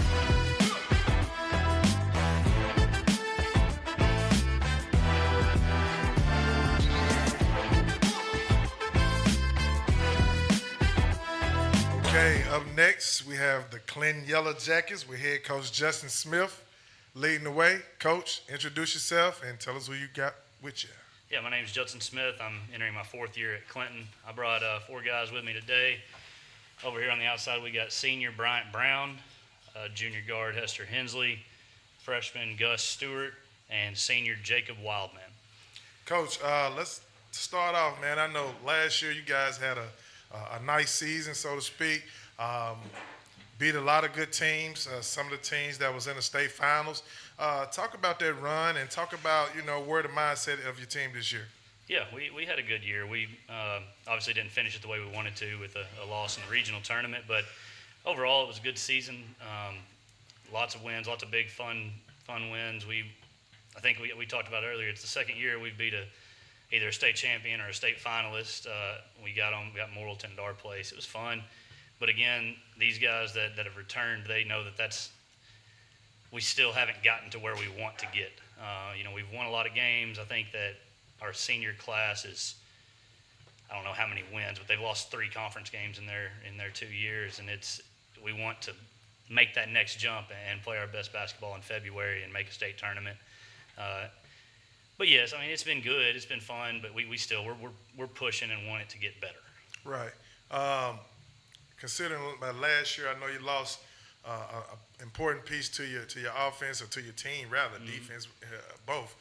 Talk about how you plan on implementing something else, or who is the one that's going to take place of those scoring points. And yeah, definitely.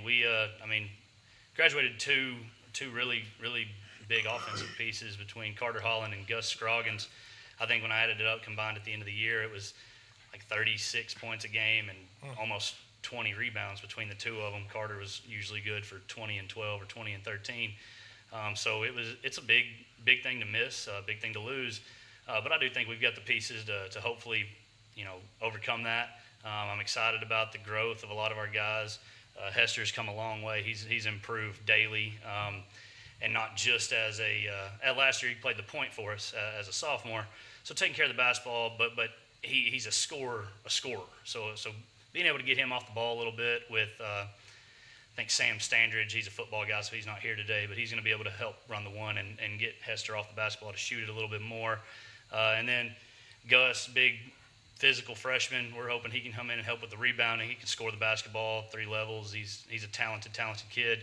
And we got Bryant transferred in from Goose Ferry. Our admin made a really good hire at principal and had a good player to come in, transfer, play with us. So he's a really good three-point shooter.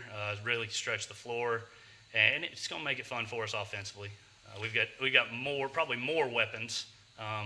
Might not be that one guy that when Carter was on the scouting report, it was big, bold, top of the scout, circled, all you could do. But we'll be a little more balanced, and I think still pretty dangerous offensively. Coach, you was talking about you were talking about the home advantage and how the team haven't lost a game at home. I find that to be impressive. Talk about that and the support of the community, how all that is playing a part of your success. Yes, definitely. This senior group, Bryant hadn't been here, but Jacob hadn't lost a conference game at home in any of his 2 years, and that we've played in a pretty good conference. Little Rock Christian was in that league. Morrilton's in the league. So protecting home court is huge. It gives you an edge. Nobody really wants to come to Clinton to play because we've been pretty good there. Our crowd's great. The atmosphere is phenomenal. Our student section, they're a great time. It's big. It's cool. And, it's a small town, but it shuts down on Friday night to come watch the Jackets at home. So it's fun. So to the players, I want to hear from you guys. I know you went 10-3 in conference last year. The season just seemed always to be right there, and I mean you beat this team, you split with this team, and then you get there. Talk about how that has fueled your motivation, coming into this season. Well, I wasn't here, but I've been following Clinton for a very long time. I'm very interested in their program and big school basketball, really. And they've played a lot of tough teams and a lot of good talent. And I just think that they've always been right there. And this year we're just looking to get the job done and push through that first round of region game and hopefully make a run. There you go. Whenever I was a freshman, I got to go to Brooklyn, and we lost the first round of regionals there. Then last year we lost it at Clinton. And so I've been in the locker room after the games, and since Coach Smith has been here, we haven't gone to state yet, and we really want to this year. I think we can, and we're just working hard every day at practice because we have a good chance to be good. Well, I was in 7th grade when all that stuff happened, so I haven't always been there, but I've been in the locker rooms after some big games, and just want to win those so we can. And the ultimate goal is to win a state championship, so just in there. Like they said, we've been in locker rooms after big games, and now that's my senior year. I'm slowly realizing it's almost over, and it's time for me to step up, and I'm just ready to take on that challenge. Coach, every time I watch your kids play, and like I told Coach, I said, man, I'm a big fan of the team take on the personality of the coach. And I always see that you're passionate, you're in control, and all of it just exudes on the court. Where does that come from? Man, it's a competition thing. I mean, I think you talk to any coach. I mean, we do it for the kids, yes, but we've got a little bit of I want to compete in me, and I've been really fortunate to have great kids. This is my 4th year at Clinton. We've been pretty successful. I think we've won 20 every year, and these guys they get it. And they have gotten it. They're starting to really buy into the fact that you've got to have some passion to play this That's game. right. And at a place like Clinton, we're not always the most athletic group. We're not always, the biggest group, whatever it might be. But if you get out there and you can play with the fire, play with the fashion, play with the this is it mentality, it can take you a long way. And I've been very fortunate to have a group of kids that have had that spirit, have had that fire. We've been able to send guys to go play college basketball over the last couple of years. We talked about Holland at Harding, and another kid, Brody Emberton, my first year. He's entering another year at Arkansas Tech University. So we've had good players, yes, but man, these guys are they buy in and they get how important it is. It's a game, it's fun, it is that, but how big it is to the community and how big it is to the school, and it's becoming that big in their lives. So it's been really fun. And then you add the fact that we got guys like Wildman over here who he hadn't gotten a ton of minutes in his career. He's about to, but he's bought into the process of I'm going to work hard and improve every day. He didn't get. Did you get any minutes sophomore year? 0. Didn't touch the floor sophomore year, but busted his tail his sophomore year. Didn't play as much as probably he wanted to his junior year, but busted his tail his junior year. So I have no doubt he's going to be ready to go day one of this year. So having that work hard, blue collar mentality that kind of our community puts on us, and I'm hoping that I've been able to put on these guys, it's paying off, and I'm excited about it for them. Yeah, and just to piggyback off that community tip, Clinton is a big basketball community, and I know they show up for you all on the road and at home. So just to the players, talk about how important that community aspect, that support, so to speak, that it plays into the way your mentality or on game nights, it fuels you. Talk about it. To me, community is everything, especially when you're in a crucial home basketball game to get the 2 seed, maybe even the 1 seed in conference. Yeah. You want to feel backed by everyone in the stand showing love to you. And I feel like if you feel like that as a player, you can go in and play such a better game of basketball than, suppose, a game on the road. The community is a really big part of our game. Coming out at a home game and just seeing the stands full, everyone's cheering for us, that's awesome. But also, whenever you go on the road, the visitor side is always full because our parents travel, people from the community travel, and they don't travel just to see a basketball game. They travel to see us, and so we want to put on a show for them, and we want to be good for them as much as we want to be good for ourselves. Right. Just seeing all the football players and in the student section cheering for us, wanting to win just as much as we do, and just all that, they don't have to go to the road games, but they want to support us and be there for us, and all these sponsors that sponsor us so we can go to these road trips, staying the night in hotels, stuff like that. Yeah, the community puts so much work into us for such a small town, and you think about it, you want to win for yourself, but you have so many people putting all this work in for you to be better, and you want to win not only for yourself, but for everyone else that believes in you. Coach, obviously you're in a tough conference, and sometimes that conference can get brutal in the meat of things. So let's talk about that non-conference schedule and how that non-conference schedule will prepare you for that brutal conference that you're facing. Yes, absolutely. We don't really play any cupcakes. The schedule we're going to play in the tournament at Valonia. We're going to get Russellville, Sylvan Hills, or Nettleton. And the league we play in, if you don't play those teams, then come January, you're in for it. So we're going to play those guys. We're going to head up to Farmington to play in the the Bad Boy Mowers event that they have, and we're going to play East Elm, and we're going to play, I think, Shallow Christian's the other opponent. But we go when we play 5As. We travel down to Sheridan this year. I know you guys probably had Joe Scott on here earlier, and he's one of the best coaches in the state. So we try to get a good balance of, all right, we're going to go see some size. We're going to go see some athleticism. We're going to see some really, really well-coached teams just to get these guys prepared for what's coming in conference play. Because I think we spoke earlier, our conference is really, really good. It is. Between Morrilton, Robinson, PA is going to be better. CAC is going to be a lot better. We're still going to be pretty good, guys. There's going to be a good team that don't make the regional tournament this year. And I don't want to say that the other conferences aren't good. I know the conference we match up with in regional with Mills and East Elm and Hall and Bauxite, that kind of group is very good also Fountain Lake. But I think that we've got top to bottom probably the best conference in 4A. It's loaded, and if you're not ready, you're going to get beat. I mean, a road game anywhere is a brutal, brutal game. So we better be ready, and that's what the purpose of the non-con is, to get these guys strapped up, get them prepared, and understand that if you don't show up ready to play, you're going to go home with a loss. So, in one word for each player, describe that one word that describes you, as you come into this season. What's that one word? Dedicated. I'll say this is my senior year. I want everything to go as well as it can go. And I just want to say that I'm really dedicated to this sport. I have been my whole life, and I'm just going to try and end it that way. I'd say I'm determined. I'm determined to go out and win every game, obviously. That's the goal, but it's going to take like a whole team effort, and not only determined to win the games as a team, but I want to show everyone that I'm a good player too. We all can do that for each other, making each other look good, making the team look good.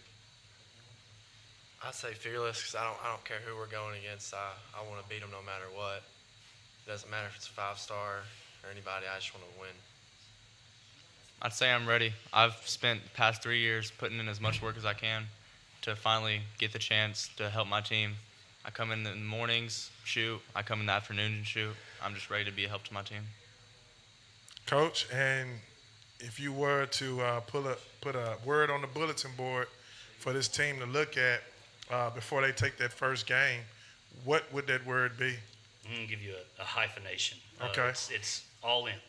All in. We've talked about it. It's all in. We don't toe dip. It's all in. You've got to be all in for us to be where we want to be. And it's not just 4 guys got to be all in. It's all 15 of us. We got to all be all in. And you got to be all into your teammates. You got to be all into working on your craft. You got to be all in to following the game plan. You got to be all in to doing whatever you can to impact the game in a positive way. So that's what we call it up this year. It's all in. So, Coach, looking to them cameras, and I know Yellow Jacket Nation is watching. I'm pretty sure all of them wondering what you're going to put on the court this season. So, explain to them and let them know what the product you're going to put on the floor and what you are bringing. Yep. Well, Clinton, you guys know we're gonna be tough. We're gonna be physical. We're gonna come together. We're gonna play for you guys. We've got a bunch of kids that are really talented. And we've got a lot of kids that are really tough, and we try to embody what you guys put into us. We're going to go out there, and we are going to bust our tail every night to make sure that you guys have something that you can be proud of every night when you come and watch us play basketball. You heard it here first. Coach said he's going to bust his butt. The players going to bust their butt for you. So show up and show out for the Yellow Jackets. Coach, thank you for coming down. Looking forward to seeing more through the season. Thank you, guys. Thank you.